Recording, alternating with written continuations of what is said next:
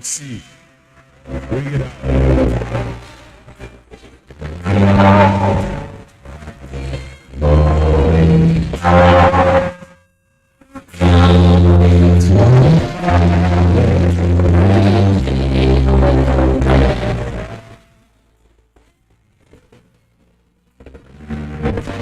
Sing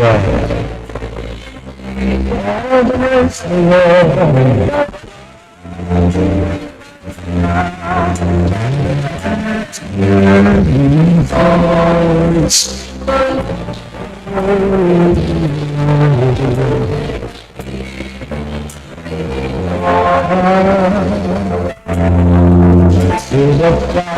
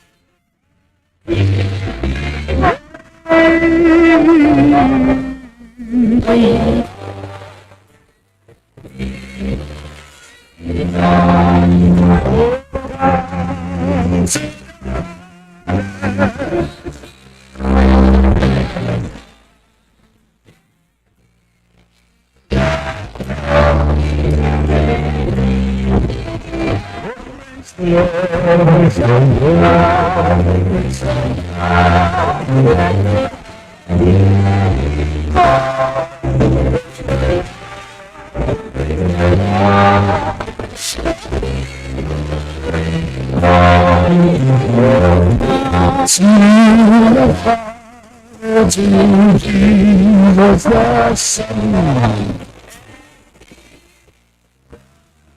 Instruments,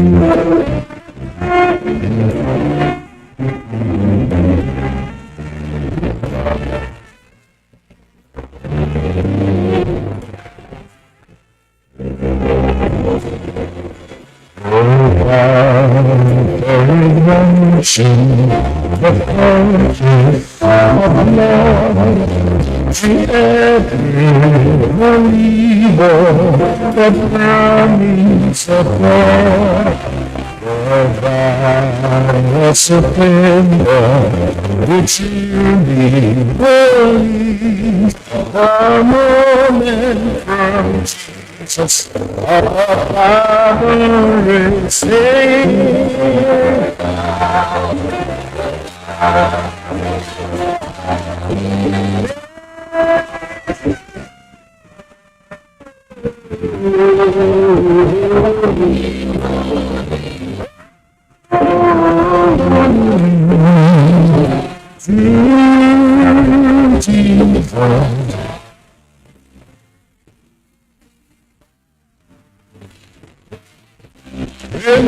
Praise the Lord.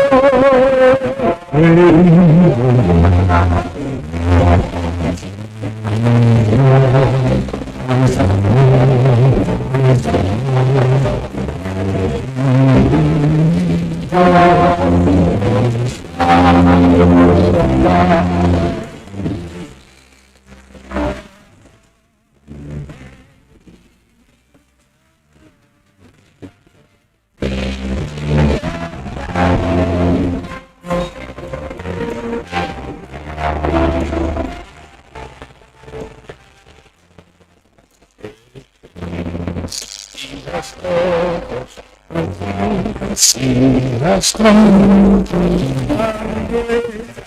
rejoicing through Jesus, the Son of pure and higher. Greater will be our wonder, our transport, when Jesus will sing, say,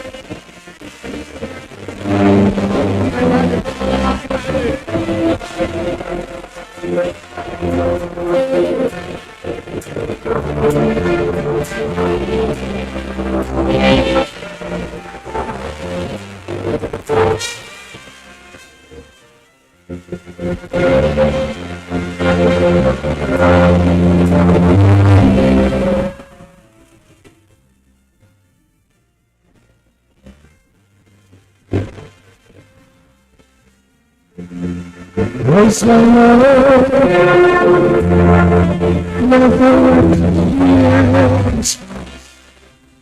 praise the Lord, praise the Lord, let the people rejoice.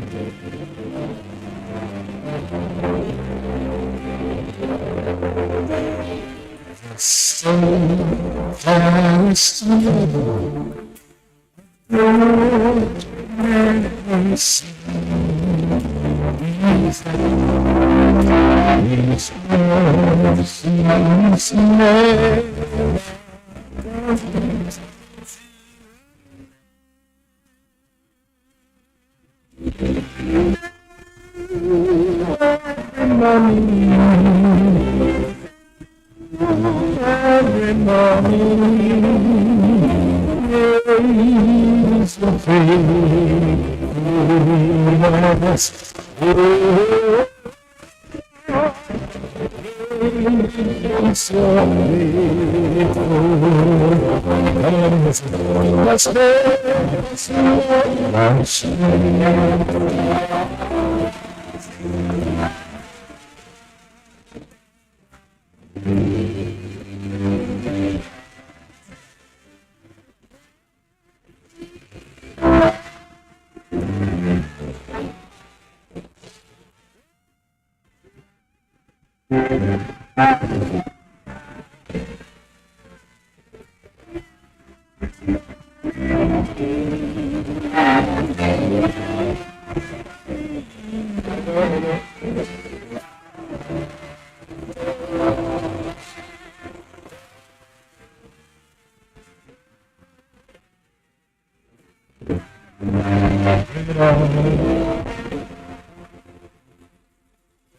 Hello, thank you very much. Shakespeare says that if music be the food of love, play on. But we have to pause a while because the Vice Chancellor and his entourage are already seated, are already in the compound, so we have to usher them in. I want to, while they are preparing to come in, I wish to thank every person that is here.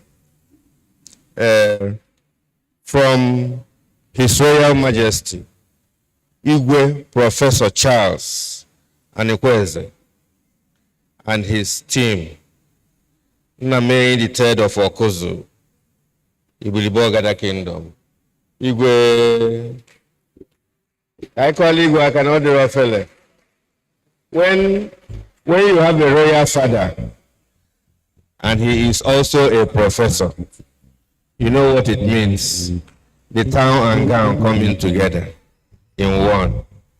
Oboro obodo niile na-enwe Igwe bụ professor. Ka I call Igwe aka.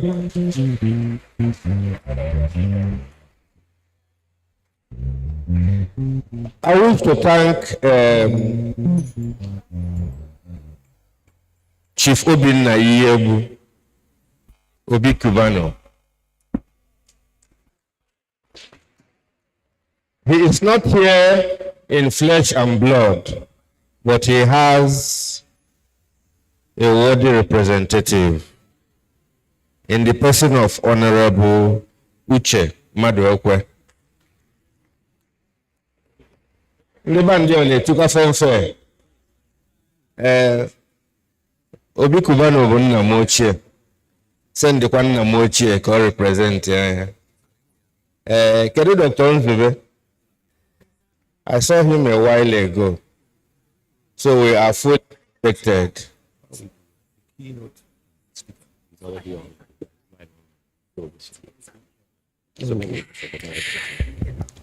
Okay.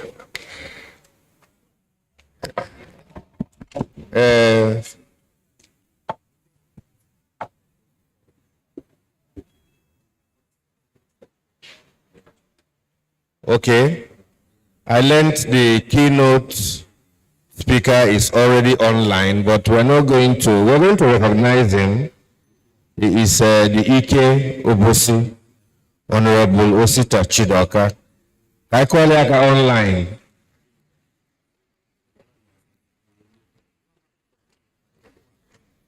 When you talk about globalization, but we are here physically present.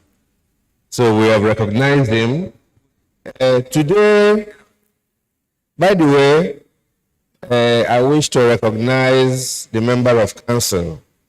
So the VC is moving in. Ladies and gentlemen, shall we rise in respect of our amiable Vice Chancellor, Professor Charles Okechukwu Esimone, FAS. Prof, you're welcome. Very good. Kanachukwu.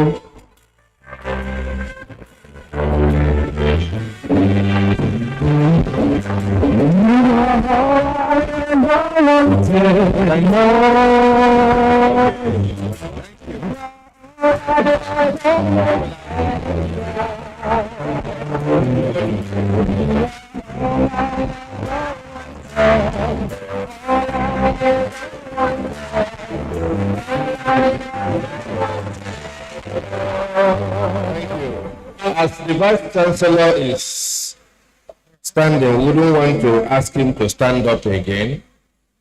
We wish to take the national anthem. Please, can somebody get a copy of the conference brochure for the Vice Chancellor and his entourage? Thank you.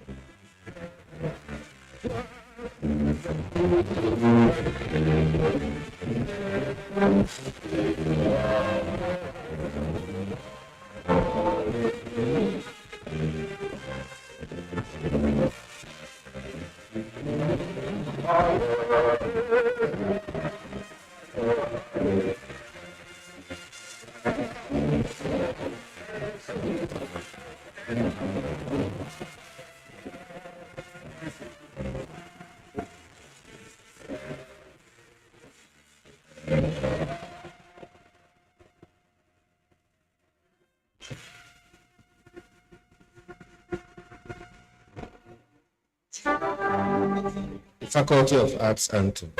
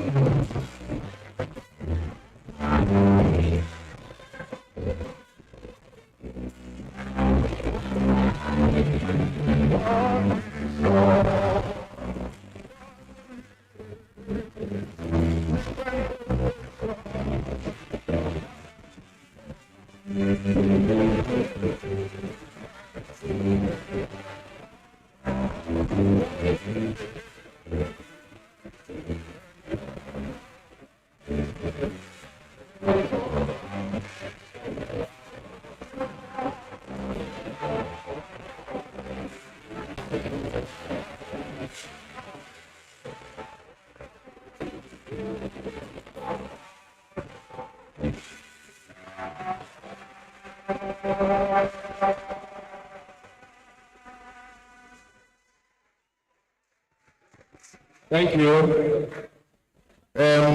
We wish to call on the former Dean of the Faculty of Arts, Reverend Father Professor Obiefuna, to lead us in.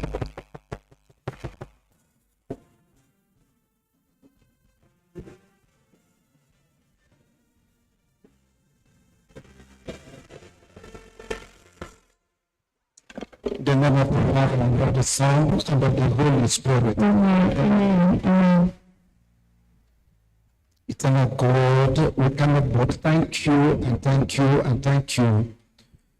After the COVID and after the strike, we are now reviving the Faculty of Arts Conference. Thank you, God Almighty, for keeping us alive to be here today. We thank you for the Vice Chancellor who himself very much cherishes this kind of program.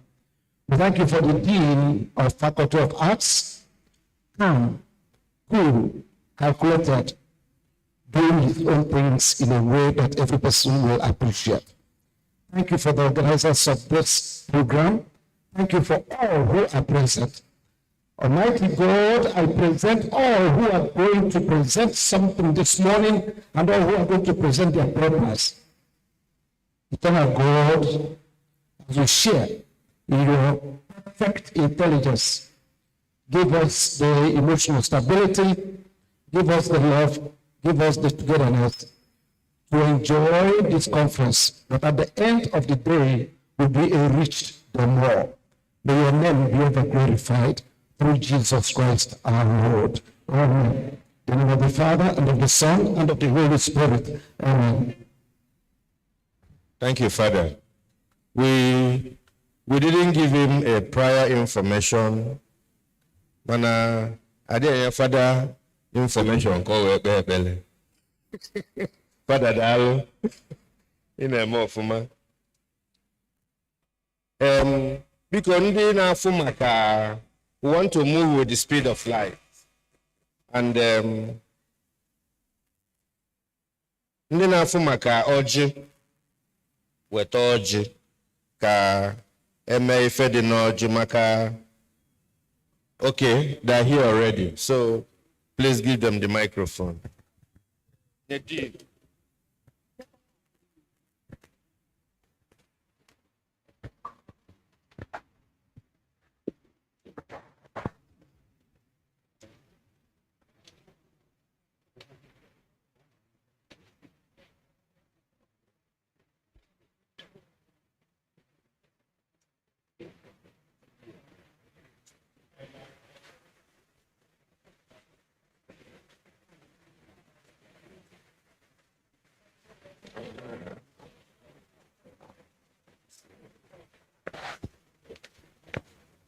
Ndị be anyị ekele m unu.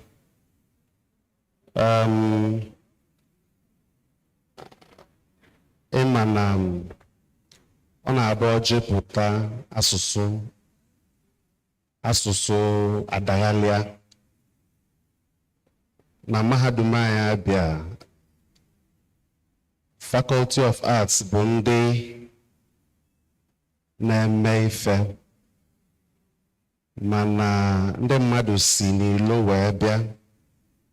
Ọ bụ na onye isi mahadum anyị na ebe a bụ our Vice Chancellor.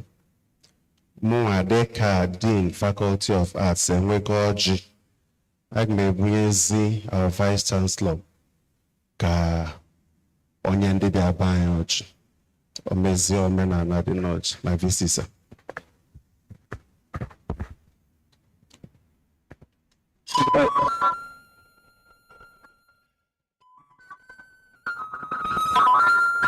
Anụmanụ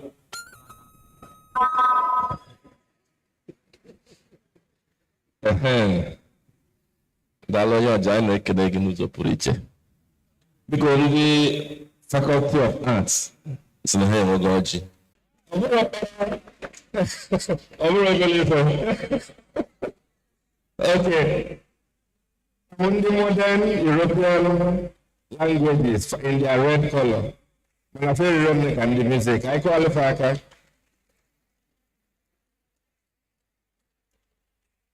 So, in recognizing music, able HOD, Eunice, the music, I love the HOD. Thank you. Recognition should be continuous. Recognition should be continuous, but we now wish to our team. Recognize the guns for the day for the Macron. Only focus on the cool, calm, calculated. Recognize all these attributes. Cool, calm, calculated. But we want to recognize the working dean. The dean whose faculty came first in the last university games.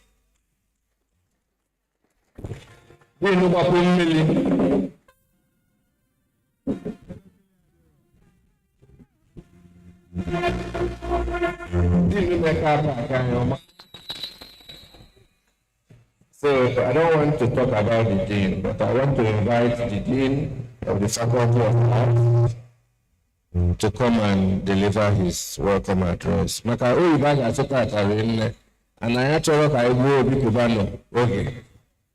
Before that drop na Unity nne. So that's all of the name of the moment, the man of the people, the oracle,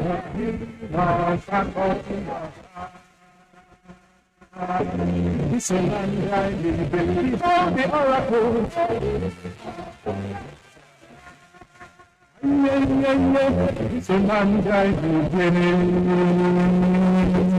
Thank you very much.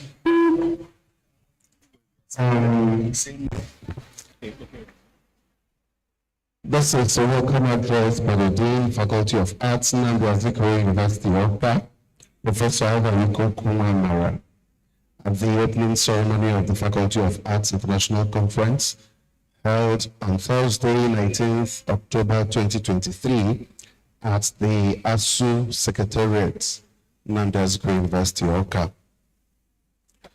The Vice Chancellor, the Chairman of the occasion in absentia, the invited guests, former Vice Chancellor of University of Nigeria,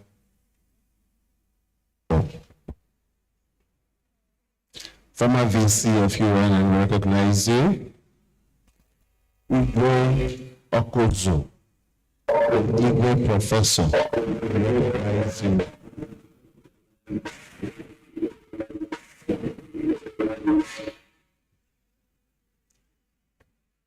Our village people, don't mind them.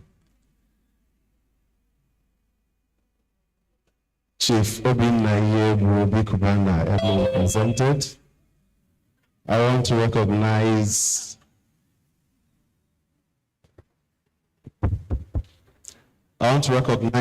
the keynote speaker, Ike Obosi Chief Osita Chidoka, who is with us.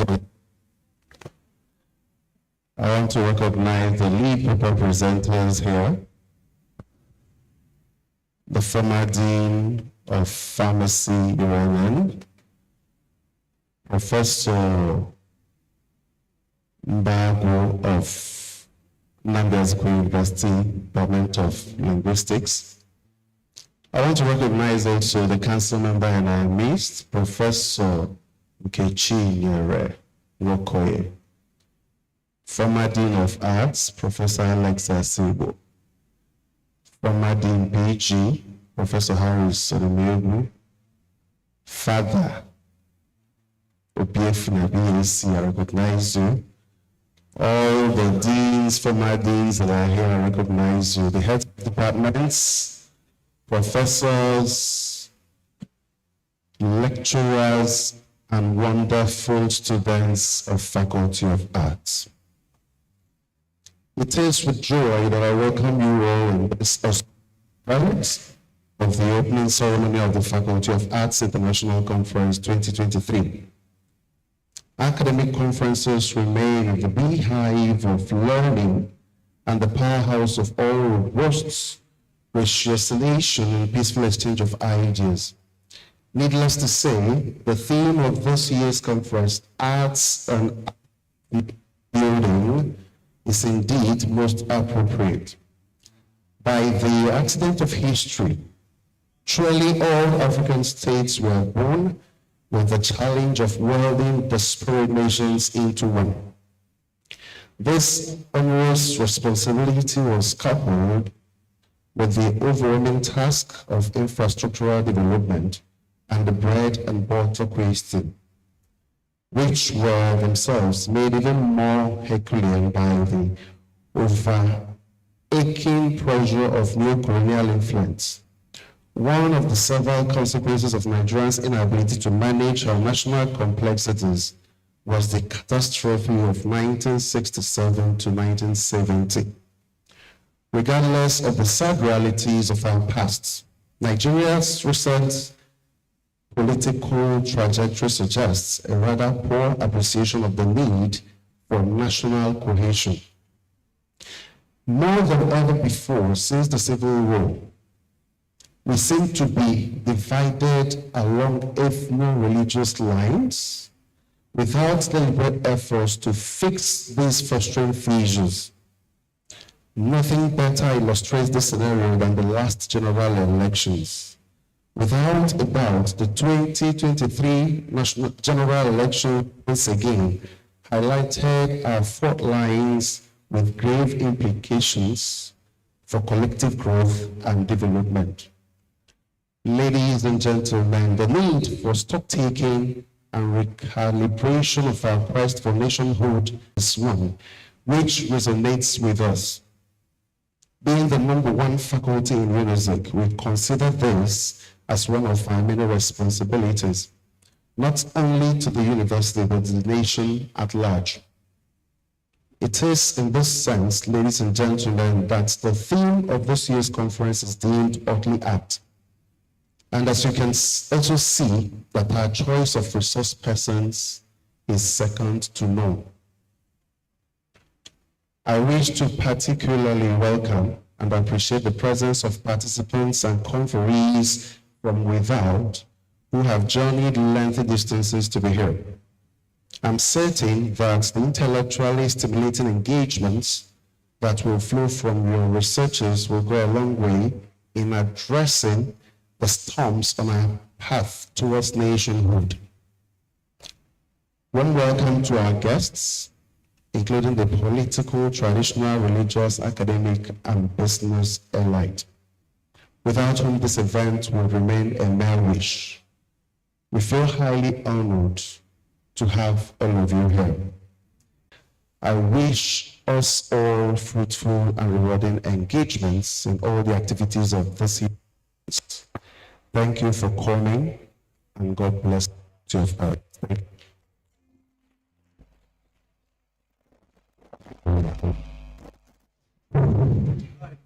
Behold,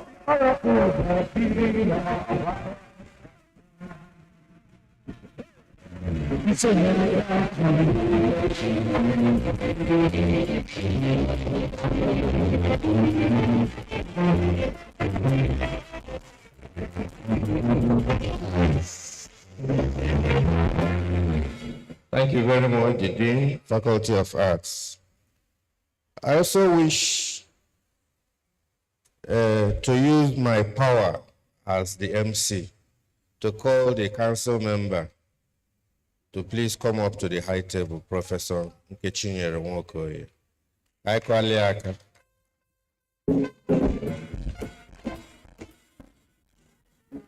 To the high table. Professor Asibo and Reverend Father Professor BF.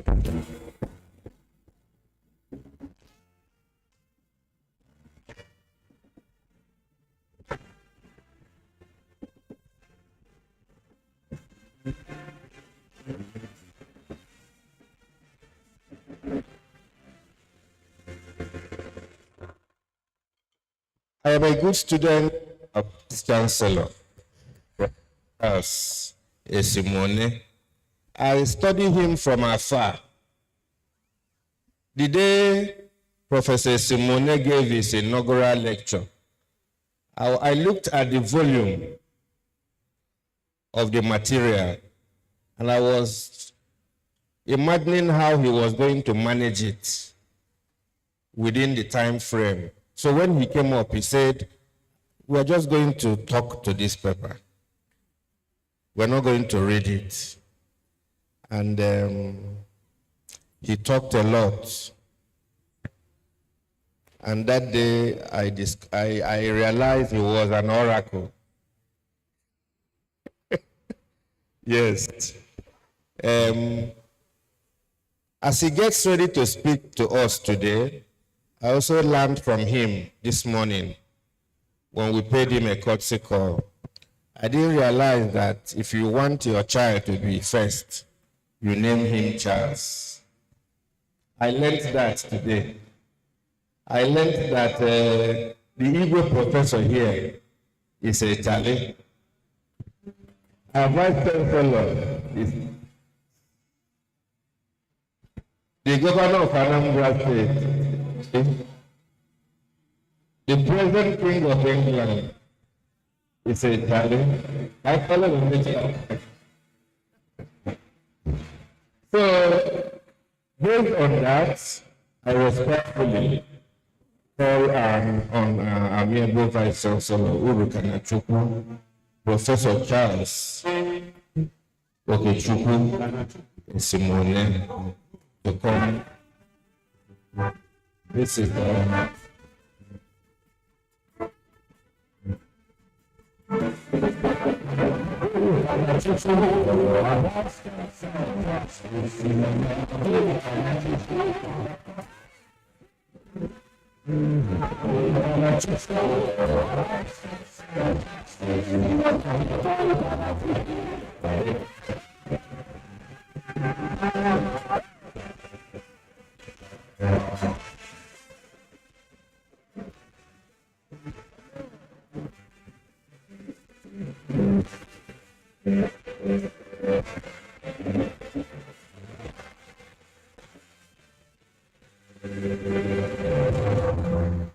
I go carry na dey go up. Now, Jesus. I want to respectfully appreciate the Dean of Faculty of Arts, who is the host of this year's annual conference. Thank you for allowing us to have this conference this year. The Oracle, Dalorine Uzoporiche.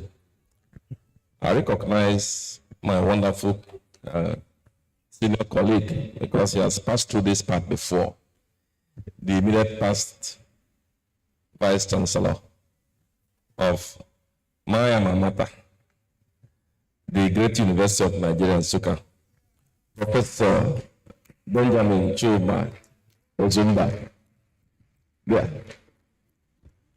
He is one of the lead paper presenters for today's event. So, Zumba Kenegi. I also recognize another great lion who also from my days, pharmacists of high repute. You'll be wondering, but today you will find out that pharmacists are highly endowed.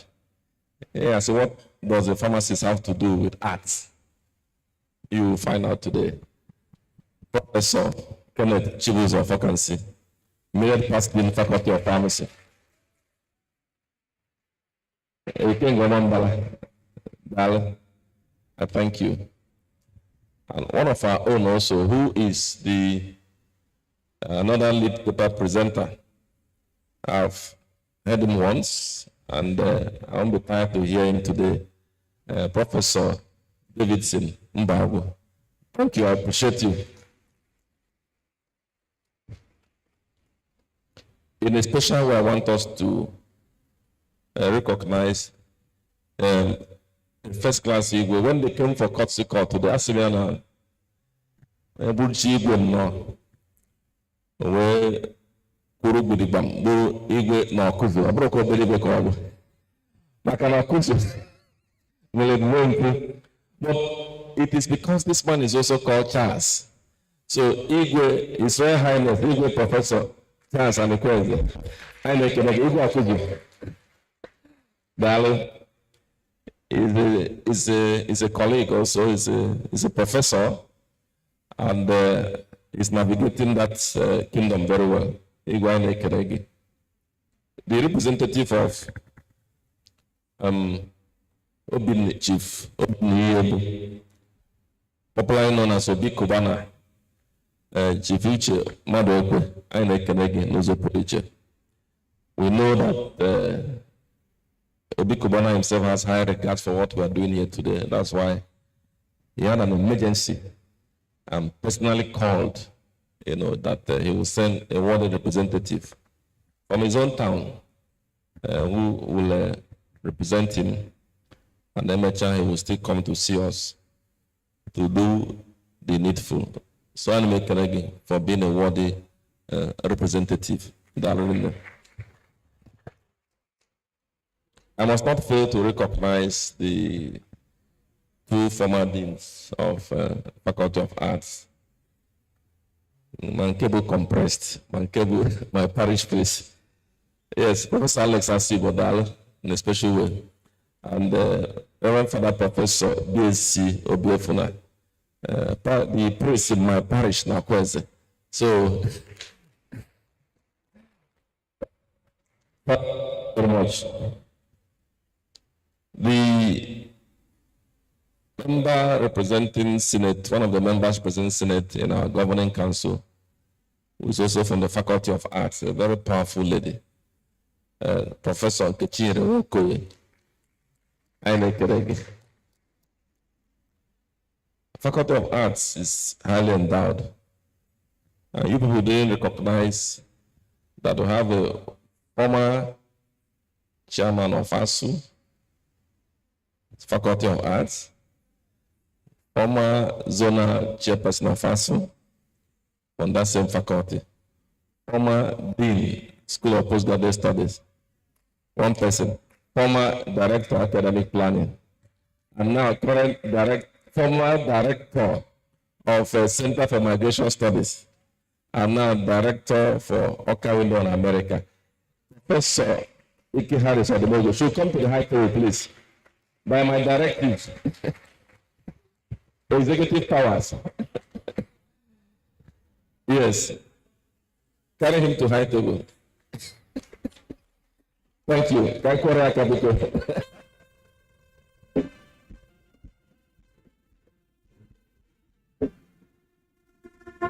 Thank you very much. I'm also recognized was the LOC chairman before. Yes. You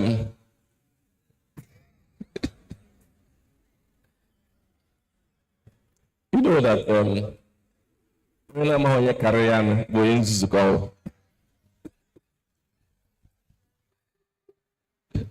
we have head and we have neck, and if you check very well, it's where the neck pushes the head that it will go. So in recognizing the head, you must recognize the neck, otherwise blood flow to the head. So we go back and explain that when blood flow to the head through the arteries that pass through the neck, you don't have to go. So I must publicly recognize the LSA chairman of this conference, who happens to be the roommate of the Vice Chancellor. Dr. Mrs.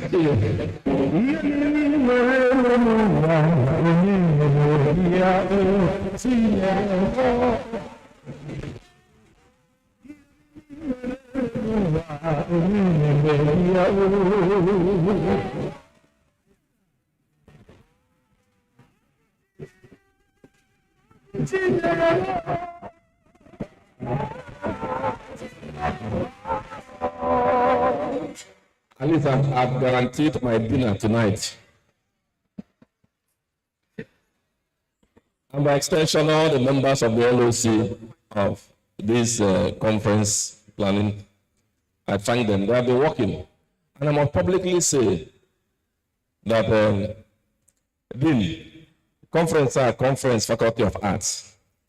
But there is no conference that I've put in since I became a professor. I want to go conference until over 80% of my time than this one. So it's a moon I plan a conference.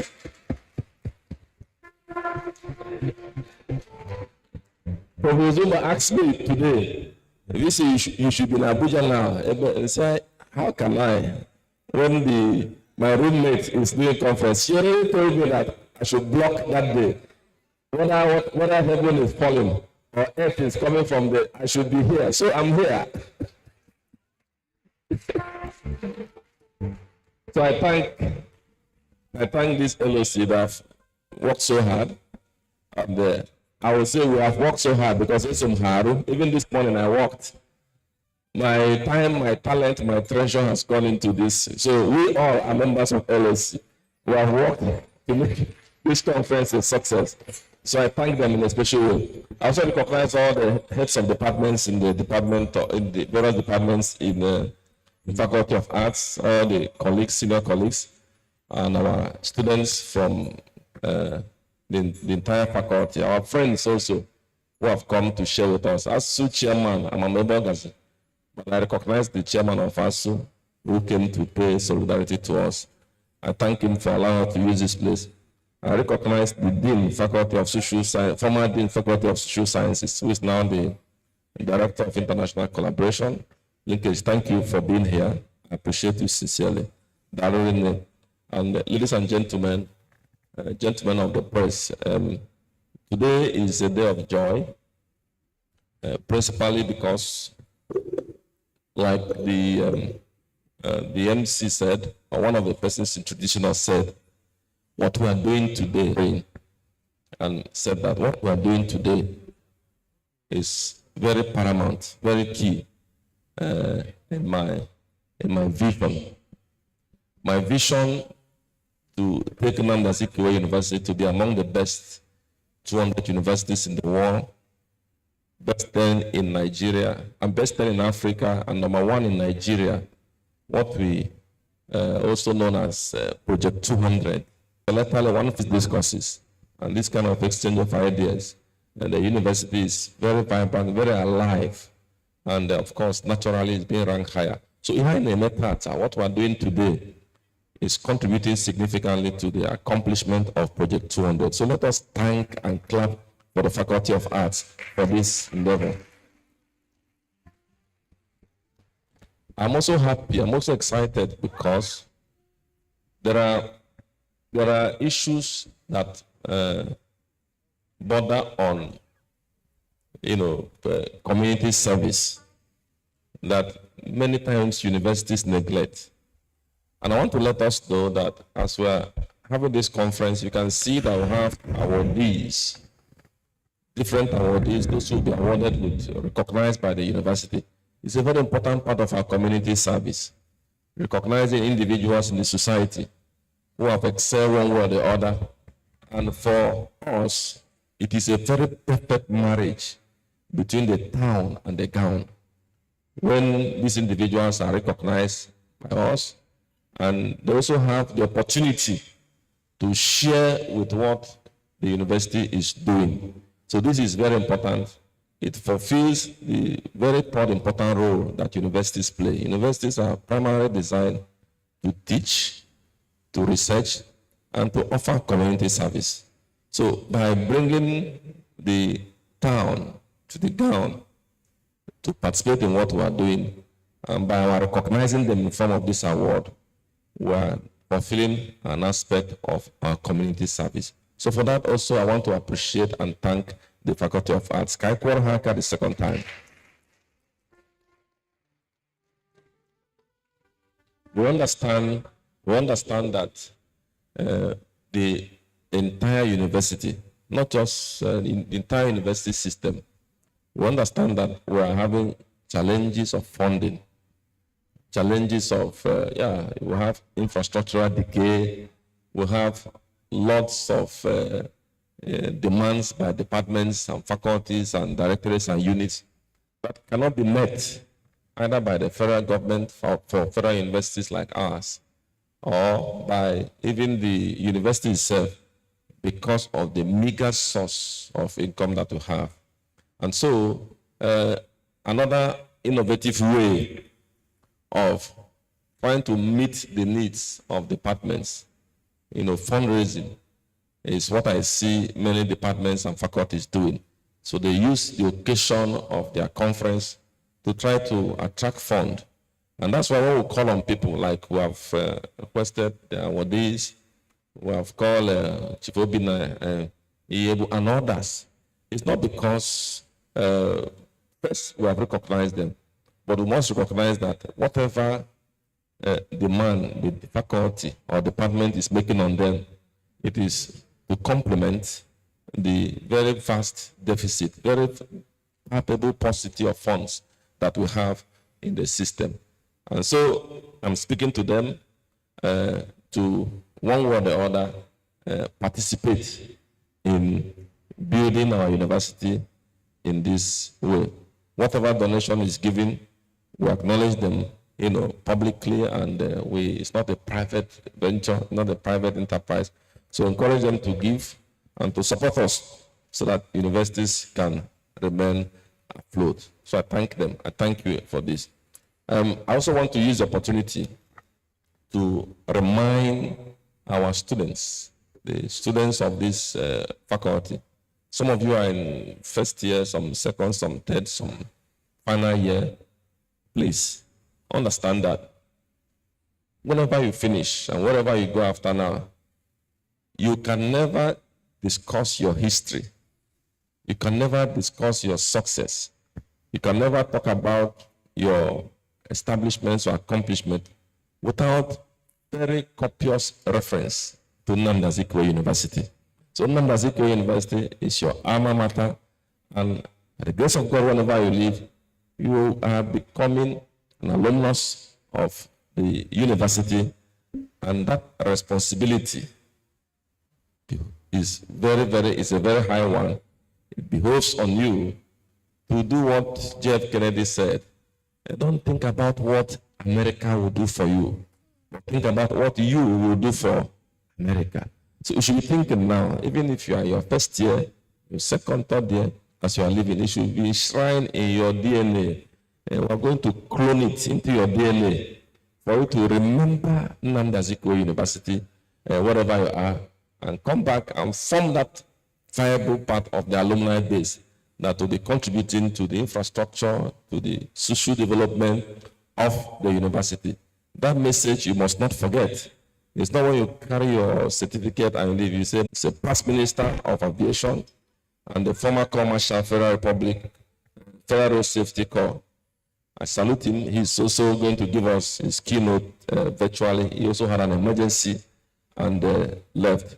We are looking forward to receiving that lecture virtually. The lead paper presenters, Professor Chukwuma Ozumba, the 14th Vice Chancellor of the University of Nigeria, Nsukka, Professor Kenneth Chibuz Afokansi, former Dean, Faculty of Pharmaceutical Sciences, University of Nigeria, Nsukka, and Professor Mbaogo, who is also a former head of the Department of Linguistics of this department. The theme of this conference, Arts and the Art of Nation Building, should be of interest across the globe, particularly to the developing nations, presenting here and there various and varying degrees of political challenges. It is to be noted from the outset that political boundaries are drawn by men and that political territories are human constructions, as no political entity as such was created by God. Thus, kingdoms and empires fallen and have risen until modern times, when international boundaries and territories have become fairly well established and recognized. And all of these are still buffeted by the challenges of wielding into nations, persons, and communities with different identities, oftentimes mutually suspicious of one another, particularly the inflammable identities of ethnicity and religion. Nations where there are shared sense of common identity. Now, our country, Nigeria, has its fair share of this political conundrum, as the fault lines of religion and ethnicity have become so taut to raise well-founded fears that something may snap any moment. We pray it doesn't snap. Now, is there an art of nation building? Is it immanent in the group of disciplines called the arts? Can this art be successfully applied to Nigeria? Today, we have diverse lead paper presenters and keynote speakers who answer some of these questions. And so we wait to hear. Once again, I welcome you all to this international conference organized by the Faculty of Arts, and I wish to declare it formally open. Thank you and God bless you.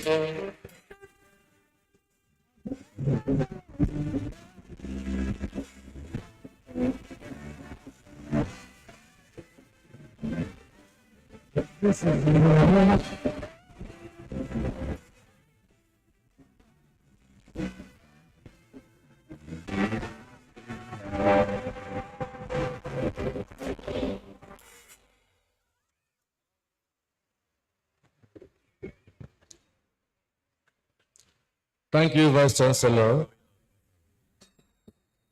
I'll summarize the given our VC has talked about the multidisciplinary approach of this faculty conference. The pharmacy near, the medicine near, the arts near, the social science near. The people from the town are here as well. So I told you that whenever a Charlie speaks, there is something to learn about being number one. Another round of applause for our Vice Chancellor. I am going to call on my assistant today to introduce the keynote speaker. And I hope the technical problems have been solved. So while we are waiting for the technical problem to be solved, I wish to recognize Professor Abanose. I recognized you before, Professor Nedo. Dalo? No.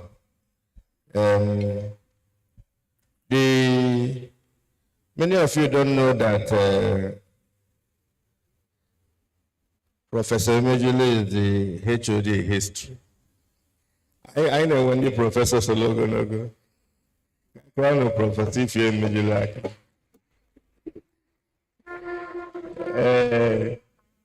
The VC being, apart from being the roommate of one of us, who we call the Mother General, is a composer. VCI now compose, and so he's very much part of the Faculty of Arts and principally a member of the Department of Music.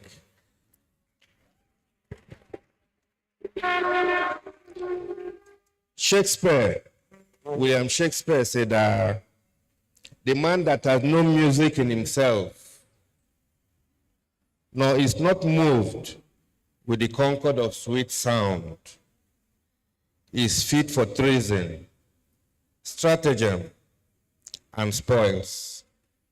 The motion of his spirit are as dull as Erebus, and his affections dark. But our VC is not like that. Pradigo ready? Okay. So, based on that, I also wish to recognize the LOC chairman, Dr. Chinyere Celestina Esimone Modaji Dalo. So, well, ladies and gentlemen, of course, we have not forgotten the reason we are here. It is the 2023-2024 conference of the Faculty of Arts. And it is very interesting to have us reminded that the theme for this year's conference is Arts and the Art of Nation Building. And when we speak of nation building, which is very critical and central in our end discussion concerning Nigeria today. Having done so, we would not want to waste much of your time because it is a loaded program, like the VC did say. And please permit me to once again appreciate and thank the Vice Chancellor who has been doing so well. Let me describe you as the pater familias of Unisic, that is the father of the Unisic family. law in his Oluche. Ladies and gentlemen, of course, we shall be moving straight ahead to getting the keynote speaker to speak to us. But then, I had the honor and special privilege to invite one of us to do a citation on the keynote speaker. And of course, the keynote speaker is Honorable Osita Ben Chidoka, who was one time the Corps Marshal of Federal Road Safety Commission, right? And then from where he moved to the Ministry of Aviation and became the minister. On that note, ladies and gentlemen, please let's make welcome Dr. Derek Orji for the citation.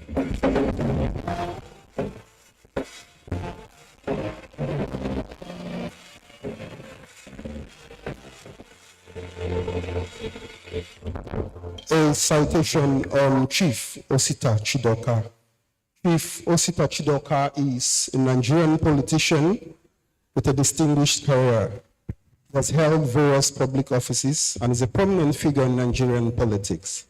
He serves as Corps Marshal of the Federal Safety Corps, where he made significant contributions to road safety and traffic management.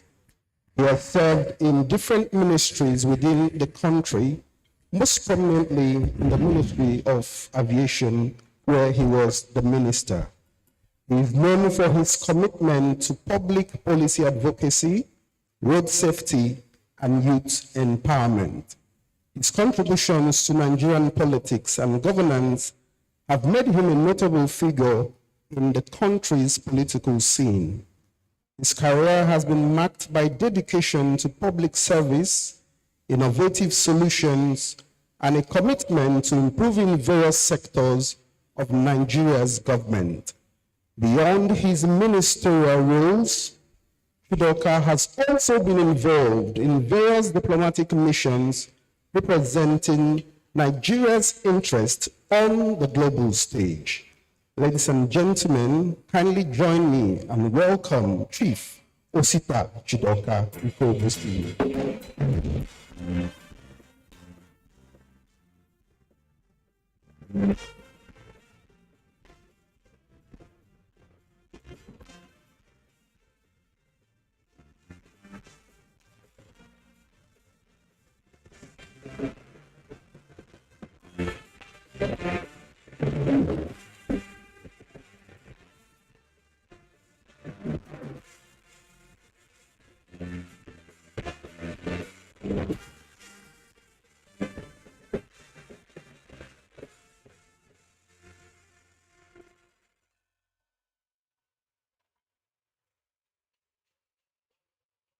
Nnamdi Azikiwe University, Governor,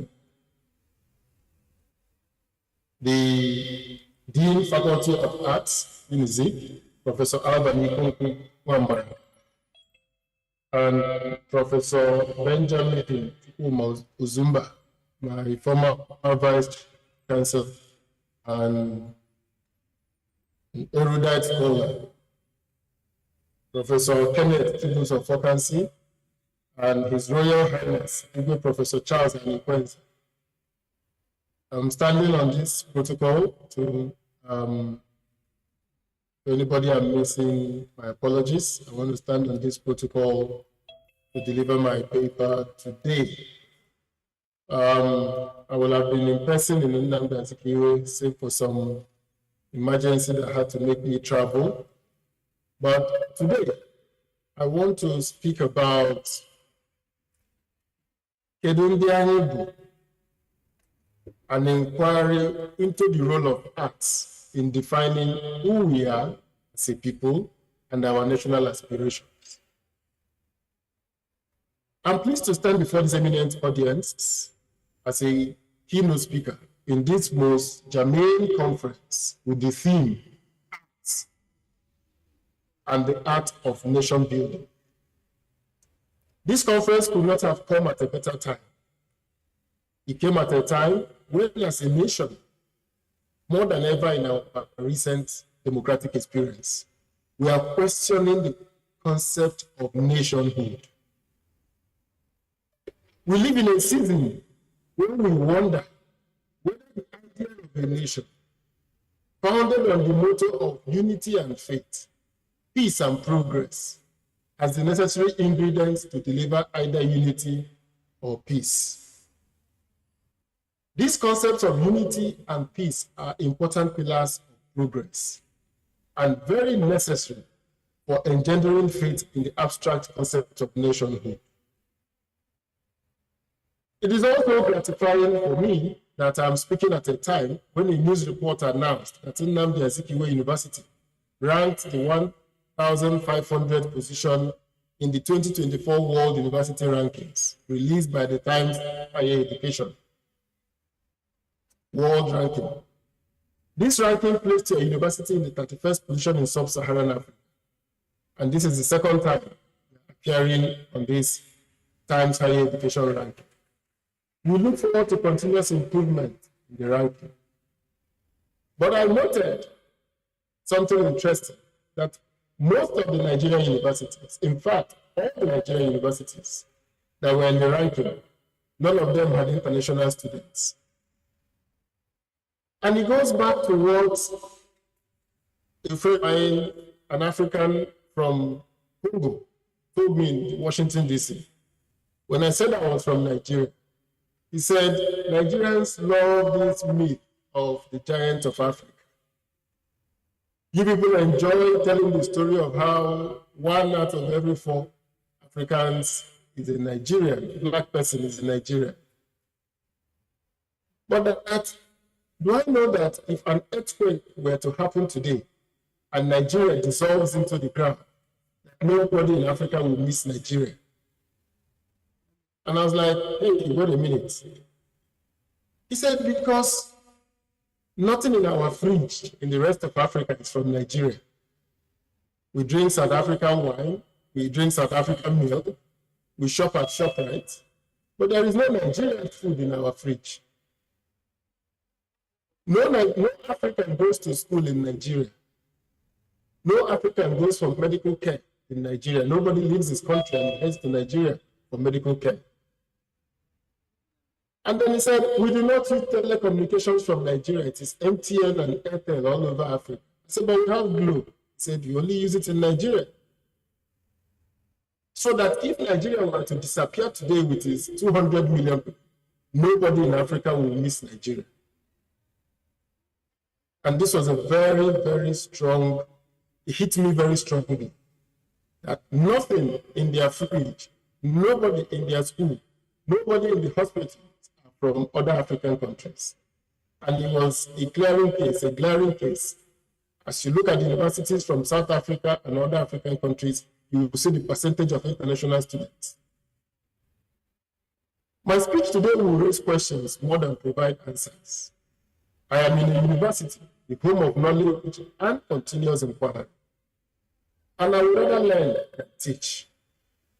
I will seek to steer the water and wait for our eminent academics in this room to provide answers.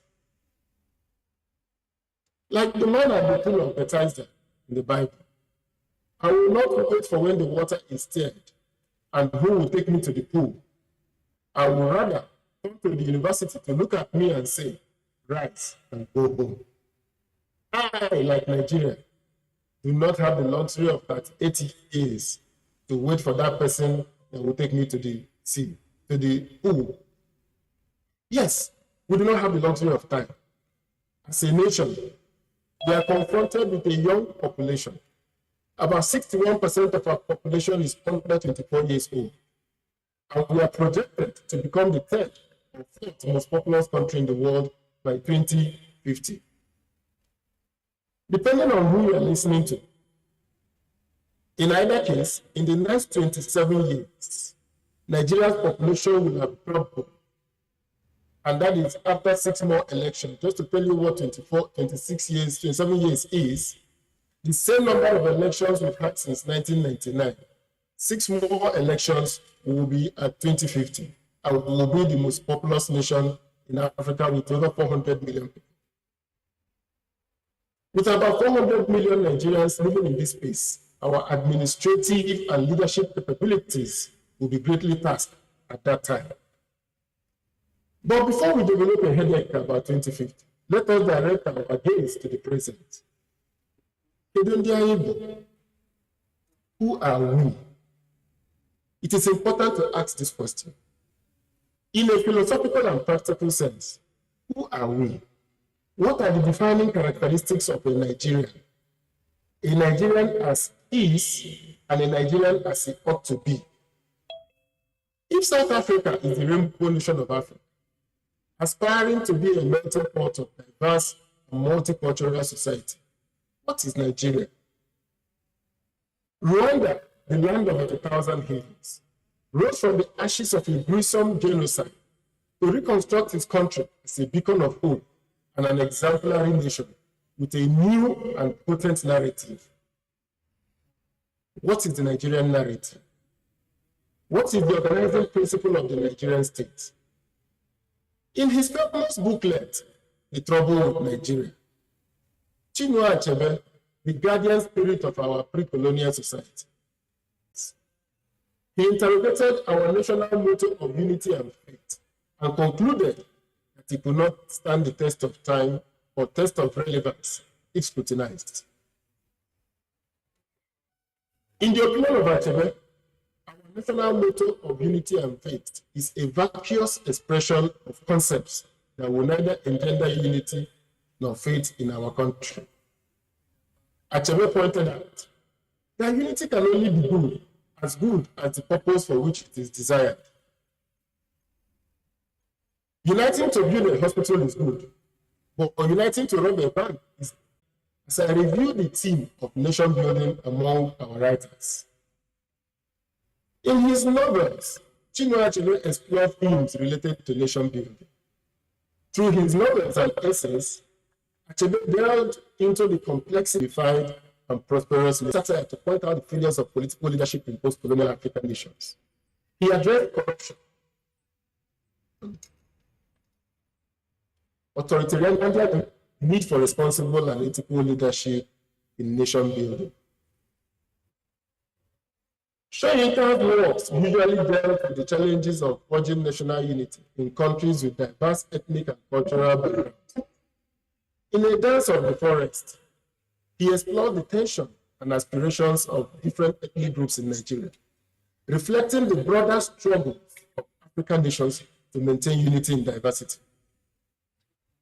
Among the contemporary writers in Nigeria, art has been a critical plank in the renewed effort, fusion about who we are and our aspirations as a nation. Helen Habila, a contemporary Nigerian writer, whom I have bias for, but he taught at my graduate school alma mater, George Mason University, is widely regarded for his exploration of themes of nation building. Adichie is not only a fictional author, she's also a public intellectual whose voice is heard on the global stage on diverse issues. She has contended that education is a means of empowerment and a catalyst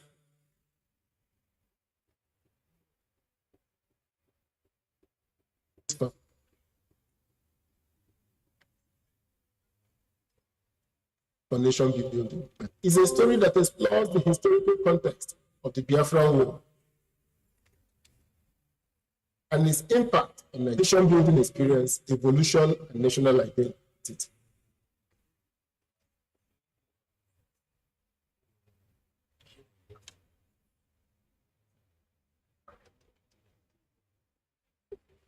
We can see that they react, respond, and report the world around them in the form of current and historical events or narratives from around them.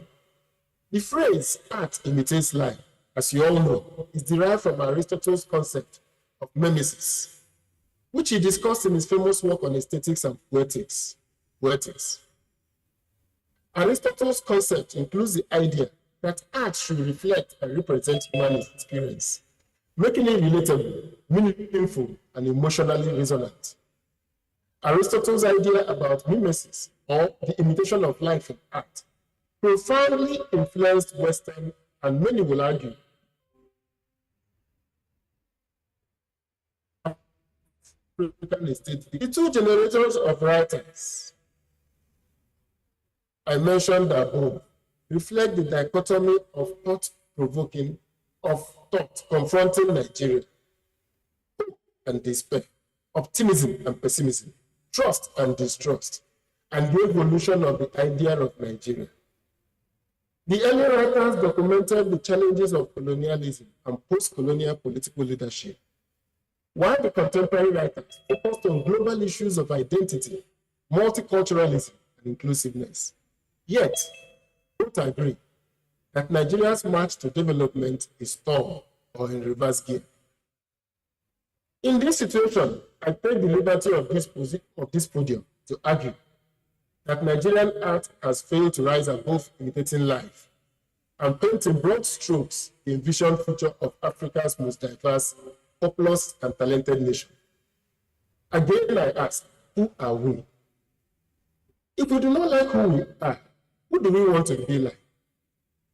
Literature is key to creating narratives. The narrative of hate in Rwanda left in its wake pain and death. The narrative of errant supremacy led to one of the most horrendous race-based genocide, rightly called the Holocaust. It is important to point out that artists like Kristen Stewart Chamberlain, Friedrich Nietzsche, and Richard Wagner, amongst others, influenced Adolf Hitler. Artists can paint a picture of the future, capture the public's imagination, and influence future political leaders. This can be achieved through criticism of current realities. Fictional works like The Great Gatsby explore themes of crass materialism and social inequality and question the American dream. George Orwell's 1984 and Animal Farm are fictional works that influenced political thoughts worldwide. Though not an artist's work, The Shining City Upon a Hill, the Shining City Upon a Hill concept remains one of the defining ideas behind American exceptionalism,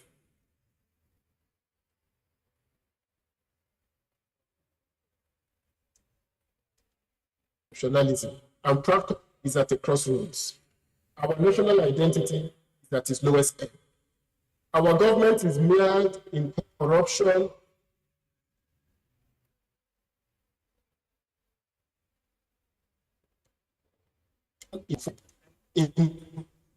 integrity, consideration for others, and contentment have acquired distorted meanings, leading to a corrosive moral decay. We have lost the sense of shame. Shamelessness is now an asset in our political space.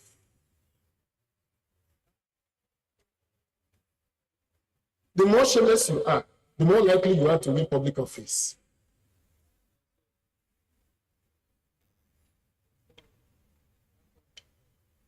Our civil service delivers no service. Nigerian has lost hope in the judiciary and law enforcement organs. The descent into a state of anarchy has speculated all our institutions and homes. In our university, the physical evidence of decay is pervasive. Upward, and flaws. Have no concept of basic hygiene and decency. Our leaders of tomorrow will have no sense of accountability or transparency. As no university in Nigeria has their annual budget, audited accounts, and expenditures online. If you go to the website of universities across the world, you will all see their budget, you will see their expenditure pattern, and you will see their future plans on how the university will be either improved or rebuilt. But today, I searched most of Nigerian universities. I saw no evidence of budget uploaded, no evidence of an expenditure pattern, no evidence of future plans about the university. Our ivory towers have become infested with the Nigerian condition. Who can save us? We all celebrate the man of muscle, the man who does not respect rules, the shameless man who lives in opulence, flying around in private jets whilst poverty ravages their government. Criminals who emptied our treasuries to use the stolen resources to buy votes, aspirants and election umpires to win elections with professors as returning officers. Because in 2023, we saw a new scenario where the politicians did not just buy voters, they also bought aspirants. Aspirants stepped down for their fellow aspirants. So the question remains, unless we answer the question of who we are and who we want to be, it will be difficult, if not impossible, to renew, recover, or make a new Nigeria possible. I yield the mic to this room's eminent artists, lecturers, and administrators. This is a call to come over to Macedonia and save us. Time is ticking. The challenges are mounting. The ship of the nation is speeding unalterably on a course leading to an iceberg. Only a deep introspection, redefinition, and nationwide reorientation, starting from the basic unit of society, led by men who are influenced by works of art that define who we are, and engender in all of us a rejection of the present and an embrace of the pursuit of that glorious future. And I beg you to mark my words. I said the pursuit of, for it will be an unending joyful work of national revival, built on the foundation of national possibility, recovery, and renewal. So as we go into this conference, my prayer is to end with the words of Joseph Gilbert's poem. God give us men a time like this demands. Strong minds, great hearts, true faith, and ready hands. Men whom the lust of office does not kill. Men whom the spoils of office cannot buy. Men who possesses opinion and a will. Men who have honor. Men who will not lie. Men who can stand before a demagogue and damn his treacherous flatteries without winking. Tall men, so uncrowned, who live above the fall in public duty and in private thinking. That is my prayer for Nigeria. That is what we see, that God will give us men like this at a time like this. That is what we seek for as we seek to wonder the role of art in the art of nation building. Nation building is indeed an art, for there is no scientific formula to build a nation. But there are basic principles, basic organizing principles that underpin successful nations.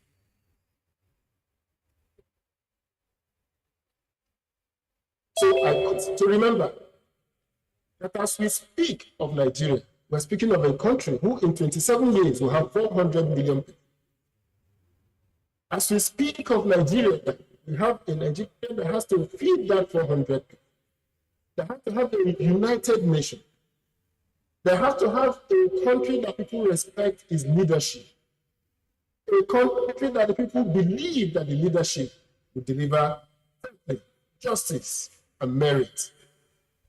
A country that does not appreciate merit, that relegates the concept of honesty, of integrity to the background, is a nation that is doomed. As we watch events unfolding in Nigeria, indeed, this is time for the arts to do like Fela said. We cannot, teacher, don't teach me nonsense, as Fela said. Teachers must teach us that which will edify and progress the nation. We miss the music of Fela. We miss the writings of those who call us out to protest the damage to our national psyche. So art is critical in nation building. And that is why, that as they say, art imitates life. Art is also important in painting a picture of the future we want to see. Let it not be the art that only records the present, but the art future that influences our leaders to know that basic things like running water, like good roads, like the fact of our education, are things that government should deliver to make it possible for Nigeria to thrive. Therefore, as I said, we require men at a time like this to mark acts. And we must reject the man of Muslim and seek for that man whom the spoils of office cannot buy, whom the lust of office does not kill. Men who have honor, men who will not lie. That is my prayer for Nigeria, and that is my hope that this conference will deliver that, which will make it possible for us to understand that art is important in the art of nation building. Thank you very much.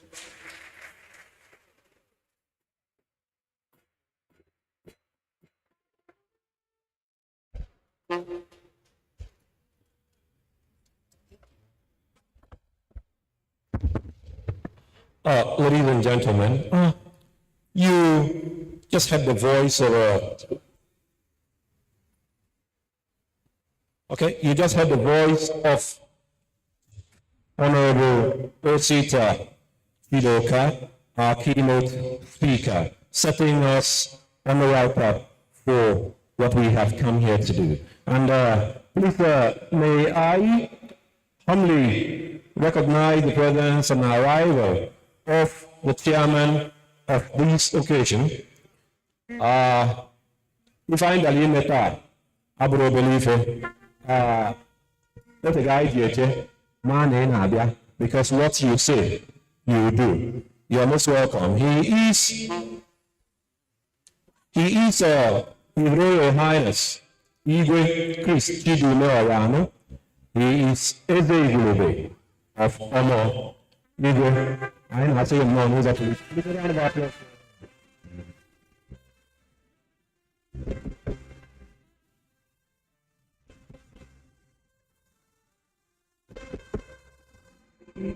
Yeah, thank you.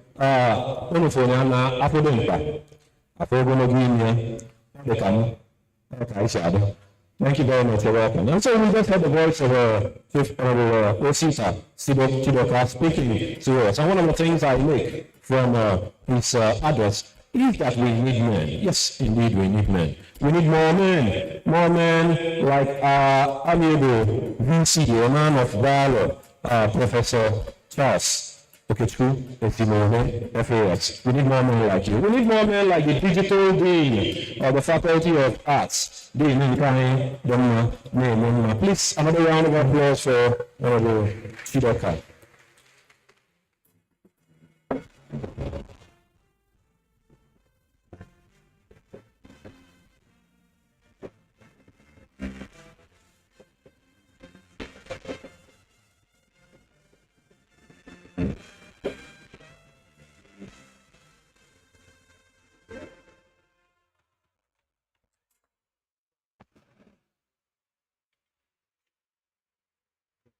Okay, so what we have come here to do, believe it, and there are very special things. We have not only come to have a tete-a-tete, to brainstorm issues of our nationhood. Recognize a number of persons who have contributed immensely to the development of Obodai and, of course, music. It is on that note that I will be inviting my boss here, Professor Oruna, to please handle the award session where we make progress without pay. Thank you.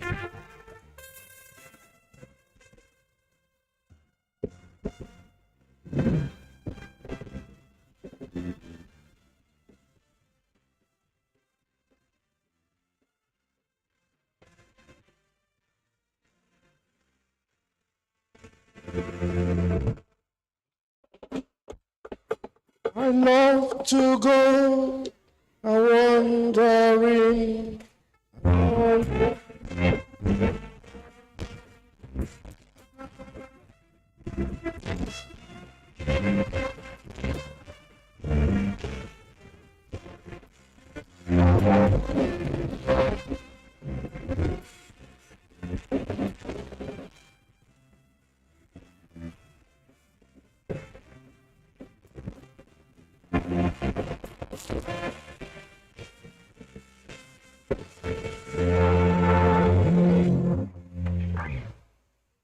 Okay, thank you very much. Please, do we have his father, Reverend Father Dr. Jato, is he here? Representing the Obi of Foundation. Is he here? It's not here.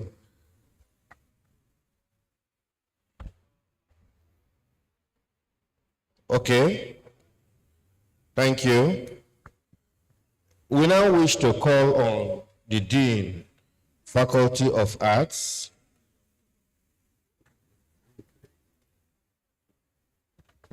okay, please, you need to brief us, give us his name. But we want to, before we go to presentation of our awards, we want to call on the Dean to appreciate Honorable Osita Chidoka in 3 minutes.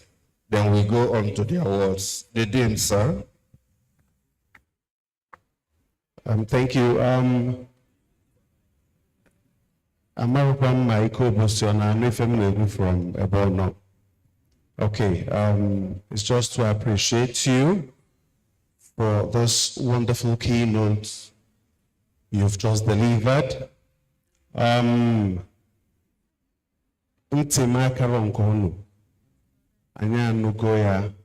There's a particular thing we want you to do for us, and that is to send a copy of this wonderful keynote. I would love to have a copy of it and probably get it published subsequently. We appreciate you. I might figure to be a keynote speaker. So we're proud of you. We'll have to continue with the award session. I'll hand over to the MC of the occasion to continue. Thank you.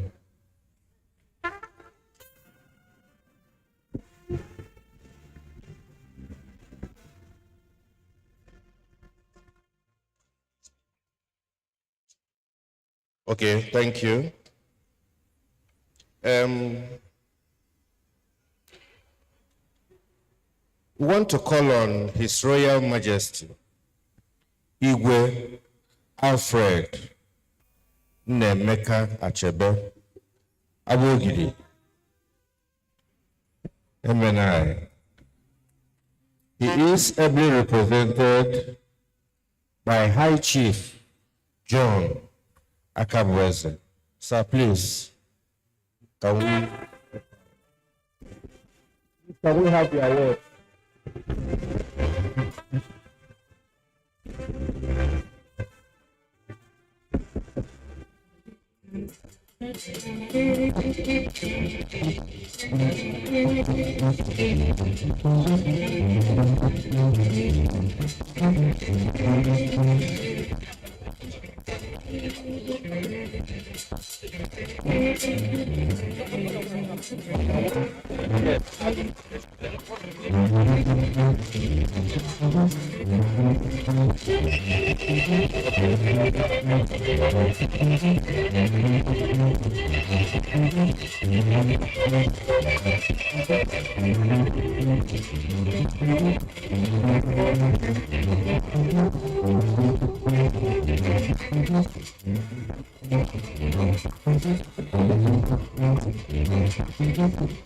Okay, thank you. I've been directed by the Dean to call on the Vice Chancellor to present the award to His Royal Majesty, Igwe Alfred Nnemeka Achebe. Thank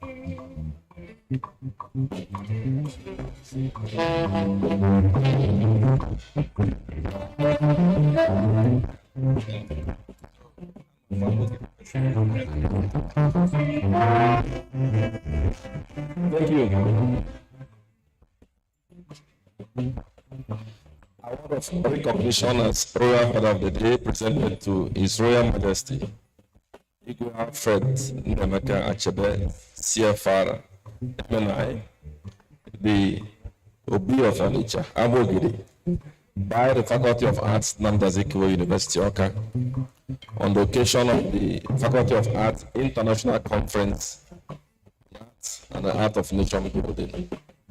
Commission Abogre.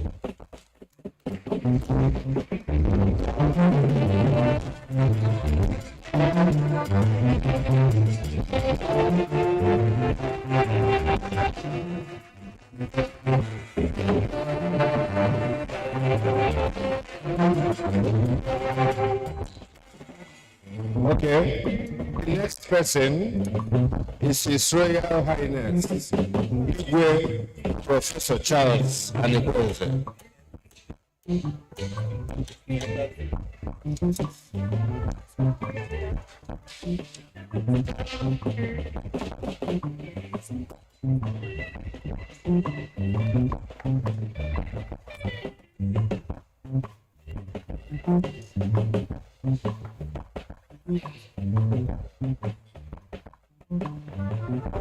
Igwe, award of recognition as special guest presented to His Royal Highness Igwe Professor Charles Anikweze Igwe Okusu by the Faculty of Arts, Nnamdi Azikiwe University, Awka. Congratulations.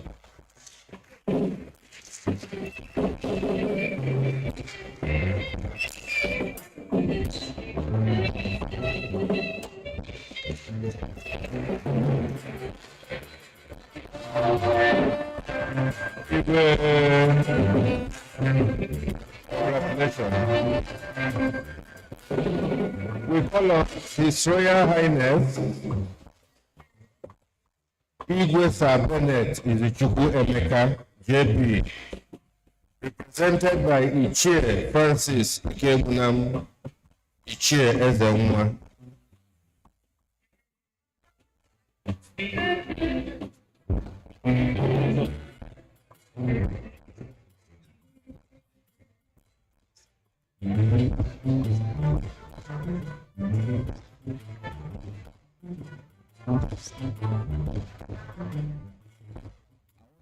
Special guest presented to His Royal Highness Igwe Bennett Izuchukwu Emeka, okay, with the second of Numeracy Kingdom, Faculty of Arts, Nnamdi Azikiwe University. Congratulations, Igwe.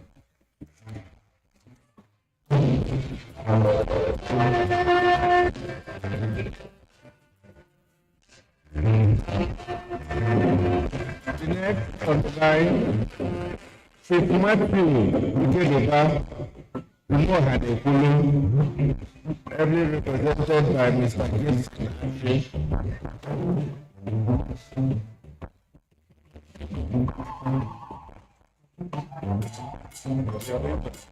Award of recognition, special guest presented to Chief Matthew Ikegeba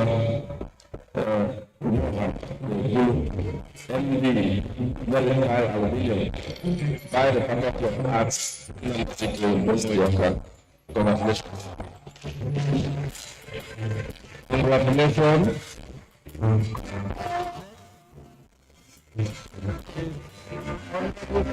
Dr. Tony Moyes. He is ably represented by Reverend Sister Adoma, Reverend Sister Dr. Adoma.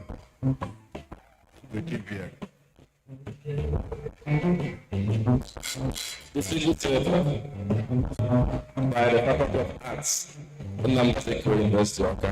Congratulations.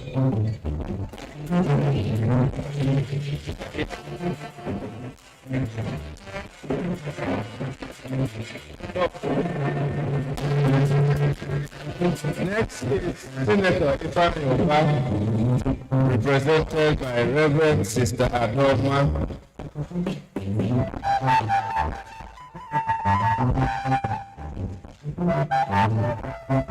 Just move to NBC.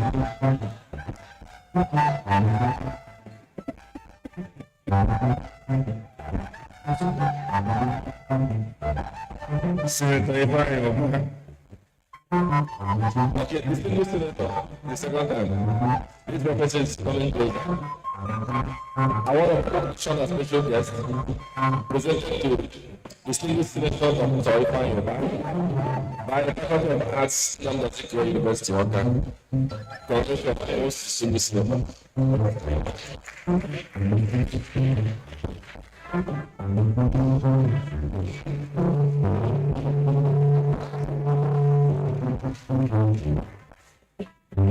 Okay, Mr. Chris.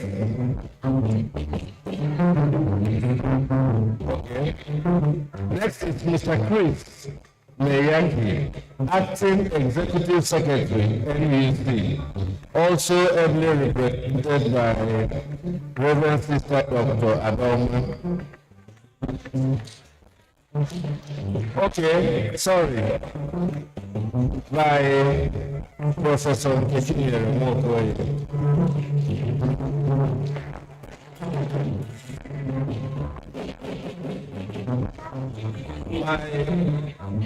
My ES, my executive secretary. Our official recognition presented to Mr. Chris Mayaki, the acting executive secretary of the National Investors Commission, by the Faculty of Arts, Nnamdi Azikiwe University. ES, congratulations.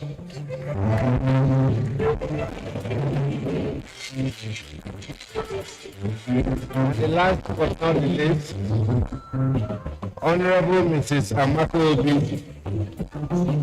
represented by Mrs. Olie, AI, JP, FCPA, Idemili South Local Government, Ojutu.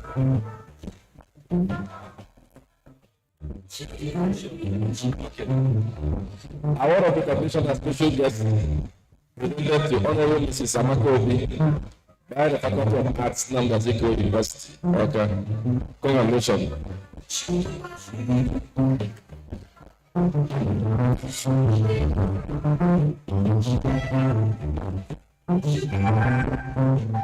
Thank you. We now start in reverse order. As the VC takes his seat, we call on the last recipient to respond. Honorable Mrs. Amako Obi, represented by Mrs. Olie. Response, please. Just in 2 minutes.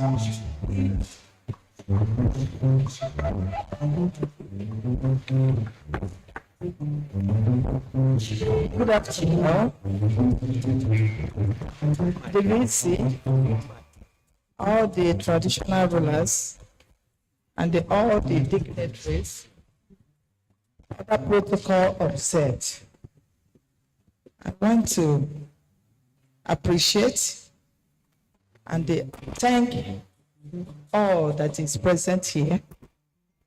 It is indeed a very wonderful conference, the best of it all, especially the speakers.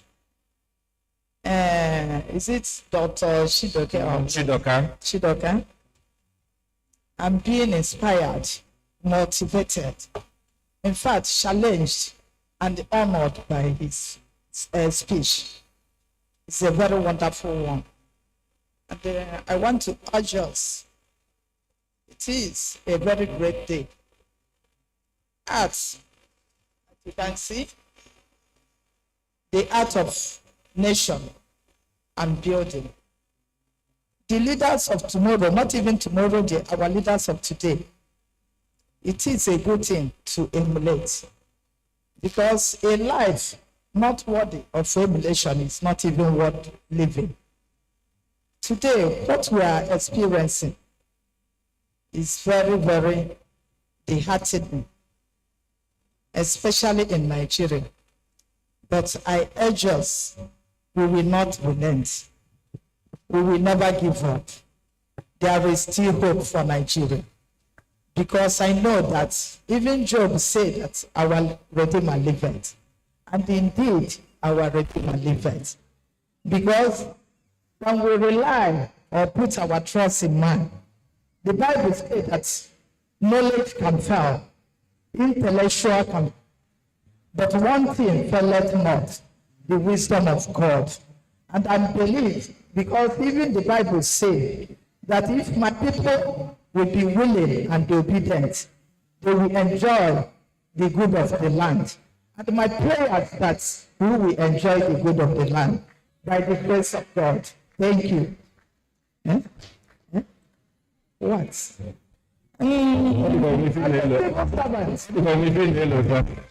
As a civil servant, I don't want to make financial announcement open. I think yes. Give us your account. Yes. Thank you. She said she will send something to our email. Thank you. We now call on Mr. Chris Meyaki, ably represented by our own processor, Nkechi Yeromokoye, in 2 minutes.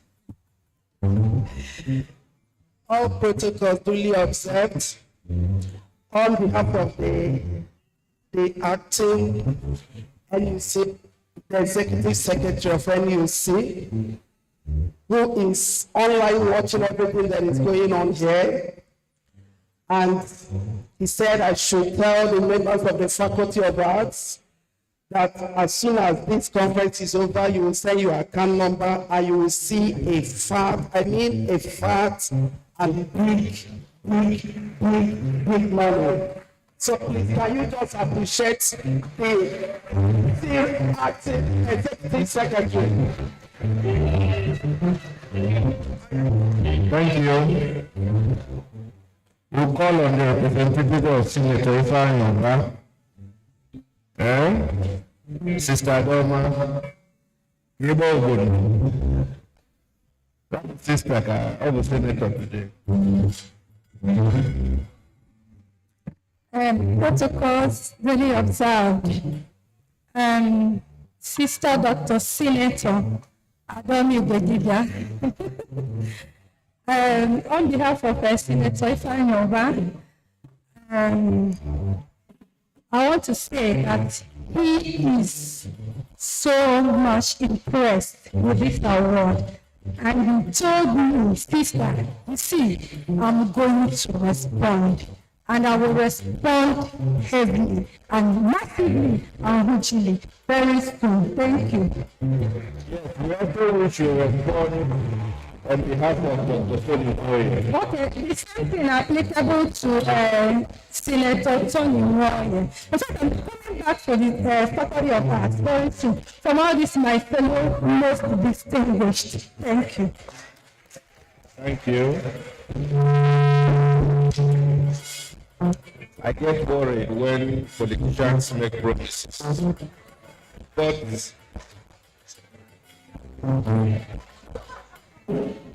we want to call please, can you put the account number on the screen?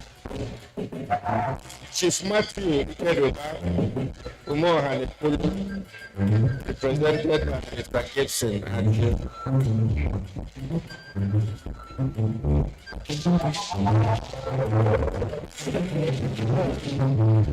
the Vice Chancellor, please, I intend I am a representative of the awardee. It's unavoidably absent because he traveled out of the country, but he is aware of what we're doing here and is so much delighted. He has sent me here to receive the award on his behalf. When he comes, he will make, like others have said, I trust him and he has told me, I've given his words, he's going to make a very handsome reward, donation. Thank you, sir. Thank you very much. A round of applause for him. Yes.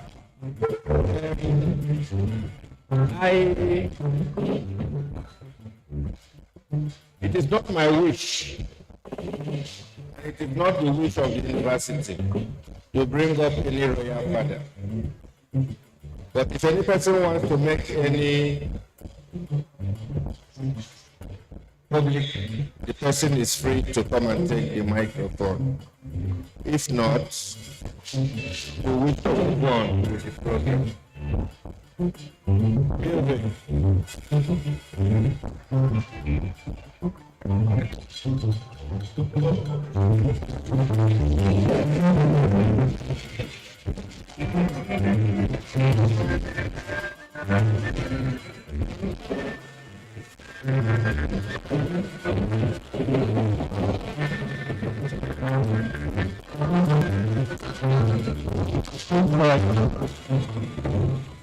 Ladies and gentlemen, we are still at it.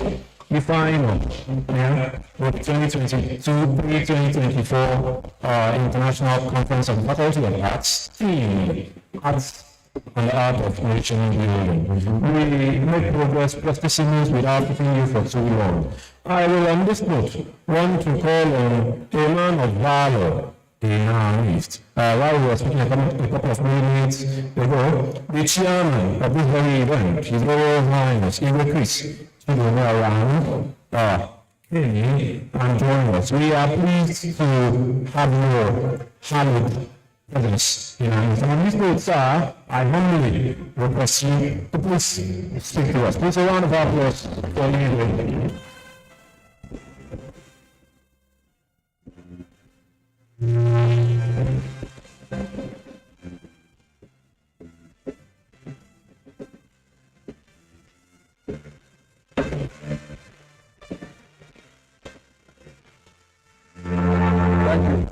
Thank you. The Prof. Davis. Afugo Moji. Dialogue.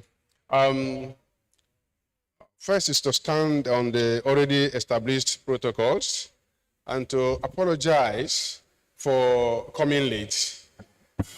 Today I saw clearly the need for what an Englishman called extrasensory perception, otherwise bilocation, being able to be into two places at the same time. You know, we've been reading about it. Today I saw the need, but I couldn't. I put call across to some of the organizers and let them know what was holding me. Having apologized, I hope my apologies are being accepted. Prof, thank you. I want to thank the organizers of this, that is the department, and to appreciate in the UNIZIC that is setting a very high standard in university education. It is no longer about Nigeria, but globally. It is when you go outside the country and see the number of your students that are doing well in so many areas that you will truly know the extent UNIZIC has gone in breeding, breeding human beings that are effectively contributing to global economy in several spheres. So I thank you for the good job. I thank you. And on the theme of the program you have today, I took my time to think around the theme and come to conclusion that man has not been able to explore up to 20% of what the brain can do. And there are two ways of conveying whatever you conjure. It is either in arts form or scientifically. Form, you'll agree with me that the only sector in Nigeria today that can guarantee its contribution economically, I use the word guarantee. You don't need to speak so much grammar. You don't need to go to research. You don't need to go to the moon and come back. The only sector that if you open your door and you see them contributing is us. That is what we can export as I speak to you. And yes, now I took my time to look into this. And I tell you, we will not exploit also up to 30% of our potentials in this area. That will tell you how much we can do if we set out to explore our potentials in this area. And if we have this opportunity of saying, claiming, and seeing that the world has become a global village, I don't see any reason why an African, an Nigerian, an Igbo man, who is in the remotest of the village, I don't see any reason why he should be thinking of any handicap or hindrance, wherever you are. The world is a village now.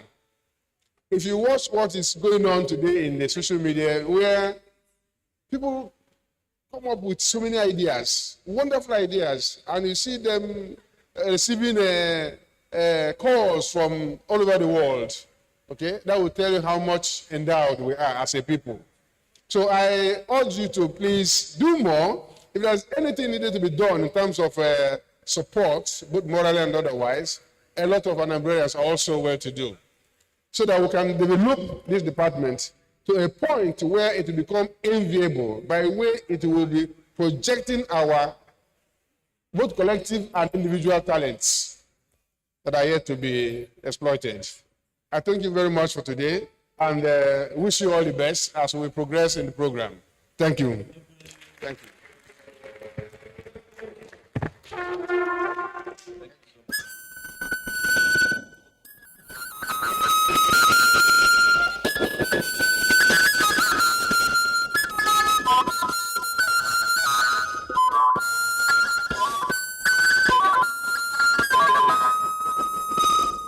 Oh, thank you very much, Igwe. Ana m ege ntị. Ọ dịka ọ ga-abụsịghị na nọ na oge adịrọla anyị. We say very big thank you, and we would always want to see you again and again. Biko ọ bụrụ na nke ọ na-eji anyị mma, aka wụọ nnụnụ. All right, we have to hear the Faculty of Arts. We know so that is on that note, I will be calling on the choir of the Department of Music to give us a very brief interlude. Before you know it now, and so on and so forth. So that now, before now, I'm over again. I can be in the class. So please, in 10 minutes, serenade us with your voices. Thank you.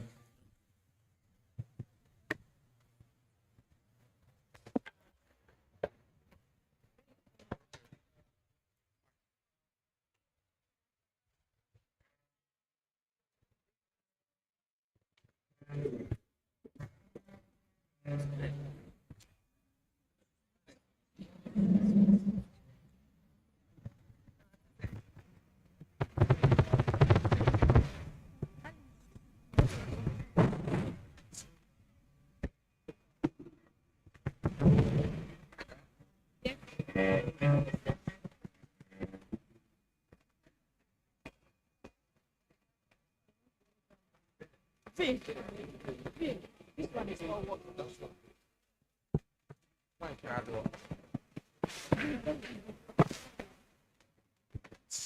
Bring this mic.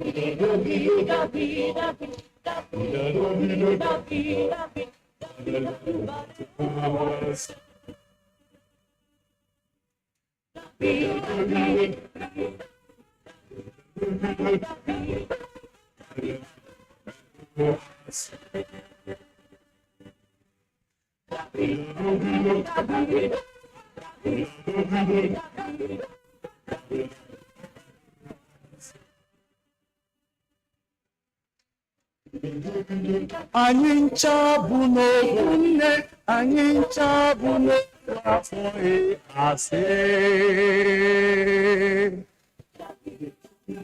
Anyị ncha bụ n'ofu nne, anyị ncha bụ n'ofu afọ asị. Ihe o.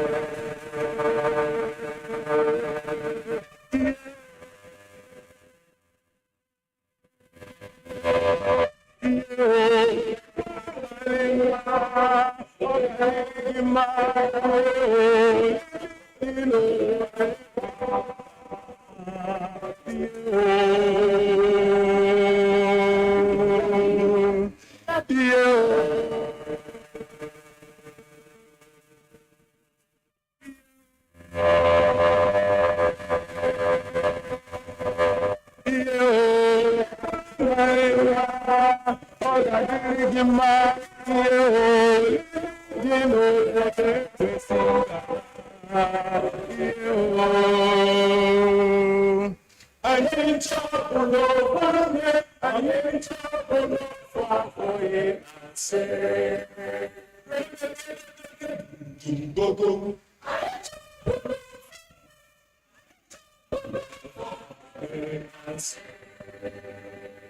Emeka Ebuka Chuluka na Chukwu Awadi ndị igwe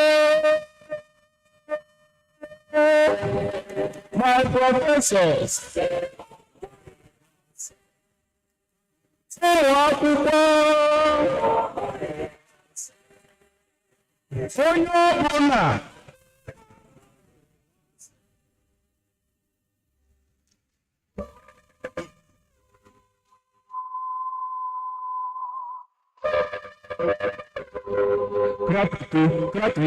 gratitude.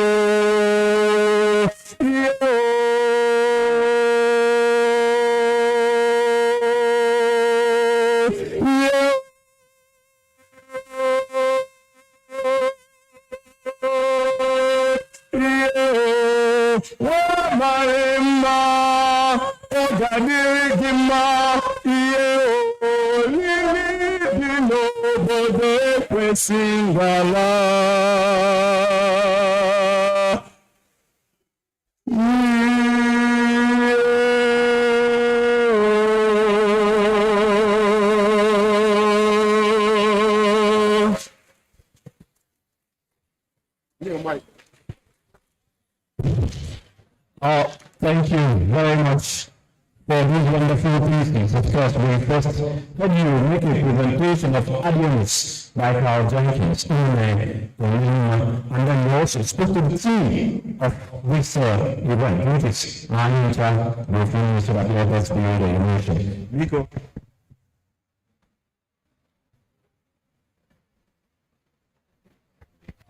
So, Nico, without taking any more time for that, let's move to the very next issue here, which is about the major reason we have all gathered here. That is to discuss nation building and the role of the arts. Ladies and gentlemen, I will now want to invite someone, a citizen of administration, a man of unquantifiable value, and an academic excellence. Ladies and gentlemen, I want to invite our lead speaker, the first lead speaker for this event, the former Vice Chancellor of University of Nigeria, Nsukka, Professor Benjamin Chukwuma. This is a round of applause for him as he joins us.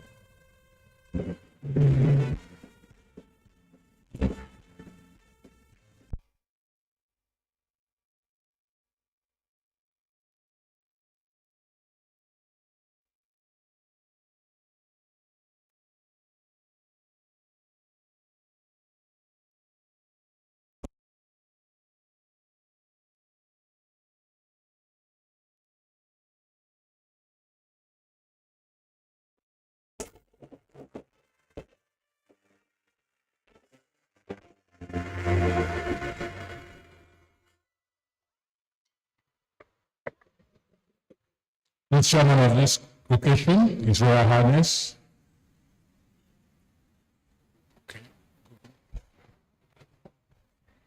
Citation. Please, citation on Professor Benjamin Chukwuma Ozumba. Professor Chukwuma Ozumba hails from Aba, Ujikoka, local government area of Anambra State. He is married to pharmacist Chinelo Ozumba and blessed with 5 children. He studied medicine at the University of Lagos, where he Ozumba is invited by the Faculty of Arts Nnamdi Azikiwe University, Oka, as the lead paper presenter on the Faculty of Arts International Conference team, Arts and the Arts of Nation Building. Chairman, members of the High Table, distinguished guests, ladies and gentlemen, to welcome on the stage the former Vice Chancellor of the Lions and Lionesses, Professor Benjamin Chukwuma Ozumba.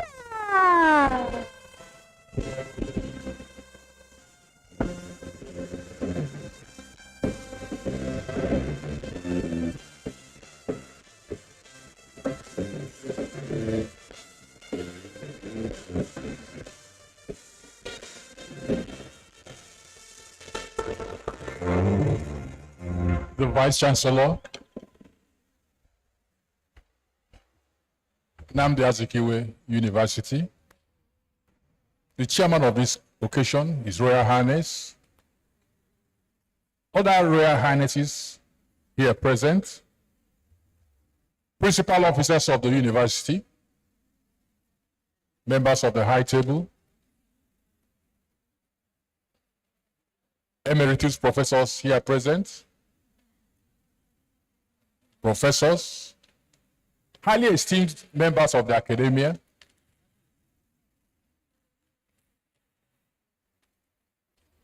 distinguished guests, ladies and gentlemen, great Nigerian students, greatest Nigerian students. I must say that I feel very humbled and honored to be called upon here today to be part of this great celebration by the Faculty of Arts. And it has been, and indeed, an eye-opener for me. I'll start by congratulating the current Vice-Chancellor on the very giant strides he has taken in nation building in Nigeria, because this is a position of governance.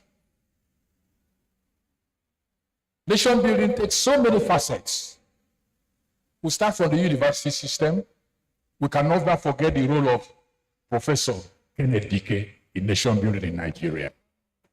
When we talk about nation building, we don't remember the strides he played, but being the first African Vice-Chancellor of a university in Africa.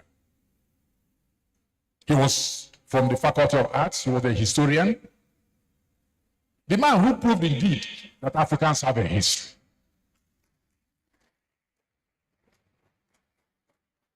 Luckily, he was the son of the soil here, right here from Oka. And the story goes that when he went to the UK to write his PhD, and he told them he was going to write on African history, they told him, please don't waste your time. Africans don't have a history. But being a true, I must say, Igbo man, he proved himself. After 4 years, he produced his thesis, and that became the best. And then he came back to Ibadan. He was almost tricked into joining. But the people there, the professor told him, look, after 2 or 3 years, we shall all live here. There'll be nobody around. He quickly claimed his professorship after about 3 years on the faculty and became the principal and the vice-chancellor. You see, you cannot move forward without a history. You must know the history of building anything. That is why I said I must thank the vice-chancellor. I've already congratulated on many initiatives he has taken in this university to get in this situation. I thank the LOC, heavily chaired by his roommates and the members of the committee. We can see the confidence with which Sister Dr.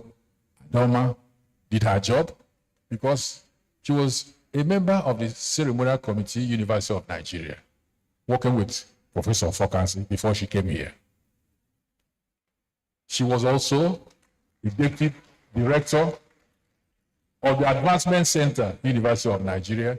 You see, when I was called here, I said, this is not exactly my area.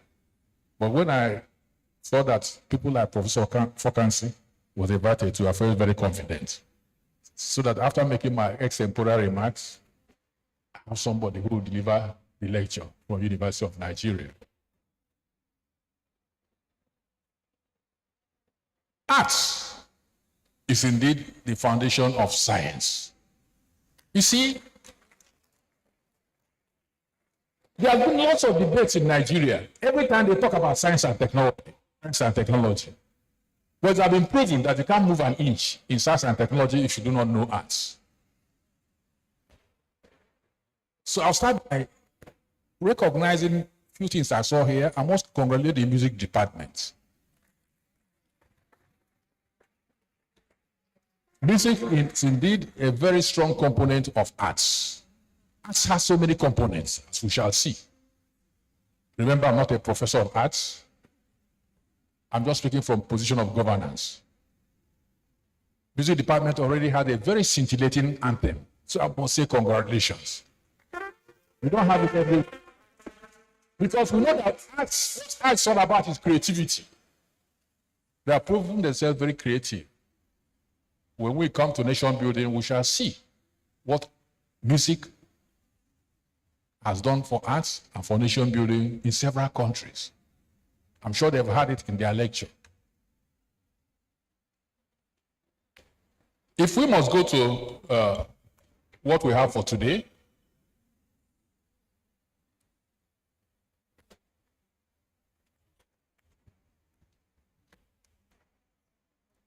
you can see that I've chosen the topic, the physician as an artist and the art of nation building. One of the first things I was taught in the history of medicine was that the physician is first and foremost or that medicine is first and foremost an art more than a science. Many of us will not recognize that easily. Because in medicine, we start from faculty of sciences. Is that not so? But the practice of medicine is more of an art than a science. There's a story of a practice somewhere. The man on top was a consultant, whatever, physician or surgeon. The wife below was a pharmacist. But when you come to the practice, you find that patients are more in the wife's pharmacy shop than in the place of the clinic of the big specialist surgeon. Because the man did not have the art. You can imagine walking to a doctor's clinic and the man is very rude to you. Is that not so? And so on. Will you ever go there? It is the person who talks nicely to you like an art. As a person. That is the person you go to first. So medicine is more of an art than a science. And I have to tell you more. As I was saying, when I looked more, I found that I should be here. Because, as I said, art is all about creativity. What you do in creativity, when we go on, we see that art constitutes a language which is very effective in mobilizing and enlightening the people. The enormous contributions of, an example, visual art towards building a strong and virile Nigeria has not received enough scholarly attention. In view of this problem, this work attempts at analyzing and projecting the impact of arts, strongly visual arts, towards nation building. Sources of information were primary sources, mainly oral, and secondary, which include published materials such as newspapers, books, magazines, journal articles, among other published and unpublished sources. The study reveals that government's efforts towards projecting visual art as required catalyst for nation building is still insufficient. Hence, the need for this publication. This work is hoped to stimulate more attention in the area of exposing the role of visual arts in nation building. Other countries which have achieved prominence in science and technology, I'm sure some people here have been in Germany. Am I right? Especially the reverend gentlemen here, mostly in the Department of Religion. Many of them that have done their PhDs in Germany. They have studied very hard. And remember that so many artists have their base from Germany, the greatest musicians. The greatest musicians, when you talk about Schubert, you talk about this, you talk about that. So that the greatest technological advanced countries like Germany, first of all, have to develop their arts base. They became very inquisitive. The greatest musicians, we hear about Schubert, as I said, the greatest painters, they came from the same Europe that are technologically advanced. You talk about Michelangelo, you talk about this, you talk about that. The technologically advanced countries recognize this. United States, they looked when they wanted to become technologically advanced, that they had to improve their art base. Things like drawing became prominent in the elementary and secondary schools within the 18th century, so that they can be very creative. I told you that medicine is more of an art than a science. In my own creative field, because I believe in, we are the final port in the creativity of human beings, because I'm an obstetrician and gynecologist. Imagine somebody who comes to your clinic, the first thing you do is history taking. Am I right? You cannot get anywhere if you don't take a history. But we don't have a faculty of history in medicine. You have to learn it. You have to fill the form. The doctor has to know your temperature. Is that not so? And so on. You have to know the texture. Is this soft? Is this rough? Is that what we do in Faculty of Arts? Especially the visual arts. We have to know the shape, the consistency, and so on. Without that, you cannot practice medicine. You cannot get anywhere. Again, even when we go to traditional medicine, it's very important. Remember, the native doctor has to paint his face. Is that not so? They also practice painting. Oh yes, we have to practice the history of medicine. They have to paint. You come to his house. He got a delivery and okay. Hey, what do you get without him and calf? Painting, molding, and so on. I have to talk to you nicely. You don't have to talk to the spirit. You have to speak to them in tongues. Is that not so? That's a form of music. So all the gamut of practice of medicine, from traditional, from spiritual, to the type we practice now, is a big art. If you miss any of them, you lose it.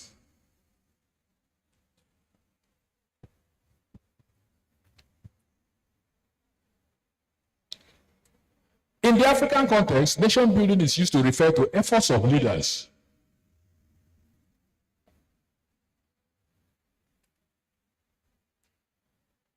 to bring about a united from diverse areas.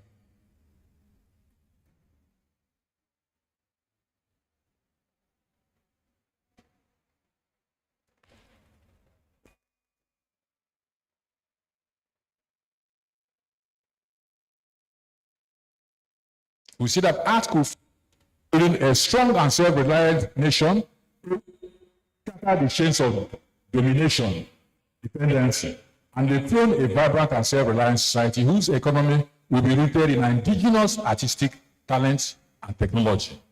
This appears to have pre-colonial Nigeria, ponderance of indigenous art traditions in Nigeria, which include the ancient Oka blacksmithing, the Benin Bros cutting technology, the bead industry, among many other art traditions.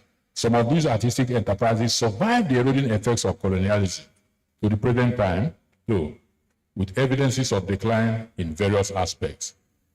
These declining art industries could be revived if the barriers are lifted.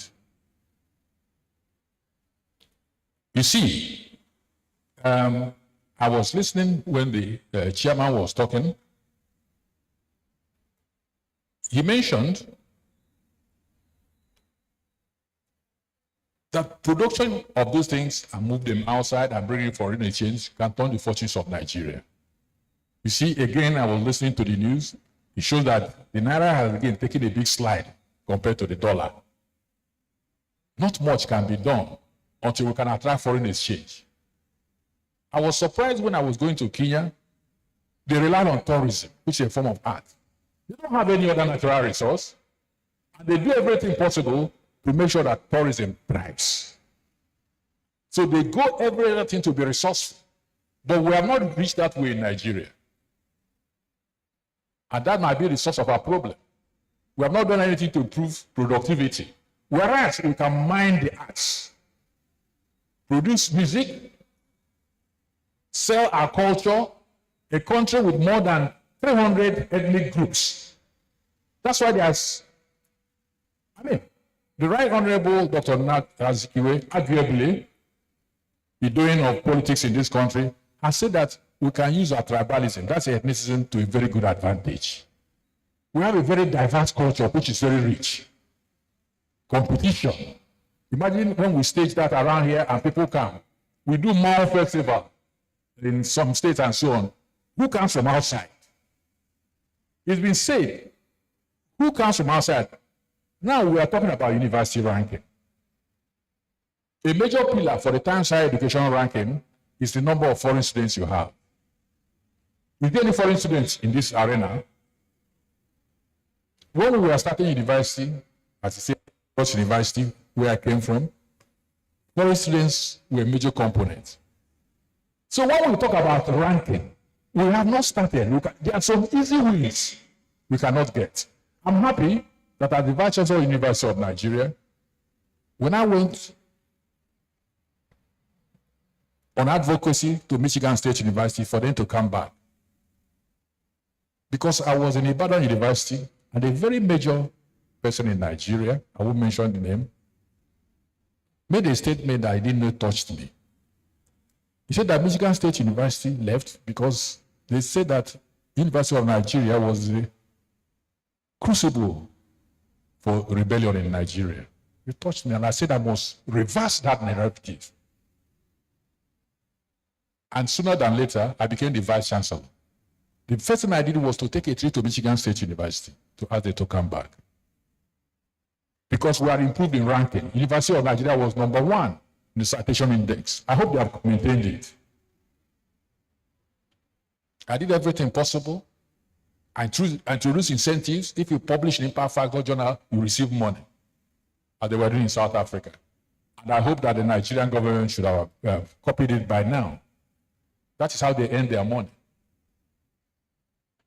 Now, the first thing they asked me is that University of Nigeria had not been cited in Tyneside education. In leadership, you must be alert to challenges. Tyneside, so I looked at the criteria. And within 2 years, we became one of the first 3 universities in Nigeria to be cited in Tyneside education.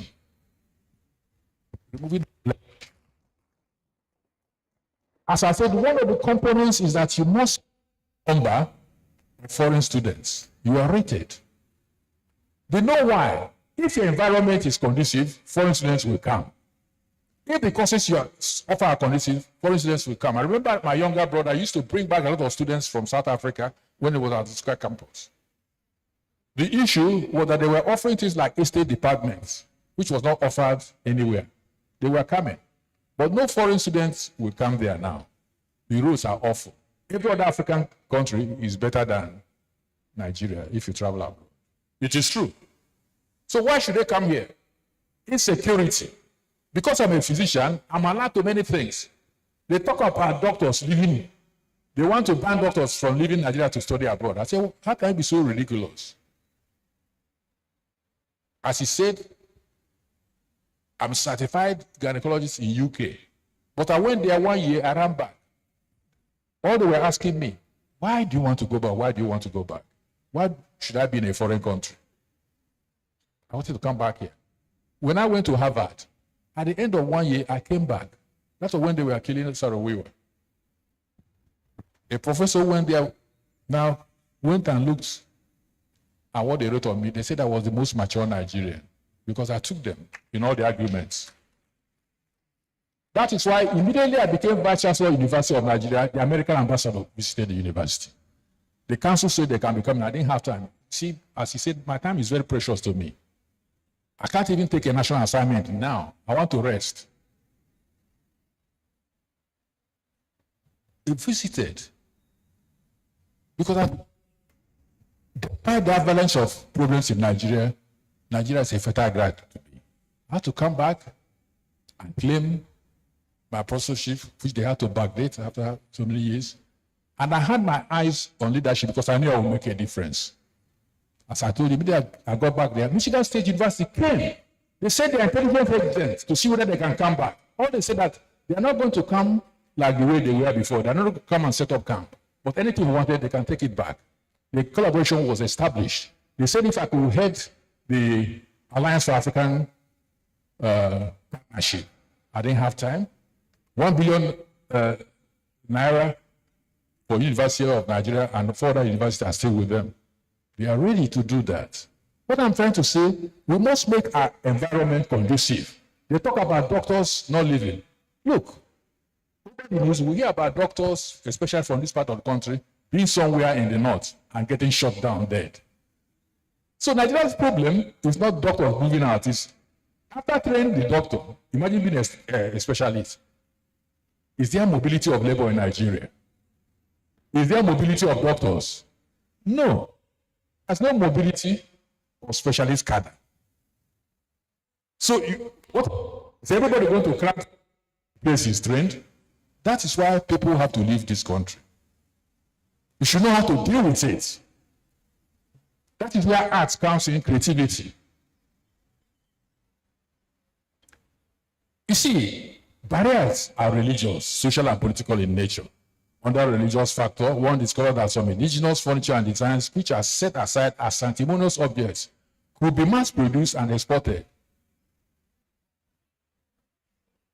Islam, on the other hand, also discourages some aspects of visual arts and technology, as Wamboje stated. In these areas, that is different. The representation of figures is considered wrong. Some individual acts designed given the required contemporaneity who promise of placing Nigerians the most advanced nations in the world.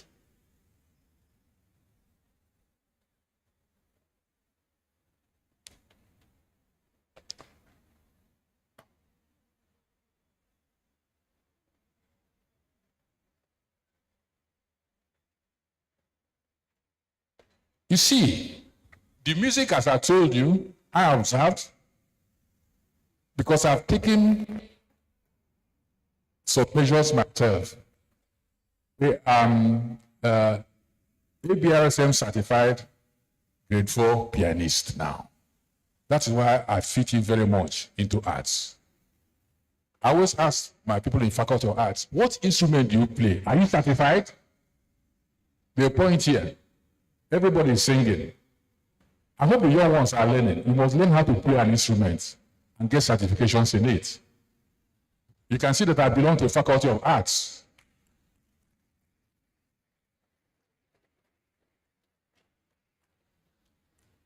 Arts, as I said, is a very broad area. The humanities are also part of arts. That is why presently I'm writing my thesis for the PhD in sociology. Because that advances me. I told you I'm enjoying what I'm doing. I can't give it up for any other thing. The idea of a national anthem is also such an example, especially in a diverse country like Nigeria. Elements like a national anthem and a national flag contribute to building a national identity. All citizens, regardless of language, class, and caste, will proudly sing the national anthem as it feels a feeling of belongingness. It is true. Consider Nigerian national flag and Nigerian national anthem. It's a rallying point. So are the ways in which art and literature can act as a powerful force to unite people and inspire change. This is why democracy should nurture artists and creativity, as they are essential to human interaction and are covered by a fundamental right to freedom of speech and expression.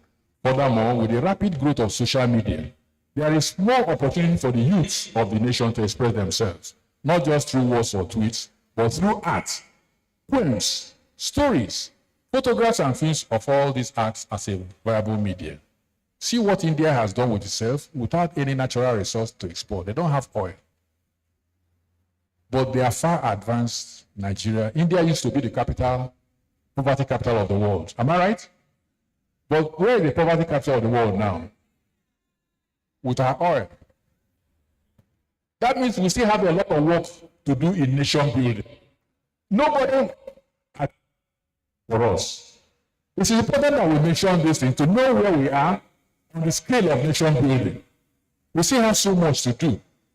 Mention the youth, because 70% of Nigerian youth are under 30. 70% of Nigerian population under 30 years.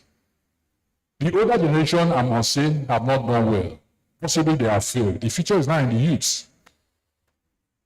That's why we talked about the power of the social media. You can make a lot of money from social media. You don't need to be outside the country to make money. I was talking to one of my children, a medical doctor, told her you need to improve yourself and so on. And within a week, she got a job, online job, where she earns so much money. You don't have to move out. Now we talk about the role of AI, artificial intelligence, in the arts. It's limitless. It gives you the power of creativity. Indians sat at their homes, solving the problems all over the world. And foreign exchange, you know, this money, these are money that keeps on dropping, poured into where? India. No. It's creativity. China did the same. They had a cheap and educated workforce. And that is why it's arts by starting first technological hub, University of Nigeria. Because I wanted University of Nigeria to be an example of nation building. That is what China did. They produced so many things. I'm happy that the manager of the hub here is from the Lion Rural Hub of University of Nigeria. When I meet him in conferences, I see that he works in the office of the Vice Chancellor. That is what we have all over. We set up the Lion Science Park. We did the tractor factory there. That's why we produce our own laptops. When the presidential candidate came to campaign in Enugu, because you must know how to make your points in art, I produced the laptop, showed him, he said, where was this made? Was this made in Nigeria? I told him made in the University of Nigeria. Because the presidential candidate was from another part of Nigeria. And that is art, creativity. And in the rural hub, the young man who did graphic arts, painting, and so on, he's now in Oka. That's his headquarters. I still use him in other things. That is where we have to train our people. I said the youth is the future. He won his skill there, and he's making good money out of it. You see, works of art and literature are still held as symbols of status and influence. They have contributed immensely in uniting people and pointing out the evils of society. They are bringing about change. Satyameva Jayate and Bharat Mata Ki Jai are all slogans which are widely popular Indian citizens and used by political parties and non-political parties alike. The success of these slogans lies precisely in their nationalistic yet secular nature. The use of these 2 or 3 words were very impactful in propelling the independence movement and creating a sense of unity among the minds of the people. Let's look at a relatable example of the same. Novels, songs, paintings, and journals were all important factors which helped India unite against the British fight. A famous example is the idea of Bharat Mata or Mother India, which grew to be a national perception of India. The entity called Nigeria was prior to 1914 a fragmented, independent autonomous communities and empires which comprised of former freeborn slaves, returning royal-born, who had a long history of intergroup relationships dating back to the era prior to the coming of the Europeans. It was discovered that in post-independent Nigeria, several interethnic conflicts bordering on local interests exist. The frequency of these conflicts, which threatens the existence of Nigeria as a nation, has triggered the feeling of pessimism amongst Nigerians, leading to the narrative that the various ethnic groups which constitute Nigeria were never united, so nation building is not possible.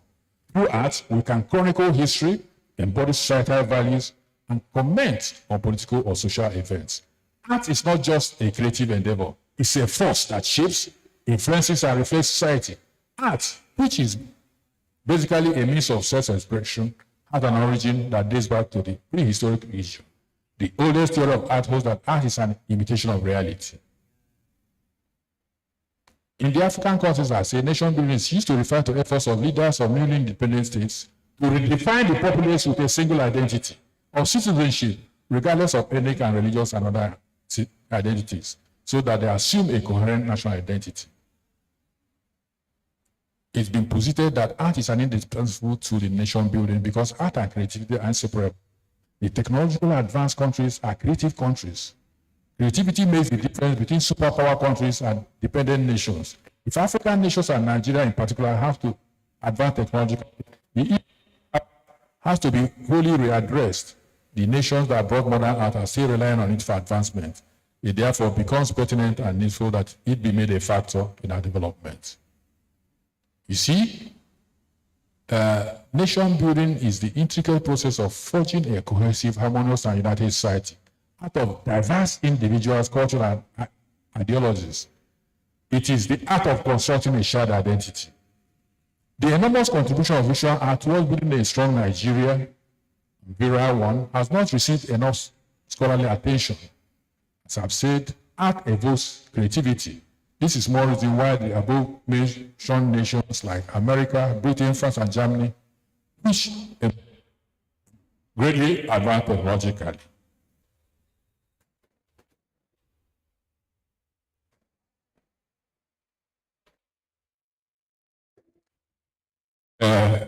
thank you all for this opportunity. And I have to end by mentioning a great leader from this part of the world, a physician, who achieved so much in nation building. We have not yet given his rightful place. But initially, I told that medicine is more of an art than a science. The Right Honorable Dr. Michael Iranukara Opara is on record that the Iran an economy which the Harvard Financial Review listed as the most rapidly growing economy in the world, not Nigeria. He was a physician because he embodied all these things. He did so many things. He kept on setting up everything, even the farm settlements he saw in India, scholarships, sending people abroad, and so on. So I end by saying that physicians, as artists, could be the best in nation building in Nigeria. Thank you. God bless.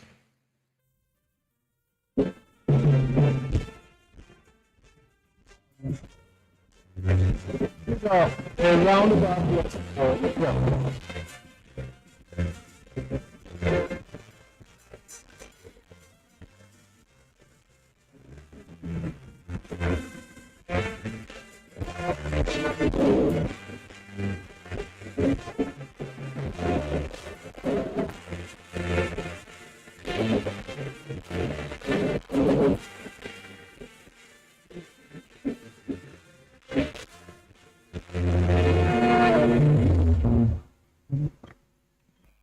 That was a wonderful lecture by a scientist.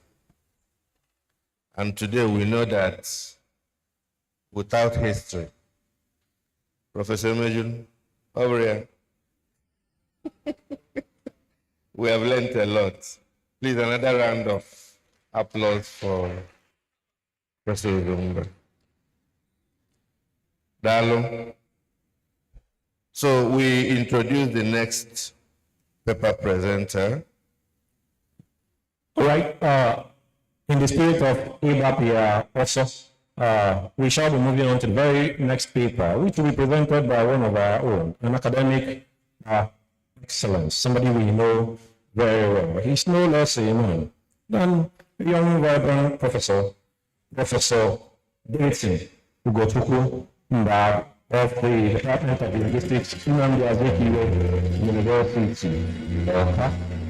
You're welcome, sir. Thank you, Mark. So, get this done. I shall be calling on again one of our own to have us listen to Professor Davidson Mbag's citation. I now make welcome and invite Dr. Abigail Oyaikena of the Department of English Language and Literature.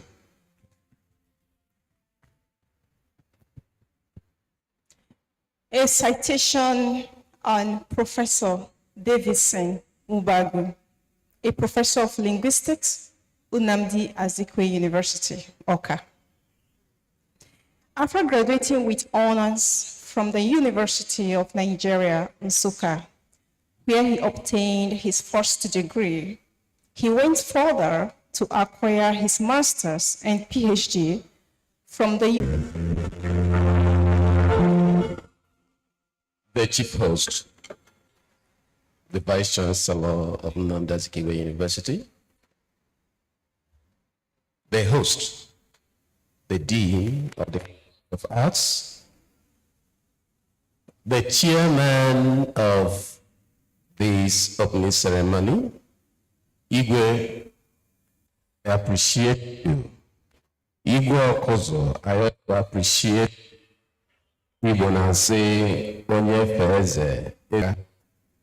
have the opportunity today, if I have hope.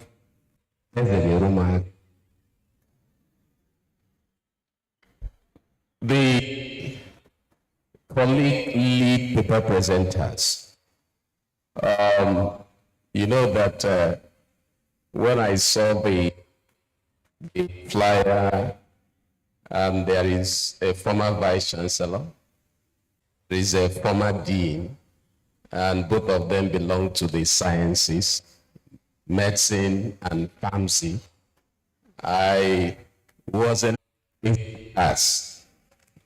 And I know that it is the same thing the other way, because those in the medicine, of course, would think that those in the arts have nothing to say about. But today, the narrative has changed, and it is because of the nature of the arts. Arts will set the pace. So what has happened today, I am looking at Professor Fokansi of pharmacy, and I'm saying, Prof, I have met you today, and you are here to present a lead paper in a Faculty of Arts conference. That means my future is, I am looking forward to the day I will be invited to present a lead paper in a Faculty of Pharmacy conference. So there is nothing to worry about. We all are one. And that is what Professor Zumba has said, that in medicine, arts is also practice.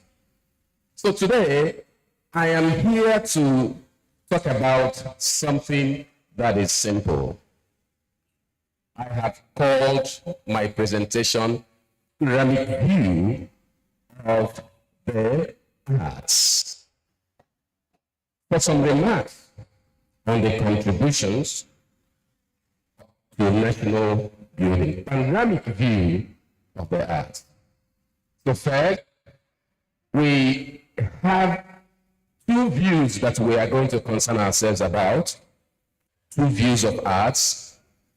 View that arts is an expression of human creativity. Expression of human imagination in visual form. Professor Ozumba mentioned that. So that is the general view, so that whenever we hear about us, generally, people always consider and applied arts. The view that the arts concerns itself about issues and matters. Okay, the issues and matters that concern man. The issues and matters that are related to man. Now, based on this, we can see that the object of the arts is man. The object of man, the object of arts is the human being. That is the object of what? Man. So that we can begin to ask the question, what is it that is not connected with man? There is nothing that is not connected with man.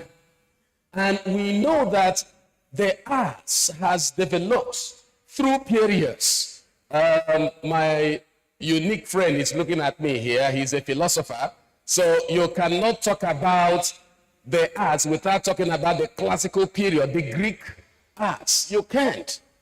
And at that time, arts was everything. I think Professor Zumba mentioned that arts is the foundation of scholarship. So whatever you have today originated from what? The arts. And in the classical period, the arts included geometry, arithmetic. So we understand that arts was everything. Now, in the middle period, we could find, because of the influence of the church, so the arts sort of, the scope of the arts narrowed down to religion and philosophy. But that has to change in the Renaissance, when individual intellectualism is emphasized and human beings were able to express their imaginative capacities in diverse ways. And it was that platform that introduced the modern period. And we can see what we have today, the different stages that we have today. So when we are now talking about arts, I am talking about humanities. So what I am saying is that I am using arts interchangeably with the humanities. Because arts focuses on what? The human being, the person. Now, it is important for us to know what is it now that arts has become? What is it now? The development of arts from the classical period. So now we can determine the areas of the world of the arts. We can determine. And these areas are subject to the concern of arts about the nature of man. So we need to look at the nature of man. It is the nature of man to speak. Of course, that is why we have an area of the arts called what? Linguistics. And you have the languages surrounding linguistics. It is the nature of man to speak.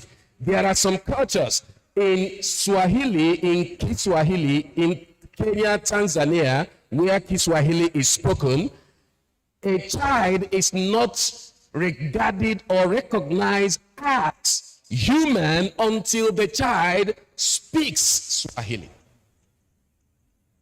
That is culture. That will show you that this culture recognizes that speaking is the nature of what? Of man. Now, it is the nature of man to create ideas, to paint pictures.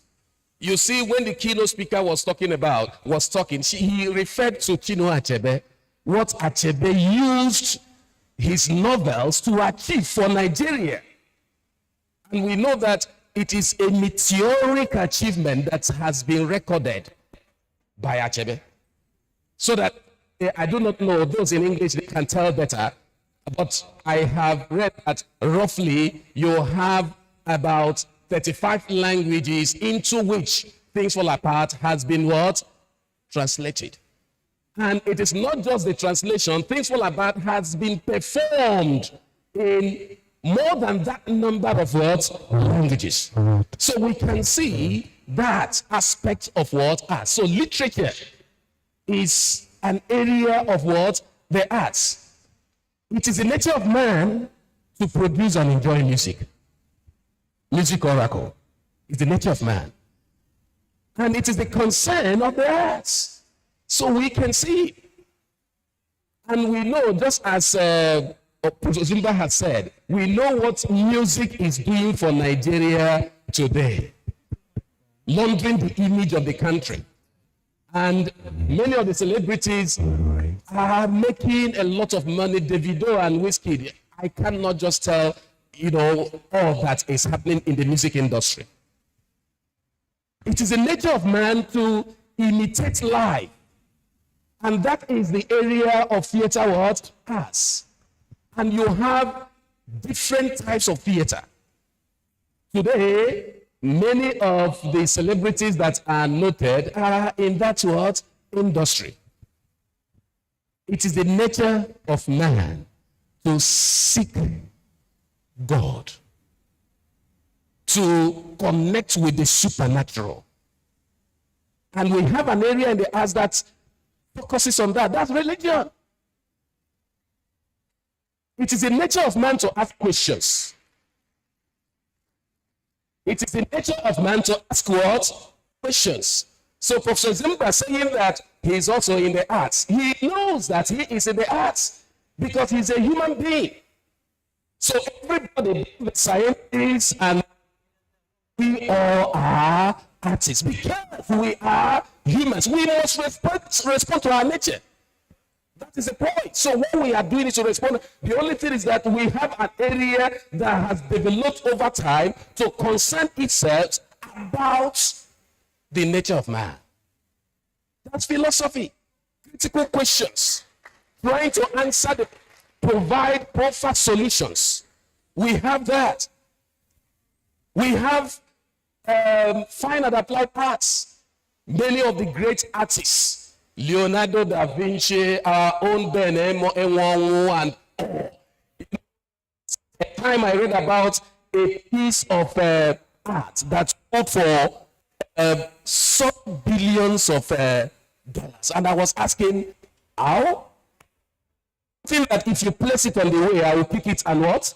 Walk across.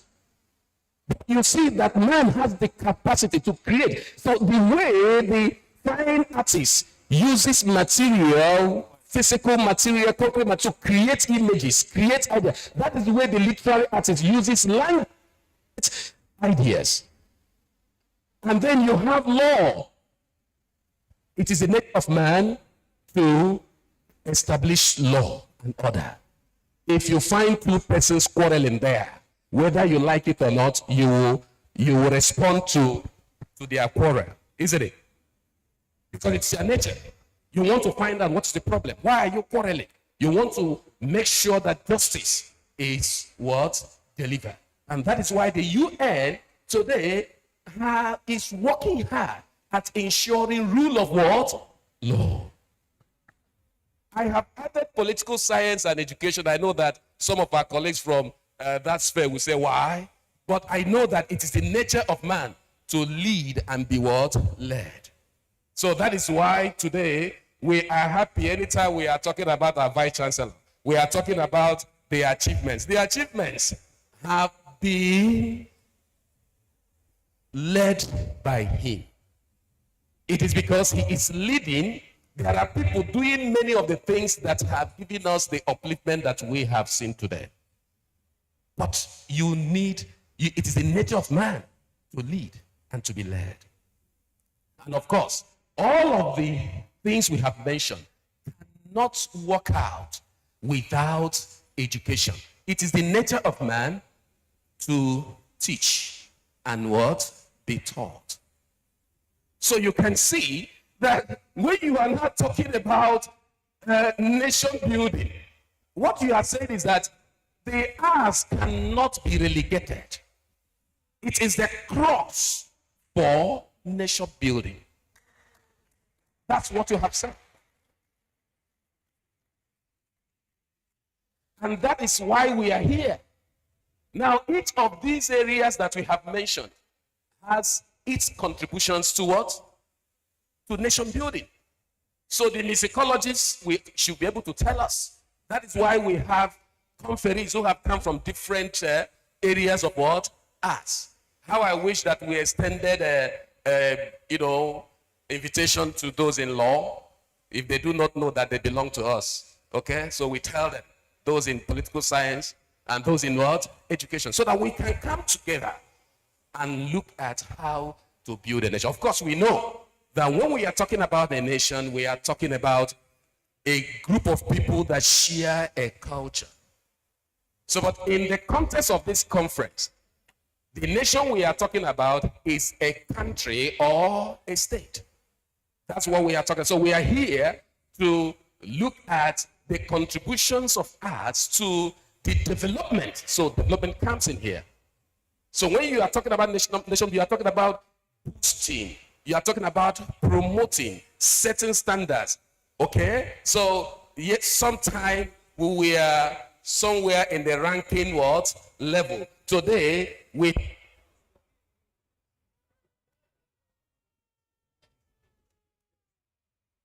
because there is development. And development is not something that has a limit. It is not something that you can say, if you get here, you'll do what? You'll stop. Because there is always room for improvement. So now, from what the keynote speaker has said, from what the first lead paper presenter has told us, we are no longer asking questions about whether arts contributes to nation building. We are no longer doing so.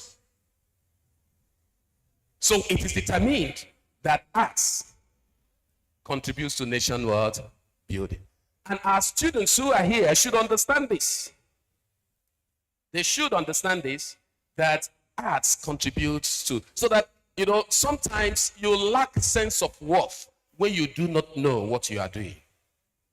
Some of our students are accidents in the departments of Faculty of Arts. They had stayed at home for looking for admission. Admission did not come, and they had to leave home.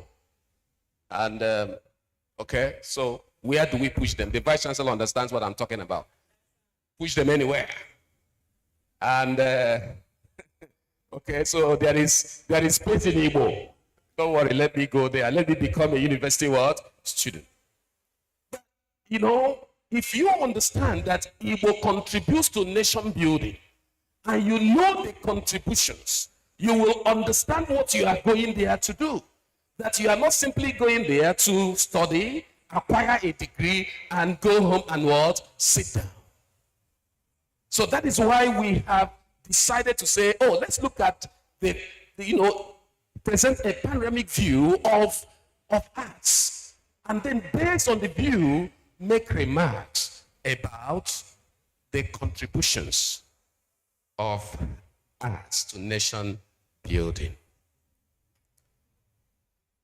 That's what now we have come to the point of making the remarks.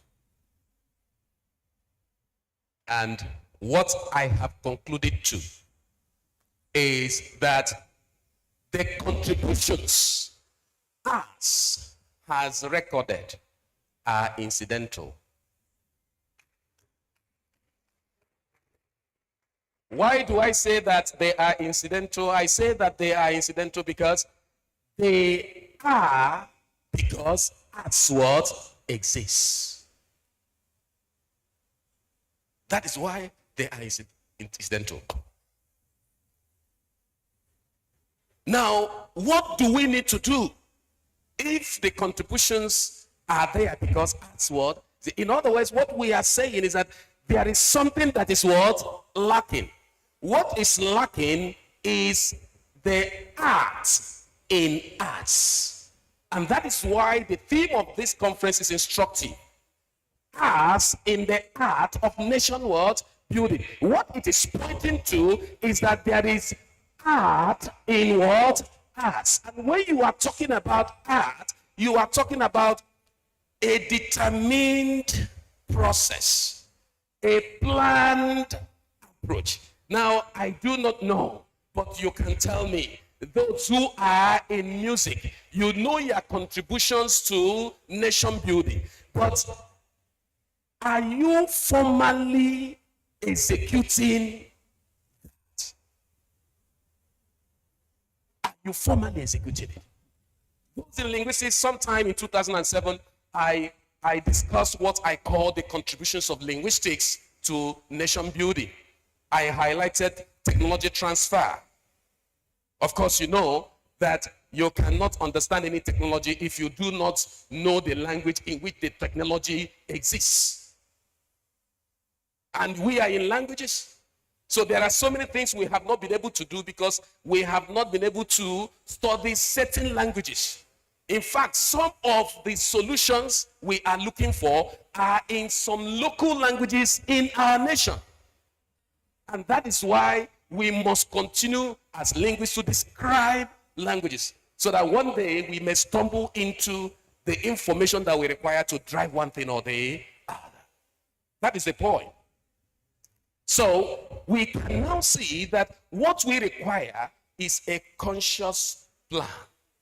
What we require is a determined approach. So we are going to work on our curriculum.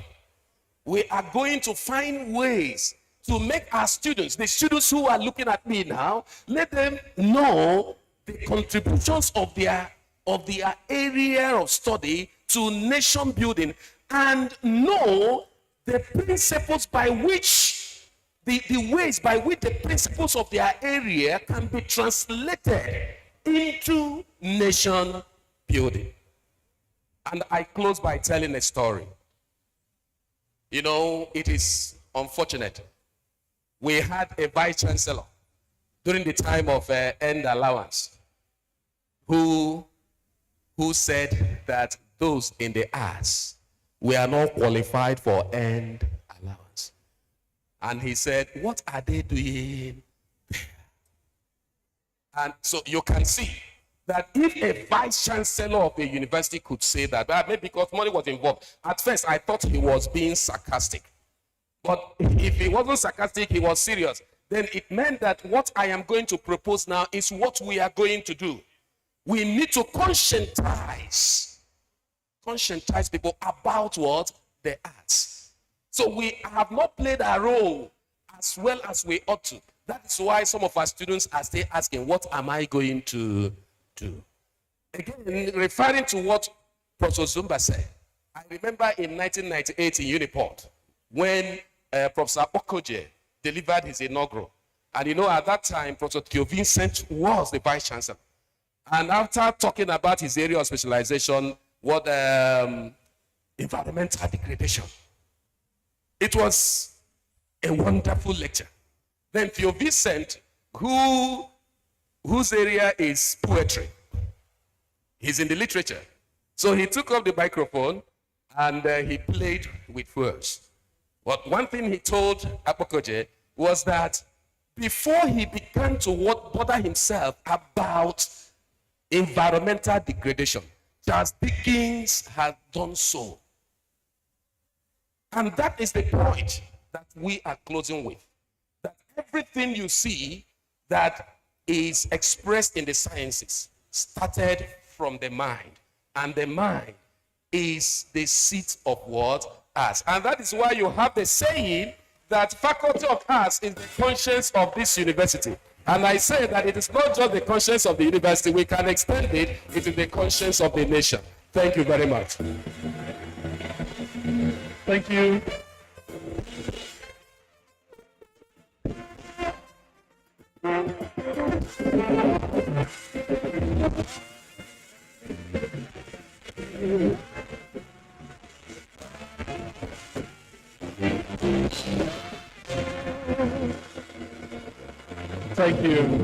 Thank you, Prof.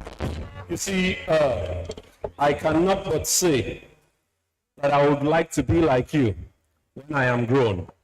Makana, ana megayenti, nechete how I was taught in my secondary and primary school. Nkuzi kinyele, obro no njua ma ibuhu ukotuhu.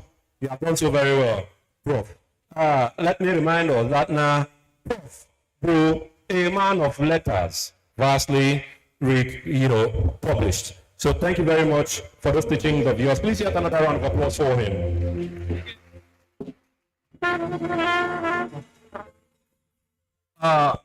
Netfuoge, we would like to make quick progress by my inviting yet another students who are here to once again entertain us, like the students of the Department of Music did. Okay, sorry. My attention has just been called to something else.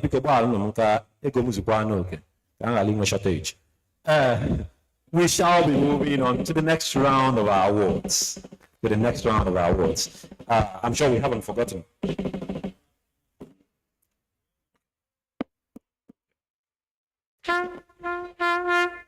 Before we do the awards, we want to recognize the presence of a bishop in our midst, and we respectfully ask him to come up to the high table. I am talking of the Right Reverend Moses Onyekachi Wakama, the Methodist Bishop of the Diocese of Awka.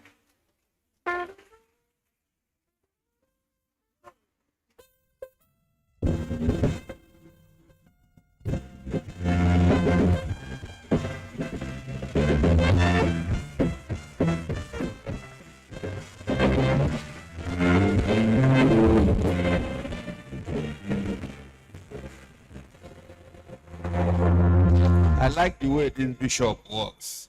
He's a solid man. The bishop na aka nsọ nsọ mana ya nwa na-aga n'ike na-ebu. Bishop Bishop in the Faculty of Arts said. Bishop the Agile. Yes.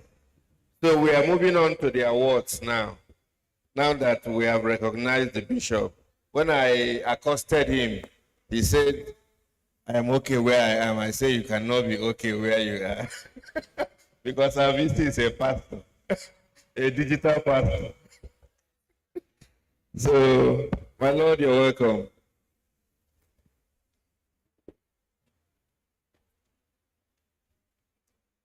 Okay.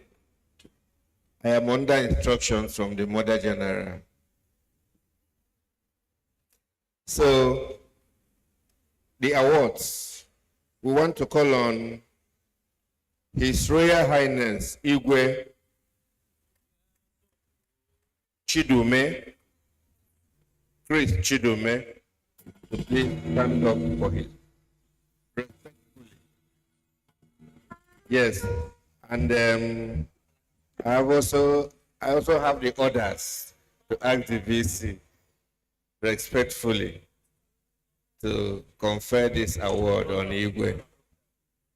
Yes. The first time I met this Igwe was at Odepe, and I learned this Igwe is a church builder. I met him in company of the Honorable Justice P. Obiora. Yes. So Igwe, no. And when you spoke, we learned a lot from your short address. So can we have the plaque? Okay, it's already there. This is magisterial award. Award of recognition as a chairman this international conference presented to His Royal Highness Ife Chris Chidume Eze Egulbenomo, the Faculty of Arts, Nnamdi Azikiwe University of Ghana. Congratulations, His Royal Majesty.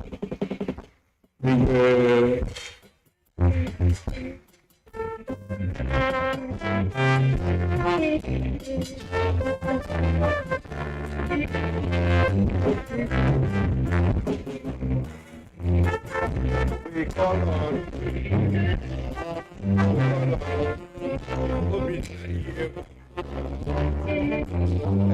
represented by Honorable Matwekwe.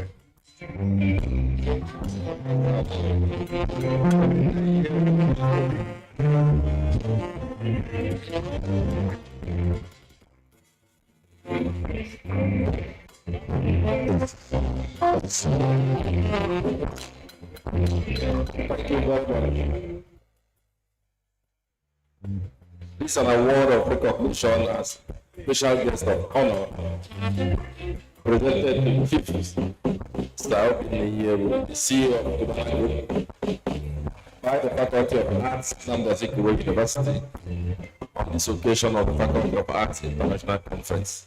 Congratulations.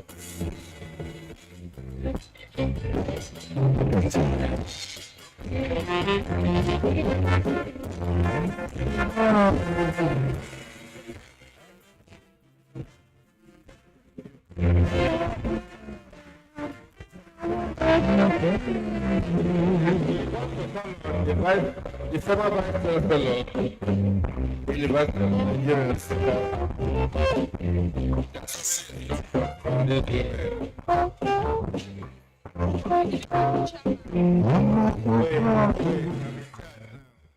I'm calling on the former VC University of Nigeria to come and confer the award on the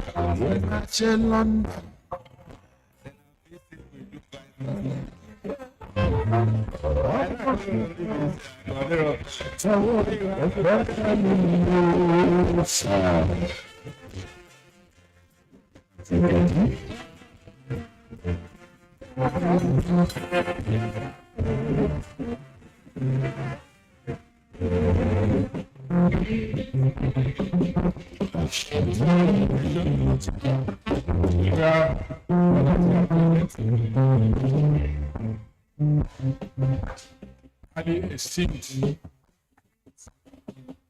representatives of the honoraries. It looks like I'm wearing many caps this afternoon. First as a speaker, now as a conferrer. But I feel very happy to be called upon to carry out this assignment because this is a highly merited award. You know, this is, I cannot stop mentioning the stellar performance of the present Vice Chancellor UNISIC. I must say that the Southeast is very privileged to have somebody of this caliber running this place, maintaining peace, ensuring progress, snatching achievements after achievements from the jaws of the present schools in Nigeria. So I wish to present this special award of recognition as a special guest to Professor Charles Okechukwu Isumone by the Faculty of Arts, Nnamdi Azikiwe, University of Awka, on the occasion of the Faculty of Arts International Conference on Arts and Art Foundation Building, held on the 19th day of October 2023 at National Secretariat Complex, Nnamdi Azikiwe University of Nigeria, Anambra State, Nigeria. Let's go this way.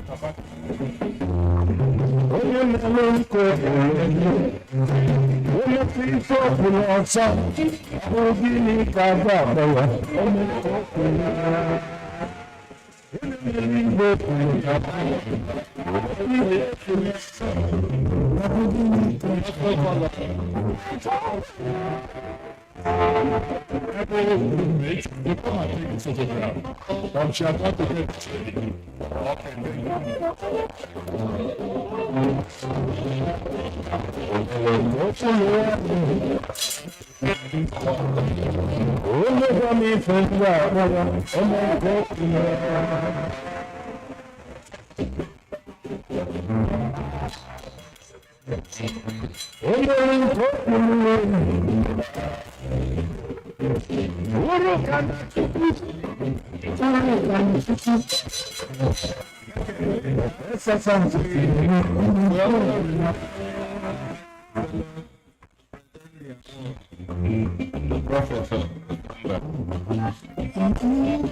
Thank you very much.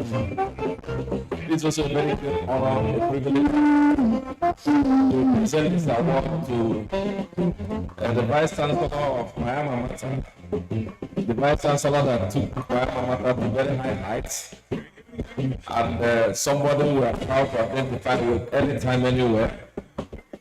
So we are glad to present this award of recognition to Professor Benjamin Chukwumozumba, the lead presenter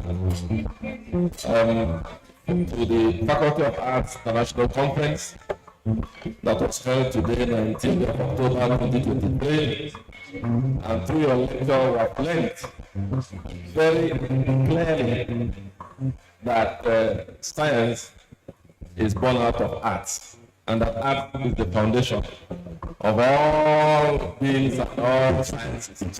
Congratulations, science. Thank you.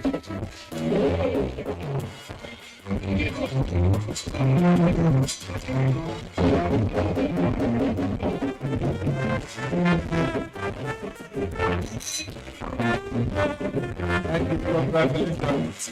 We follow Professor. Just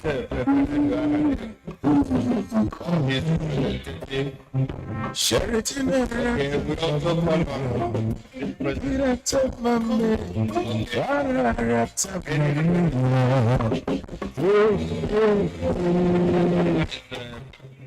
award of recognition as special guest presented to Professor Joseph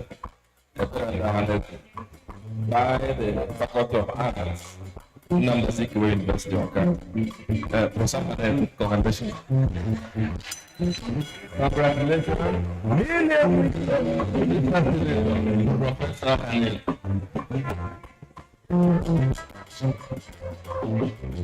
Okay, we call on Honorable Osita Benjamin Chidoka, represented by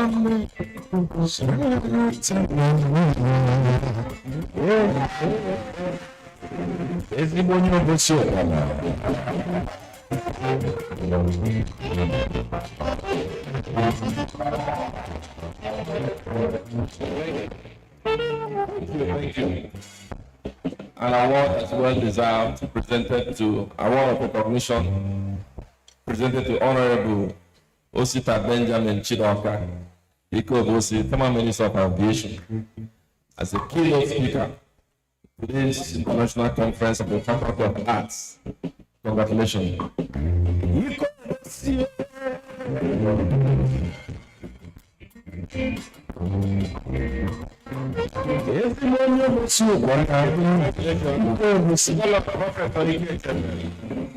Presented by Dr. Chengen.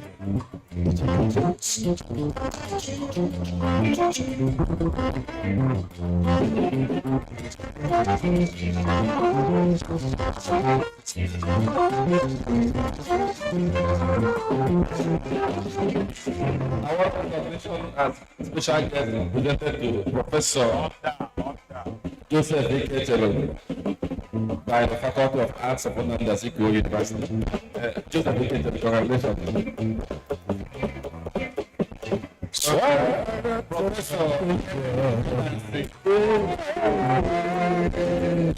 Professor Kenneth of Numeracy. Okay, it's here. Professor Thomas.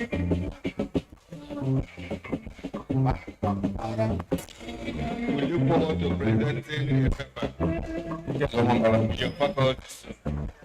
Award of recognition to my very good friend and brother, Professor Kenneth Chibuz of Wakansi, Professor of Pharmaceutics, former Dean Faculty of Pharmaceutical Sciences, ULM. This award is given to you as recognition of your role as the lead paper presenter. And it's an award well deserved. Congratulations.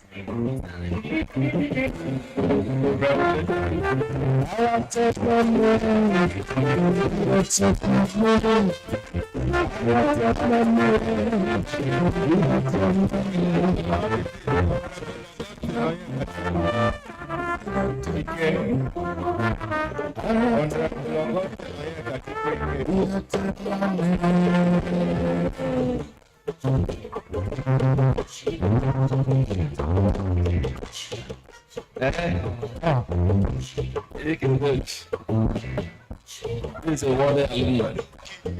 Award of recognition as special guest presented to Honorable Onyeka Chikwike, House Member representing Nigerian constituency. Congratulations.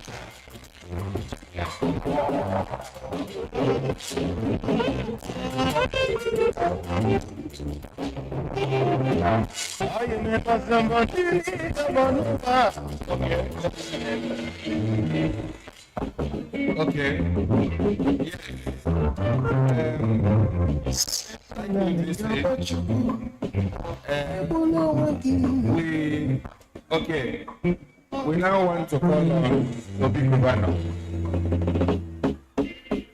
to speak to us.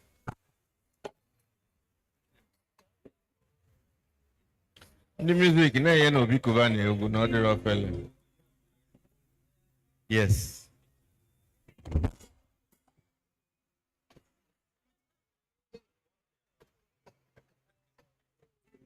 The Vice Chancellor, Nnamdi Azikiwe University Oka, the Dean and other members of staff and students of the Faculty of Arts, Your Royal Majesties here present, other members of the High Table, ladies and gentlemen, it is with deep sense of honor and joy that I am here representing my brother and friend, Chief Dr. Obi Kubana, Apatuzwara. One of our very rare diamonds, a pride of the Igbo nation, pride of Nigeria, and pride of Africa. He had planned to be here personally in flesh and blood. As a matter of fact, he assured the VC he was going to be here. But unfortunately, he is out of the country at the moment. But you can be sure he sends his warm regards to you. He is proud to be associated with your conference. Obi Kubana is not a stranger to nation building. He is no stranger to building institutions and the people. And you can be sure yours will not be different. But I am also certain that you want to hear from the horse's mouth. And I have his mandate to assure you that as soon as he comes back to the country, he will be speaking to you in a very loud and a clear language. You can be sure of that. So I send his warm greetings and all the best of luck. May God bless you.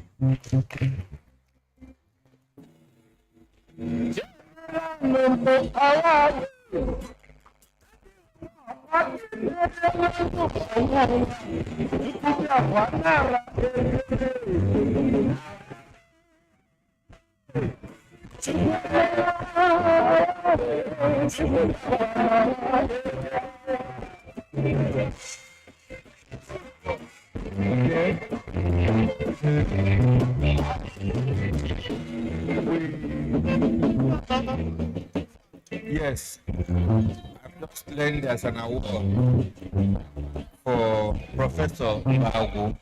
Please, can you step up? And we also respectfully ask the VC to assist us. Professor Bago. Yeah, it was a mistake from the...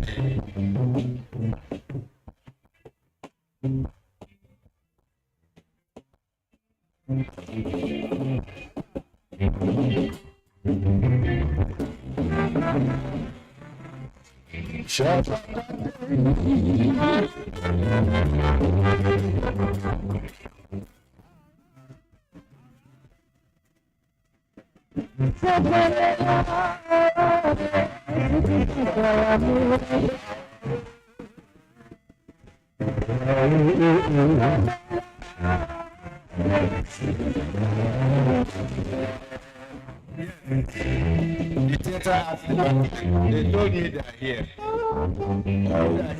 Raise up your hand. Theater act. Oh, wonderful. We want to invite the theater arts department, the dance troupe of the Department of Theater and Film Studies for their performance. 10 minutes.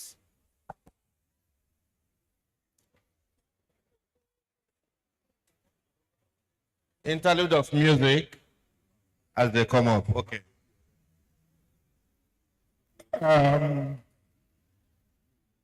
We of the Theater and Film Studies Department were here to present something that will contribute to nation building. In fact, we have said a lot, we have mentioned a lot of points that militate against nation building. That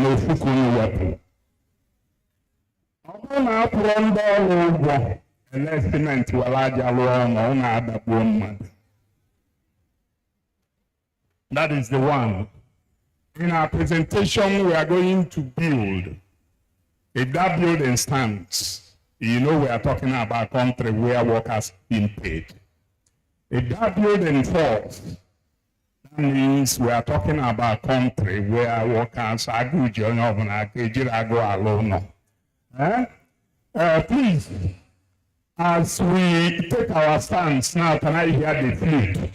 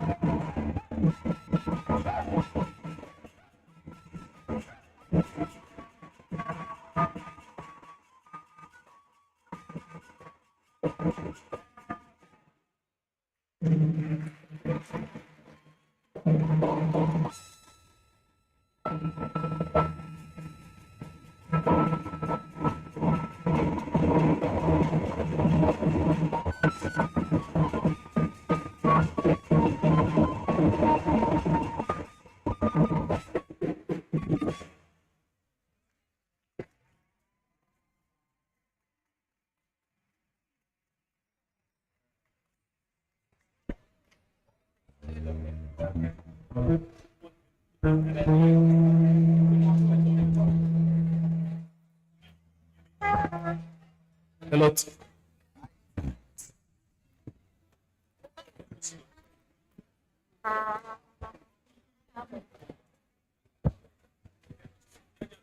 Hello.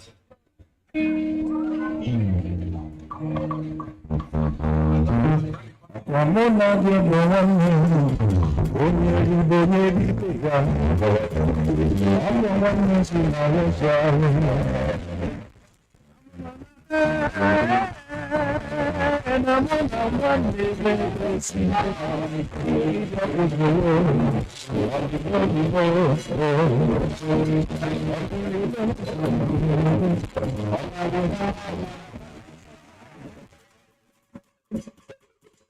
I now invite Honorable Onyeka Chukwuike to speak to us in 2 minutes. Then we have the last.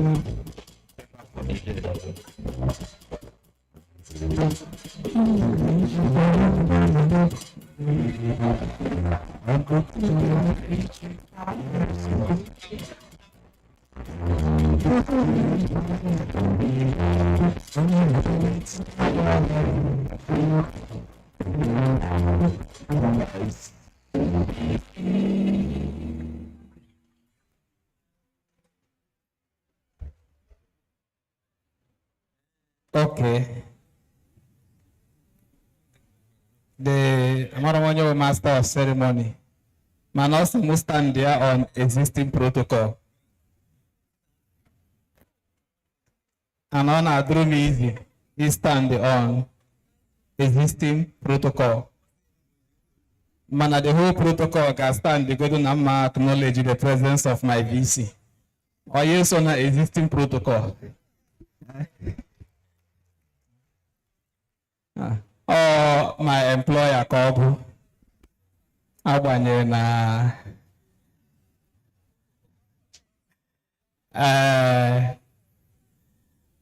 well, if I don't know if I go and I make an VC good.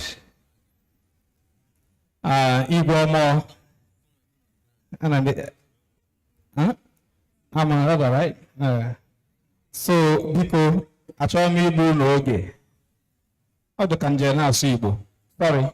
Sorry about it. Let me first of all thank everybody here present.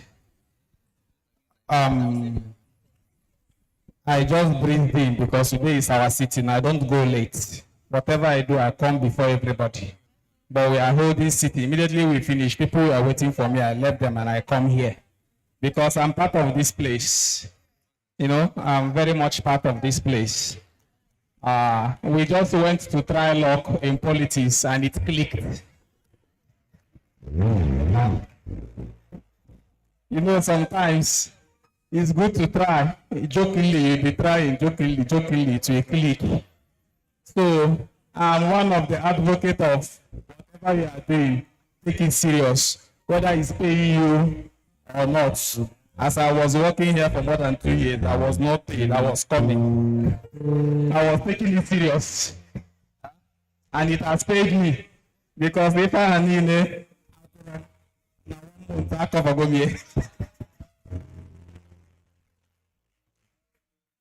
so, mejo fiche tu nnụnụ na-abụ.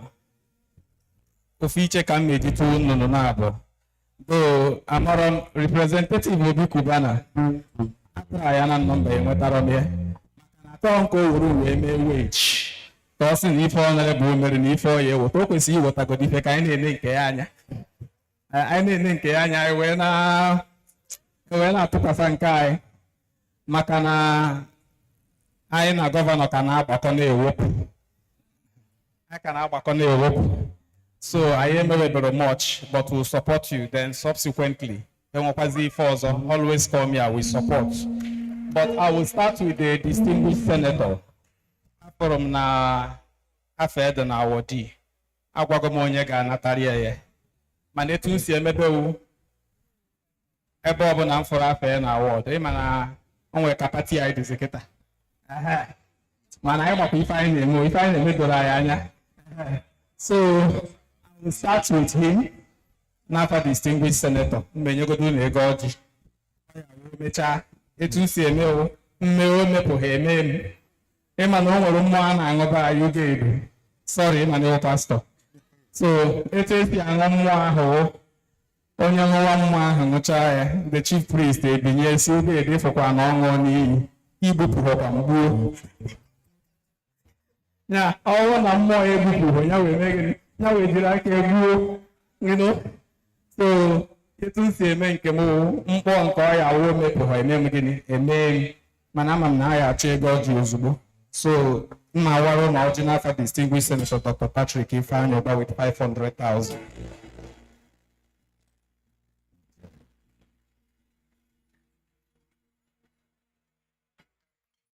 Emechazie ozizi ozi o ji were award, you know, ozizi ozi o ji were award. Then mụnwa aka m nwe obere nwa, aka m na-eto eto, so m na-ebido n'obere na-eme mgbe m buru emesibe m ike, so m na-emegodo nke obere, nke a njigodo anya mfụ award nke a eji m 100,000 ewerie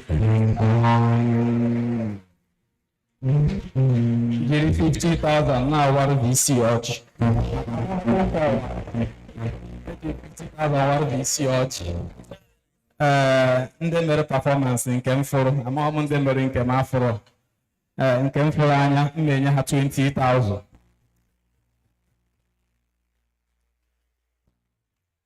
So generally, what I will tell us is there is no cause that is more important as Nigeria is now.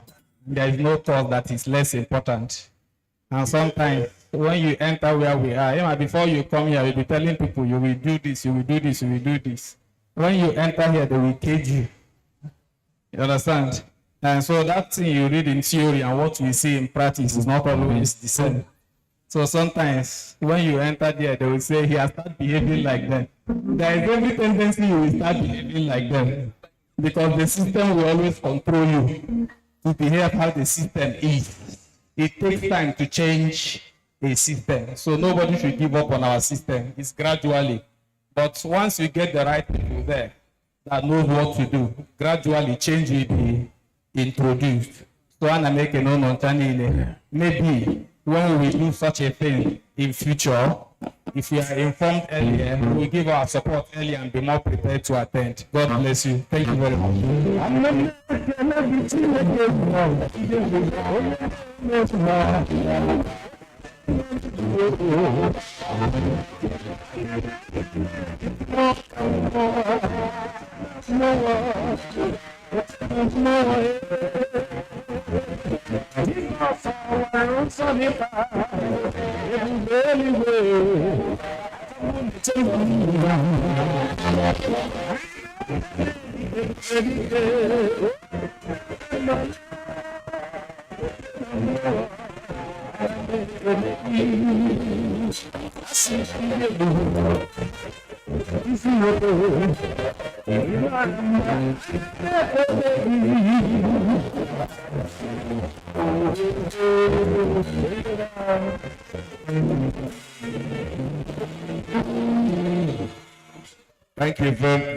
Thank you very much.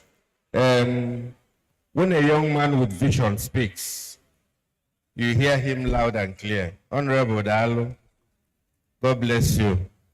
God did not have a conference. I'm not at the but thank God you have spoken. And the group that performed that you saw, Bundi Theatre Arts, we appreciate them. We appreciate their HOD. We appreciate the leadership of the department for a wonderful performance. I call Alfaka. This is they accuse me of not recognizing them, but first they wear a uniform. Got Professor Sibu so that they can easily be recognized wherever they are. But it was not intentional. So we want to go on to the last presentation for the day. And I call on Dr. Bello Juku to come out and give us a brief citation of Professor Kenneth Chibuzo of Focus.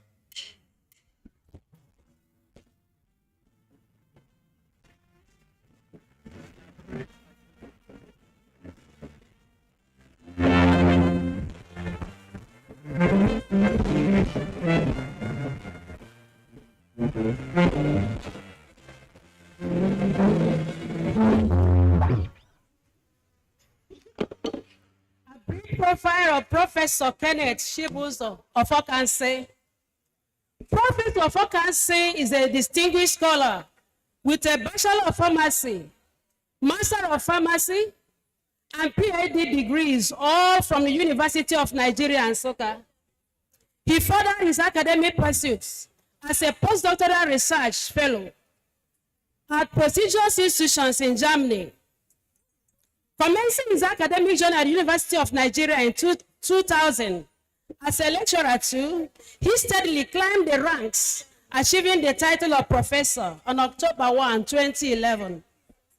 Professor Kenneth Chibuzo of Okansi held various positions at the University of Nigeria and Nsukka. He has been instrumental in fostering innovation and collaboration with extensive academic achievements, including over 100 published articles, numerous conference presentations, and supervising over 30 postgraduate students. Professor Okansi is a highly regarded scholar. His research interests span a wide array of drug delivery systems, from polymer-based nano and micro particulates to transdermal delivery and protein-based drugs.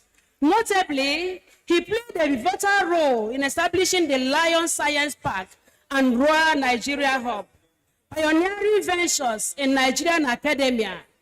Professor Okansi possesses a keen interest in social health and pharmacy research, and has also been involved in teaching courses on ethics in pharmacy practice in Nigeria. Notably, he delivered the highly acclaimed 140th inaugural lecture at the University of Nigeria on August 16, 2018, addressing the theme of breaking the barriers to effective peroral drug delivery. Professor Okansi is an active member of several professional organizations and has contributed significantly to the field through editorial roles and peer review activities.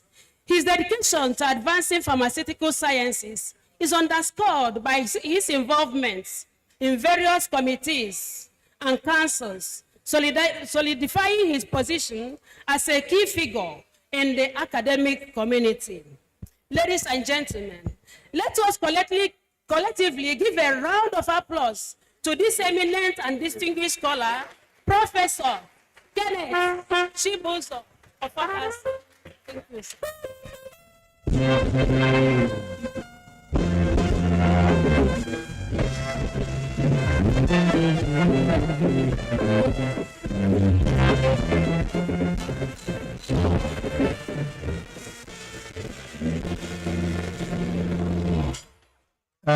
Thank you very much, the citation leader. Let me quickly go through the protocols by acknowledging the Vice Chancellor of Nnamdi Azikiwe University, okay. My very dear colleague, Professor Charles Simone. Yes, I feel very much at home being here. Professor Simone was in the same department as myself, and we did our master's and doctoral degree under the same supervisor. And also, I remember we wrote our master's degree exam the same time. That was in 1997 or thereabouts. And I was at Obo when he got married to Chinyere. So I was in the team that went to Obo to marry Chinyere. Yeah. So we knew as students at the University of Nigeria. So the Vice Chancellor, sir, I acknowledge you. Let me also, in a very special way, acknowledge my boss and father, Professor Chukwuma Benjamin Ozumba. Professor Zumba remains my boss and my father in perpetuity. He's my boss and father in perpetuity. As Vice Chancellor of our university, for the 14th Vice Chancellor, I worked very closely with him. I think I was arguably the closest staff of the University of Nigeria to Professor Zumba. I'm arguably the closest. Because under him, I functioned, I worked as the chairman of Senate Ceremonials Committee for 3 years, also as director of international collaboration. And within those 3 years, 2016 to 2019, I was privileged to travel overseas about 18 times in 3 years, for official functions, and then several other things we did together. So my boss, Mr. Zumba, I am glad to have you here and to be a co-lead presenter with you in this conference.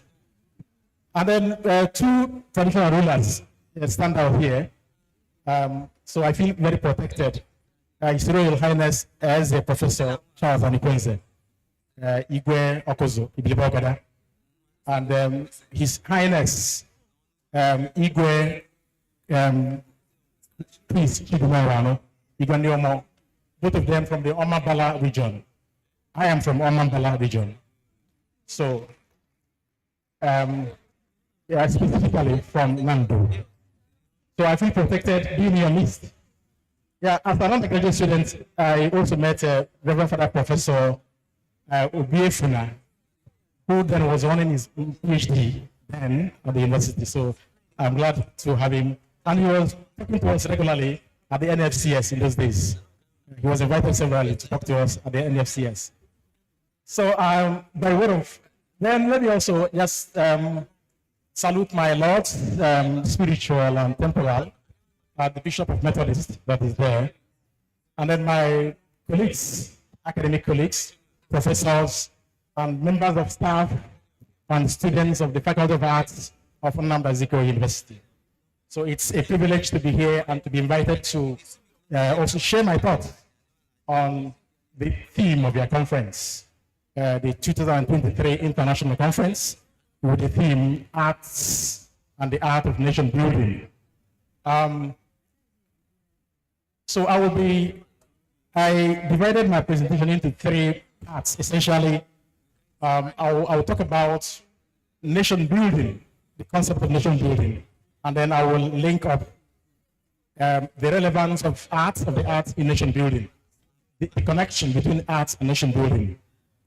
I would like to skip the introduction, which deals with the discipline of the arts, which I believe most of you here are experts in that discipline. So I would save us time by skipping that portion of my presentation. So I will talk about nation building and then dwell on the connection, the nexus between nation building and the arts, and then I will conclude. I'll give my concluding remarks.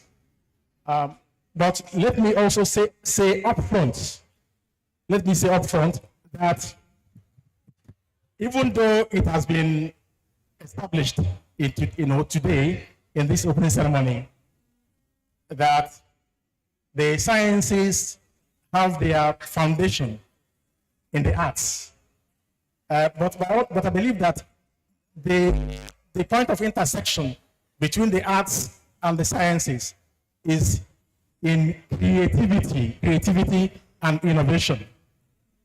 Creativity and innovation. Creativity is common both to the arts and then to the sciences. Creativity is the starting point for innovation. And in innovation, I would want to challenge all of us to begin to think in that direction after this conference. To begin to think in that direction. Because in creativity, you are trying to provide products or services. Product or services that is valuable, that's of value to society. So when you're able to convert products or services to yield money, you're talking about innovation. Anything that is of service to society, any product that's valuable to society gives money. So those in the music department, in theater and film studies, and all that, even in linguistics, and so on and so forth, and think of services they can render to society through which money can be generated. And those in the sciences always think of products, novel products, new products that can yield money, or even ways of improving already existing services. All those ones can yield money. So I will talk briefly about nation building, which is the process of creating a sense of national identity, unity, and cohesion among the people of a country. It involves fostering shared values, goals, and aspirations that transcend ethnic, religious, or regional differences. Nation building is essential to the economic growth and political stability of any sovereign state. Nations across the globe have consolidated their nationhood through infrastructure projects, targeted programs, civic education, and propaganda. For example, after apartheid, South Africa's government implemented a series of nation-building initiatives to promote social cohesion and economic prosperity. Japan underwent a similar process of nation-building that involved the creation of new constitution, the establishment of democratic institutions, and the promotion of economic growth, adopting of new flag and anthem at the end of World War II. In addition, after gaining independence from Britain in 1947, India underwent a process of nation building that involved the creation of a new constitution, the establishment of democratic institutions, and the promotion of economic growth. Nigeria introduced the National Youth Service Corps to foster unity amongst its citizens at the end of the Civil War in 1970. But today, Nigeria's nationhood is threatened more than ever before. There are clamors for disintegration and self-governance by the confederating regions. As a multi-ethnic, multilingual, and multi-religious nation, Nigerians are deeply divided along these lines, and its unity is volatile. For Nigeria to remain a sovereign state, there is an urgent need to instill a sense of nationhood in its citizenry. Nigeria's volatile unity, growth, and progress is further threatened by bad leadership, deep-rooted corruption, religious extremism, economic inequality, unemployment, insecurity, and widespread violence, ethno-religious tensions, gender disparity, climate change, and the dwindling economy. Most of these challenges emerged on the wings of loss of sense of nationhood by Nigerian citizens.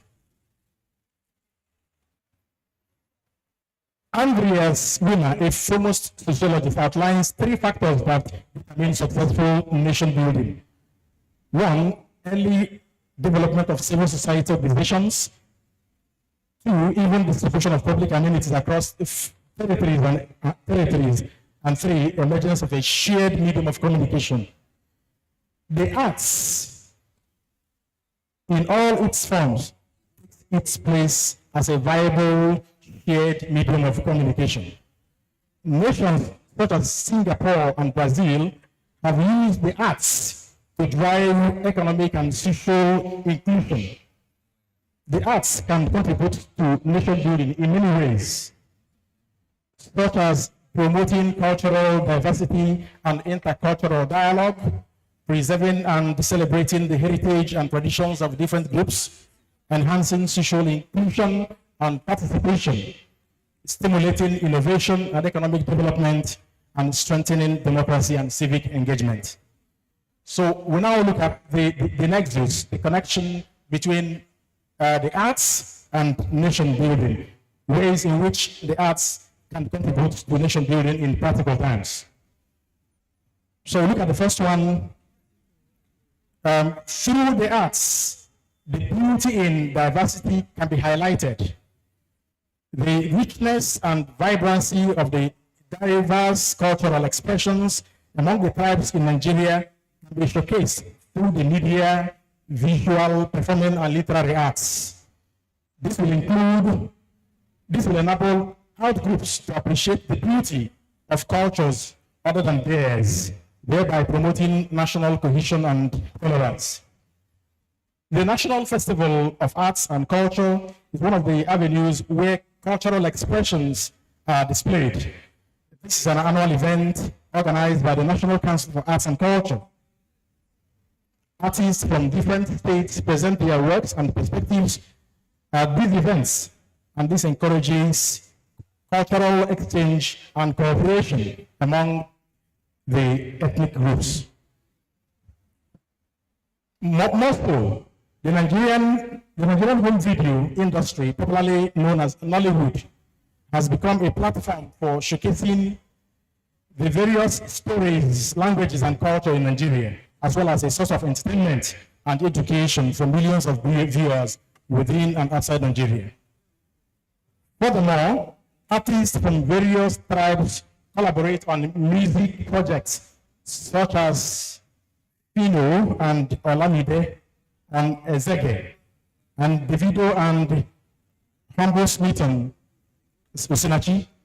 These collaborative efforts highlight the beauty in diversity. Number two, arts can play a role in cultural exchanges and traditions, which are the pride of a nation. The arts can document, protect, and revitalize the cultural heritage and traditions of different groups in Nigeria, especially those that are endangered and marginalized.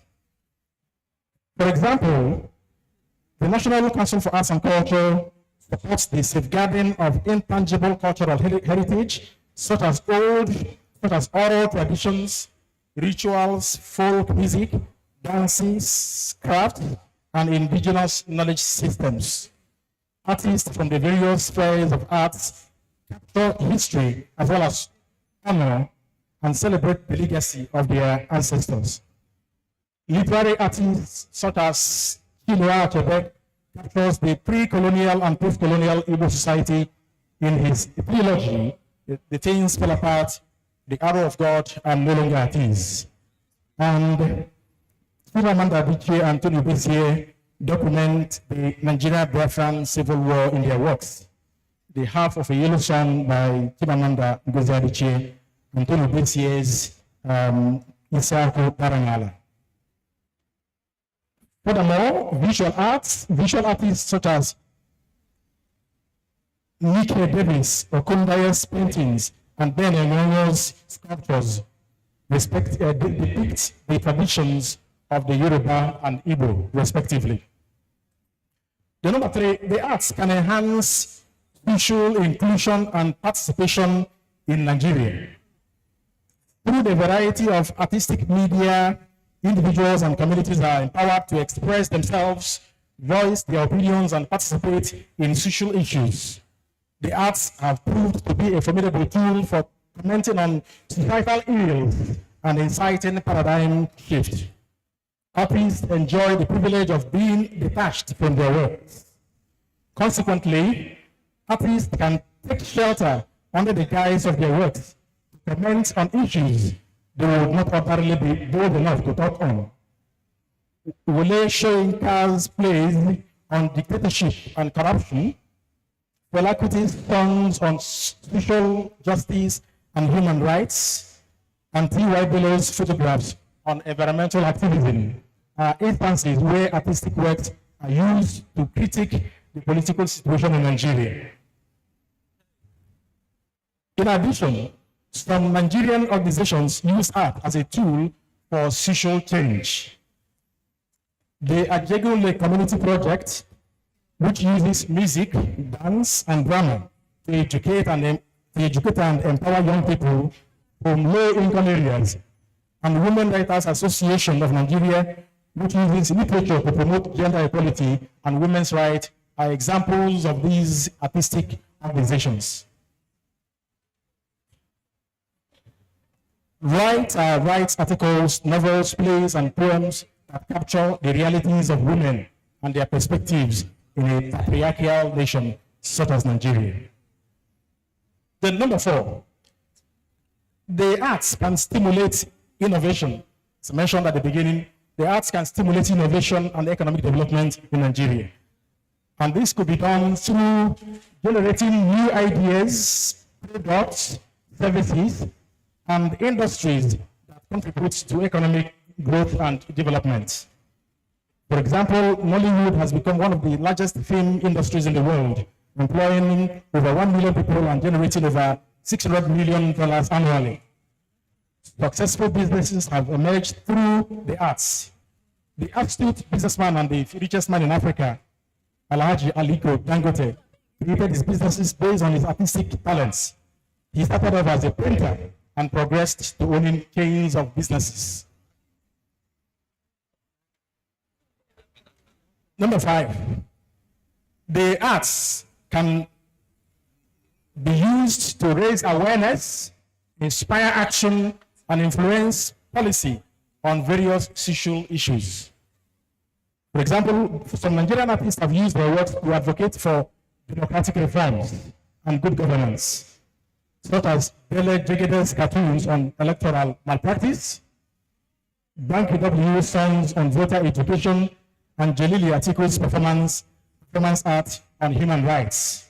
Some Nigerian artists have participated in political movements and campaigns, such as the Nobel laureate Wole Soyinka, who is a founding member of the pro-democracy group, National Democratic Coalition, and the musician Two-Face Idibia, who organized a nationwide protest against economic hardship in 2017. More so, during the 2023 presidential elections, arts was used to transcend bigotry and nepotism that elsewhere. Artists from various tribes supported candidates from the art groups. Artists of Igbo extractions, such as Zach Orji, Yul Edochie, and Benedict Johnson, were seen drumming their support for Bola Ahmed Tinubu. And conversely, non-Igbo artists such as Iyabo Ojo and Pete Henshaw were in support of Peter Obi. And lastly, number 6, language. Yeah, remember when Professor Davidson Mbago was talking about language as a common denominator for all humans. Language is at the core of arts, and indeed every other human endeavor.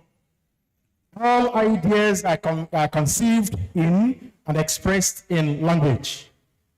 Through the arts, the structure, organization, and production of languages are studied. Interacting with people in their language not only fosters understanding, it also creates trust and becomes a reality. The arts make the world a global village by providing the means for people to learn languages rather than their mother tongues. There are over 250 spoken languages in Nigeria, with English and its variants as the lingua franca.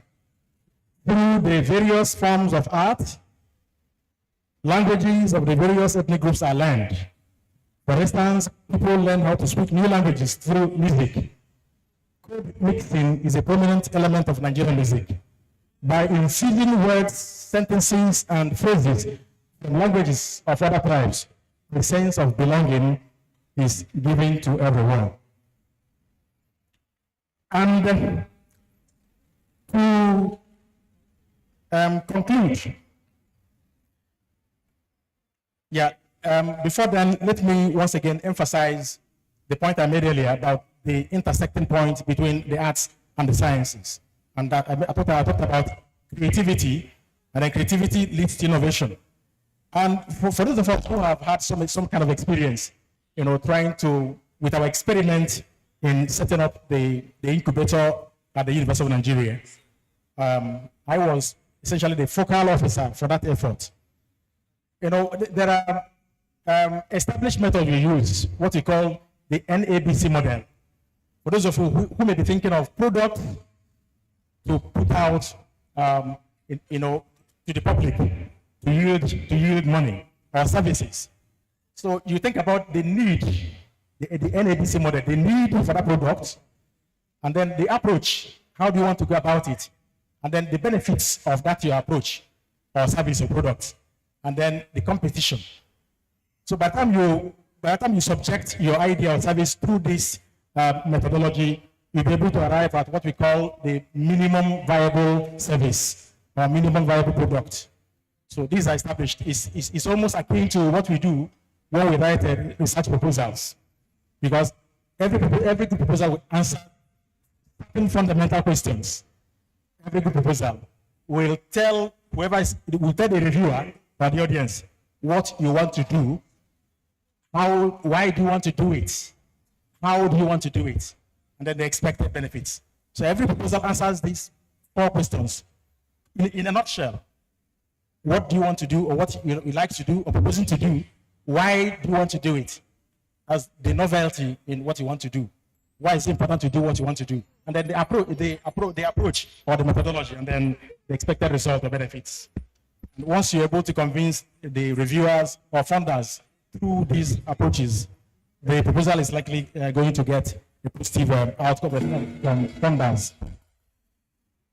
So to conclude, the arts are an essential component of nation building in Nigeria, as they have the capacity to promote cultural diversity and intercultural dialogue, preserve and celebrate the heritage of traditions of different groups, enhance social inclusion and participation, stimulate innovation and economic development, and strengthen democracy and civic engagement.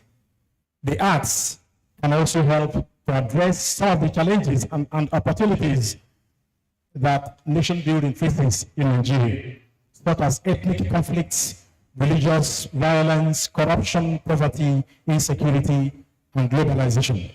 Therefore, it is important to support and invest in the arts, as they can enrich our lives and societies in many ways.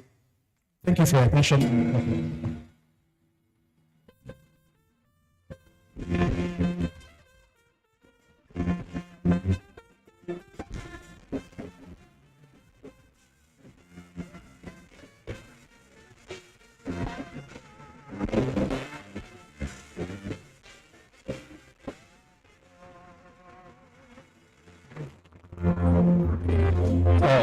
Thank you very much, Second Chibuzo of our council. Indeed, bless you immensely. Ladies and gentlemen, co-conferees, we are still here today. It is the opening ceremony of the 2023-2024 International Conference of the Faculty of Arts, themed Arts and the Art of Nation Building. In fact, listening to some of those who have spoken here, it gets me recalling when I was taught as to whether arts itself, though history is an art or a science. It is something for us to ponder.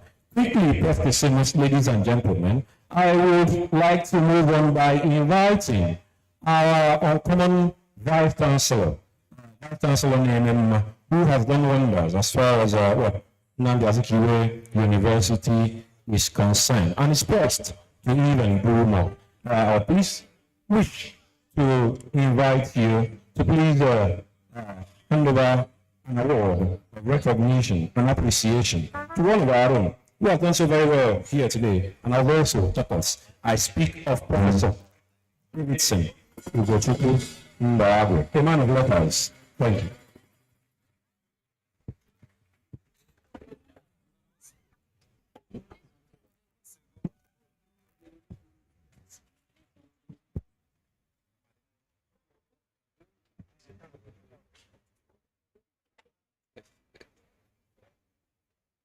Thank you very much.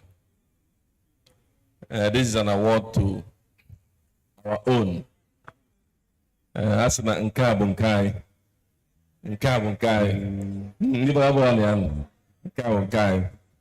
Award of recognition to our own Professor Davidson Mbaagwe for the wonderful presentation. You have made us proud. Before the entire world today, I'm on a Unizik Murumade. Yes, so congratulations for that powerful lead paper presentation. Thank you very much.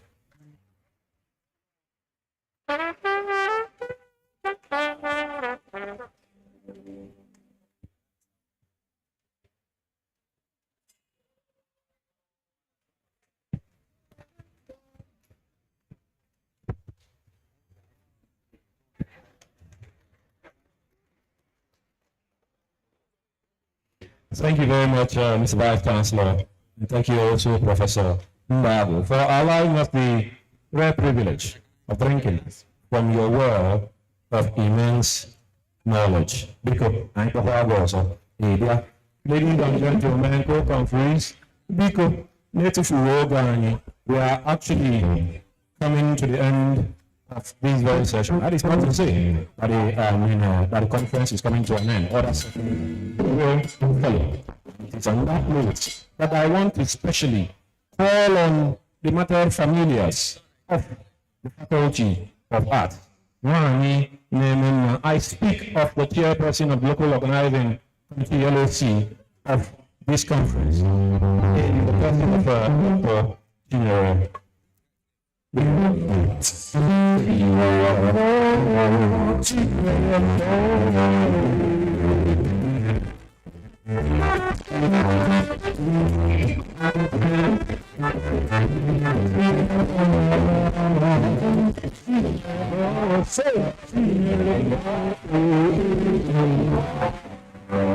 Thank you, my wonderful family, for publicizing me, my person. And I also want to thank my dear Vice Chancellor, my wonderful husband, the Vice Chancellor of the moment. I am very proud to be your wife. And I also publicly say, if I catch any lady around you,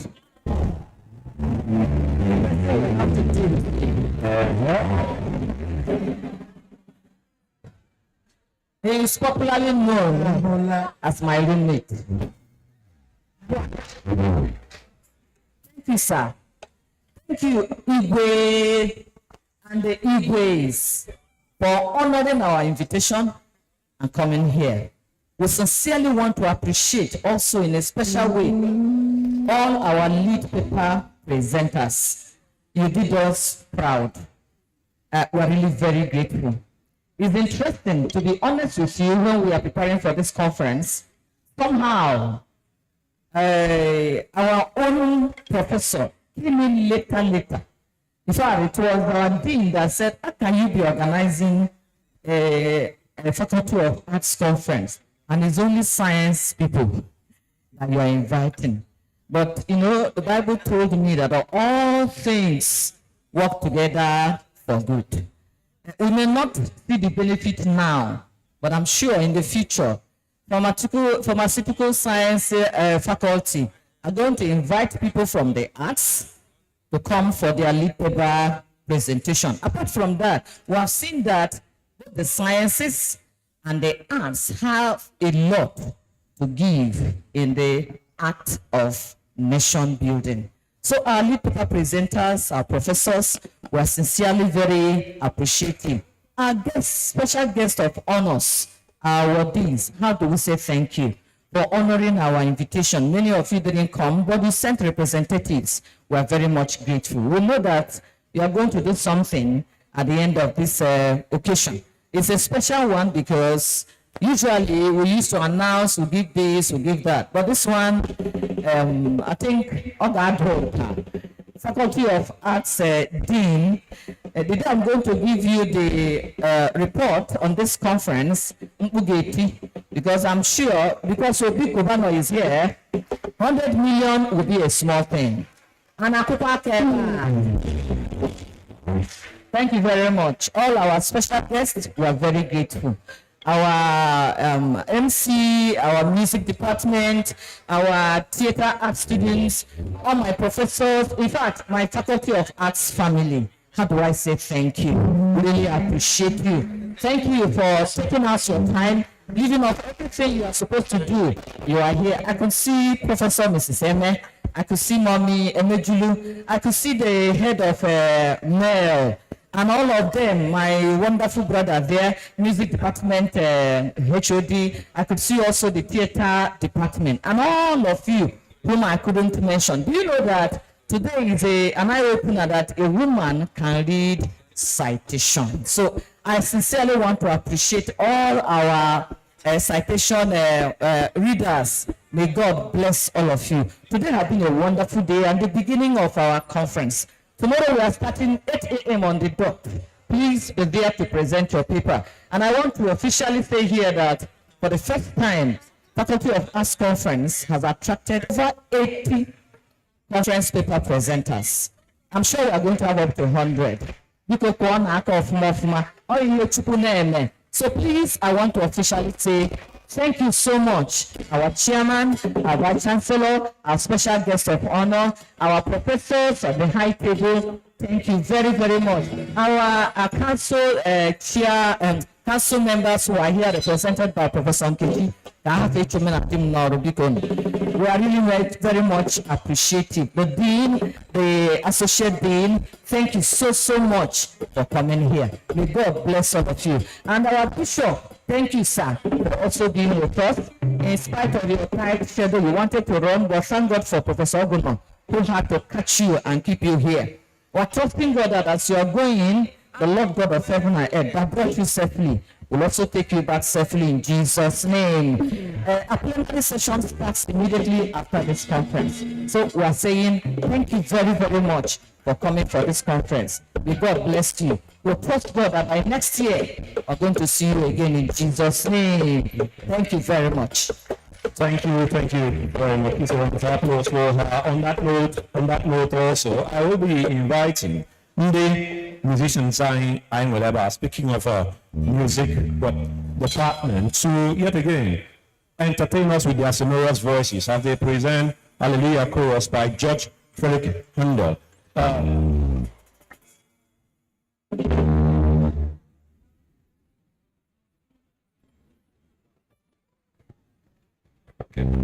All right, please, just before that happens, I am directed to please respectfully invite the chairman of this occasion,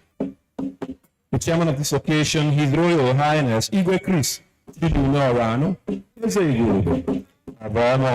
to please give us a closing remark. Of course, we are really thankful for your gracious presence. Please, before Igwe comes up, sir, respectfully, I sincerely want to appreciate my LOC members.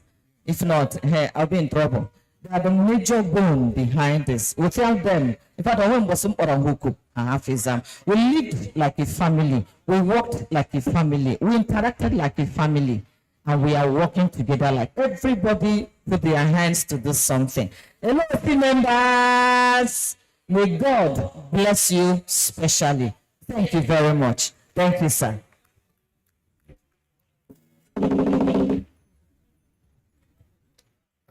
Thank you very much. In my closing remarks, I want to thank the faculty and all our VIP guests, the Lord Bishop, the paper presenters, and every other person that have joined us this morning. As you can see, the day is fast spent, and we've all had from horse's mouth. But I want to leave you with one remark. I told a very short story to the VC. Because of time, I promised him that I am going to be here next year, God willing. Because of the interest I have developed in the manner in which you organized and selected your resource persons and the quality of presentation we enjoy today. But having said that, I want us to note that beyond everything that is said here today, you cannot be dreaming of building a nation without impacting your immediate environment. You must have to make conscious effort. It must be intentional, not by chance, to impact your immediate environment positively. If you see everybody today, we are complaining about leaders. Yes, it is very obvious that our leaders, political leaders, may not have done very well. But then ask yourself, how much well have you done in your immediate environment? As it relates to how you relate with your brothers, your neighbors, your everything about the environment. Many of us don't know how we contribute to what we call failure of nations or our nation. We don't know.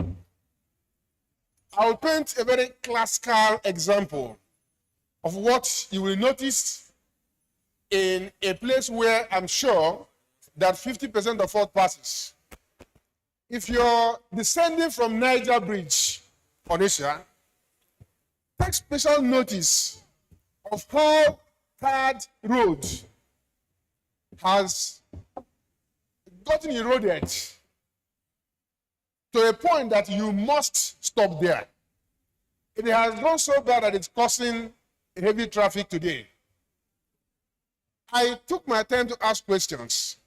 It happened that some people intentionally poured sulfuric acid at that section of the road for it to be bad the way it is today, so that you'll be forced to slow down and somebody will collect something that you want to collect from you. And this person or persons who did this will want to go to hospital when they are sick to receive attention from a man who has been qualified as a medical doctor, who uses that road. And this medical doctor is expected to do his best in attending to this person. That person that spoiled our collective interest on the road. We want to have best of attention for a medical doctor. If anything goes wrong, he will fight the doctor that he has not performed his job professionally. He may even accuse him of negligence. He may even want to go to court to seek for redress. The same person. Why I started this example, look around yourself, look around your environment. There are hundreds, multiples of things like this going on today in our various and respective places. The multi-conscious efforts. The beautiful thing about humanity is that anywhere you set out for becomes your way. And nothing stops a man that knows where he's heading to. So we are programmed by nature to do good if you want to. To do it exceedingly.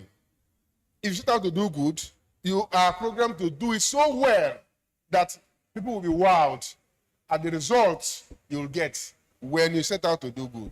The same thing when you set out to do bad. So let us, for the sake of building our nation, because we don't have another nation, let us set out intentionally, consciously, to do good and impact our immediate environment. It is by so doing that we can guarantee that your own quota of nation building has been contributed. I thank you so much, and request the Lord Bishop in our midst to take us on the closing prayers. Thank you very much. Oh, I was told, I was guided. Okay. So, my Lord, please, closing prayers. Shall we all rise up and pray?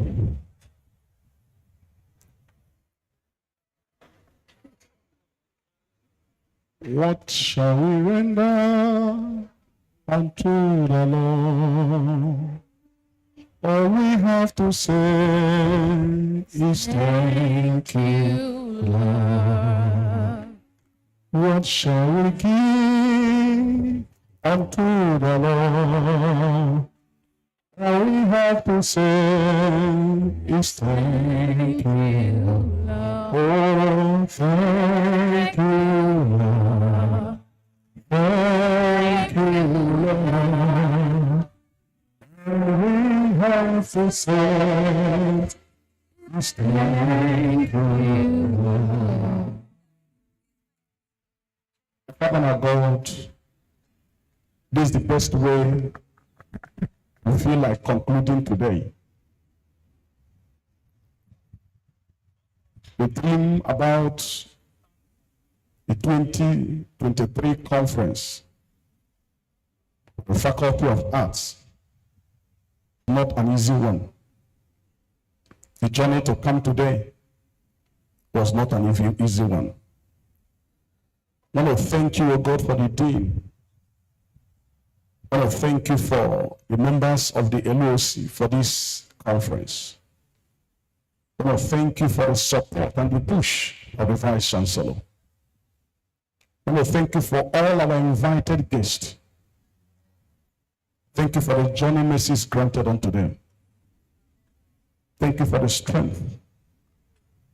Thank you for the wealth of knowledge and experience that has been shared here today. I want to thank you that every one of us that stepped into this auditorium today have one thing or the other with which we are living here with. I want to thank you. Thank you for the journey mercies. Thank you for the security. People drove through various roads, bad network road, several other things on the road, yet we preserved our lives. We're grateful. Lord, as we come to this conclusion today, continue by tomorrow, we want to make one request. Every one of us, oh God, we are a witness that our nation is going down. So many things, oh God, are wrong with us in this nation.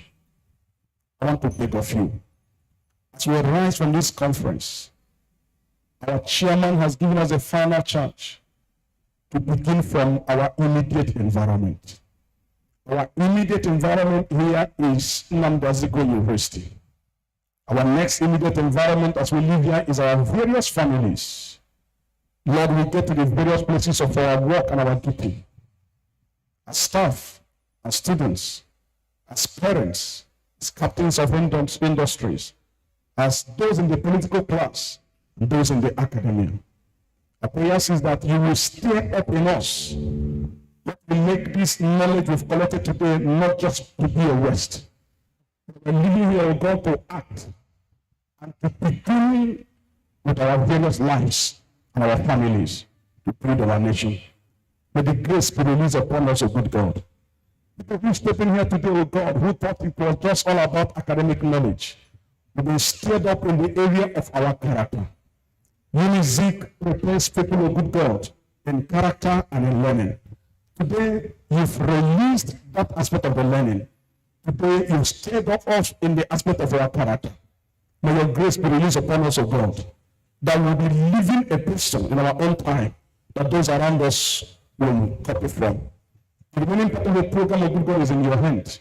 Every one of us that you brought here, O God, we will safely return back to our home without a negative story, O good God, in the name of our Lord Jesus Christ. Having brought us to this point, O good God, both for the organizers, O God, and those who are attending, I declare upon you, may the Lord bless you and keep you. May the Lord lift up the face of his countenance upon you. May the God of heaven be gracious unto you. In the name of God the Father, God the Son, and God the Holy Spirit.